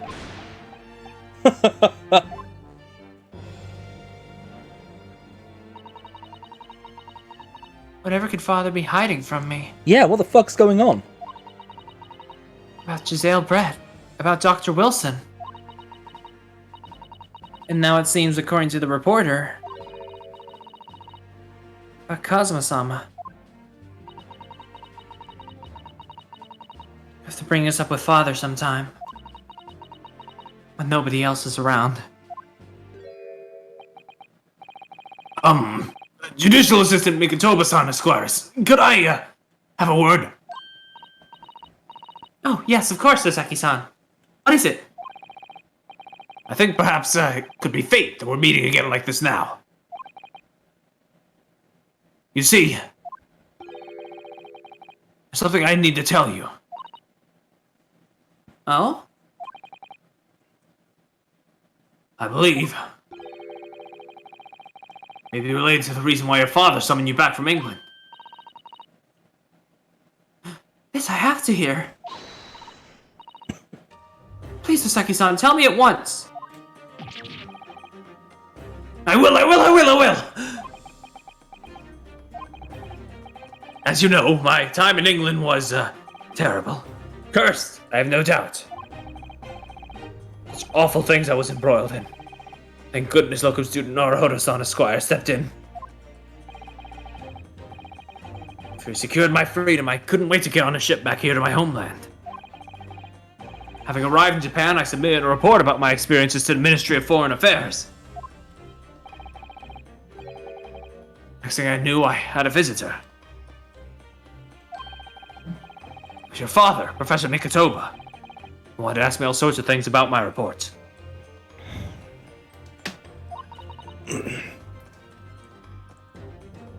My father? Seemed to be especially taken with a particular part of the report.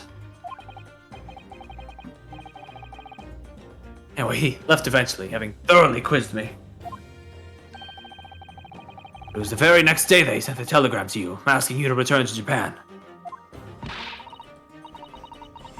What was it then? That particular part my father was interested in.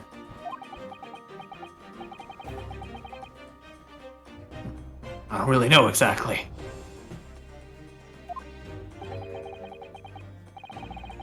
Do you remember them? Those two terrible cases I was caught up in? Here we go. Of course, I could never forget. Your father seemed to concern himself mainly with the second case. Second one? You mean... Well, Mr. Jones forbade any of us to talk about in public? What?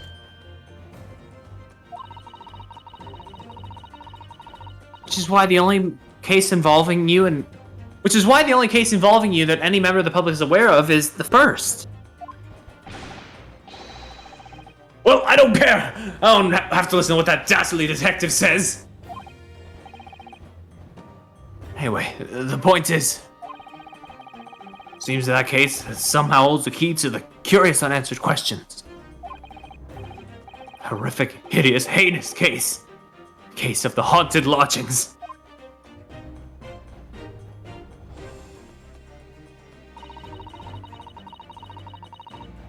That case somehow caused my father to summon me urgently back to Japan? I thought that whole business was over, but it seemed I was wrong. Perhaps that was only the start. Perhaps the story is not yet told. You're damn right it's not yet told.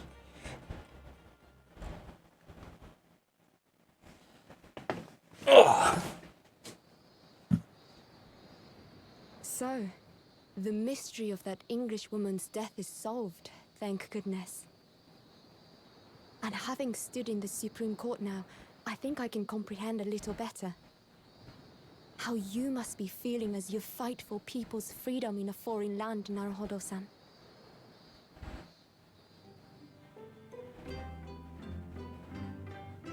But actually, I'm writing to you today because of another matter. I met Soseki-san and we talked about that second case he was involved in. Father has said nothing to me, but I feel certain of it. That case holds the key to some great unsolved mystery. My notes on the case should still be in the office, tucked away at the back of the shelves on the left. Perhaps you might like to look over them again. Today, for the first time this year, it feels as though summer has arrived. The sky is a brilliant blue. It makes me long to see you again. Yours, Susato.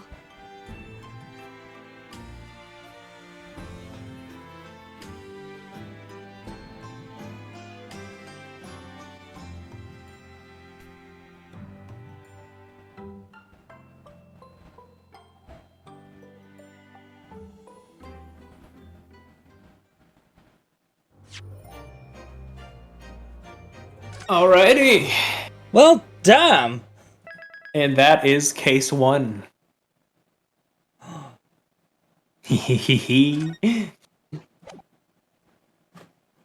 Oh, good. Oh. It doesn't just launch me straight into it this time. Yeah. Oh boy. Now, I really like this next case. It is very overshadowed by what comes after it, but I think it's still very solid, and it probably has one of my favorite one case villains. So that'll be very fun to get into. Ooh, okay. But you know, that's for next time. Yeah. And yeah, looking forward to that. Speaking of, Yes. you're on vacation from school now, right? Up until I believe the 5th of June, yes. Okay. Want to do 2 next week? Oh yeah, hell yeah. I'd be down for that. Awesome, because I'm going to be doing a Lego build on Wednesday. I've kind of dropped Disco Elysium because I was finding it hard to stream. It doesn't feel like a streaming game. It feels like a play in my own time game. Fair enough. But yeah, yeah, shit, let's do that. That'll be fun. Yeah. Right, and on that note, that is probably the end of the stream for today. Let's find someone to raid. Okay. Any requests? Oh no. Okay. Because I've got a few people I can raid, but we'll see. Yeah, that is it from me this week. You're back tomorrow with Birth by Sleep, right? Should be, yes. Yep. And then I should be back. I don't know if I'm going to be live on Monday, because Jay and I are both going to MCR on Sunday, so we might not be up to D&D on Monday. So it might be Tuesday, might be Monday. We'll see. Yeah. Let's raid Beardo. I think. 'Cause it's been a while since I've been in to see him. Yeah. But yeah, thanks everyone who came by for coming by. I'll see you all next time. Bye for now. Bye-bye.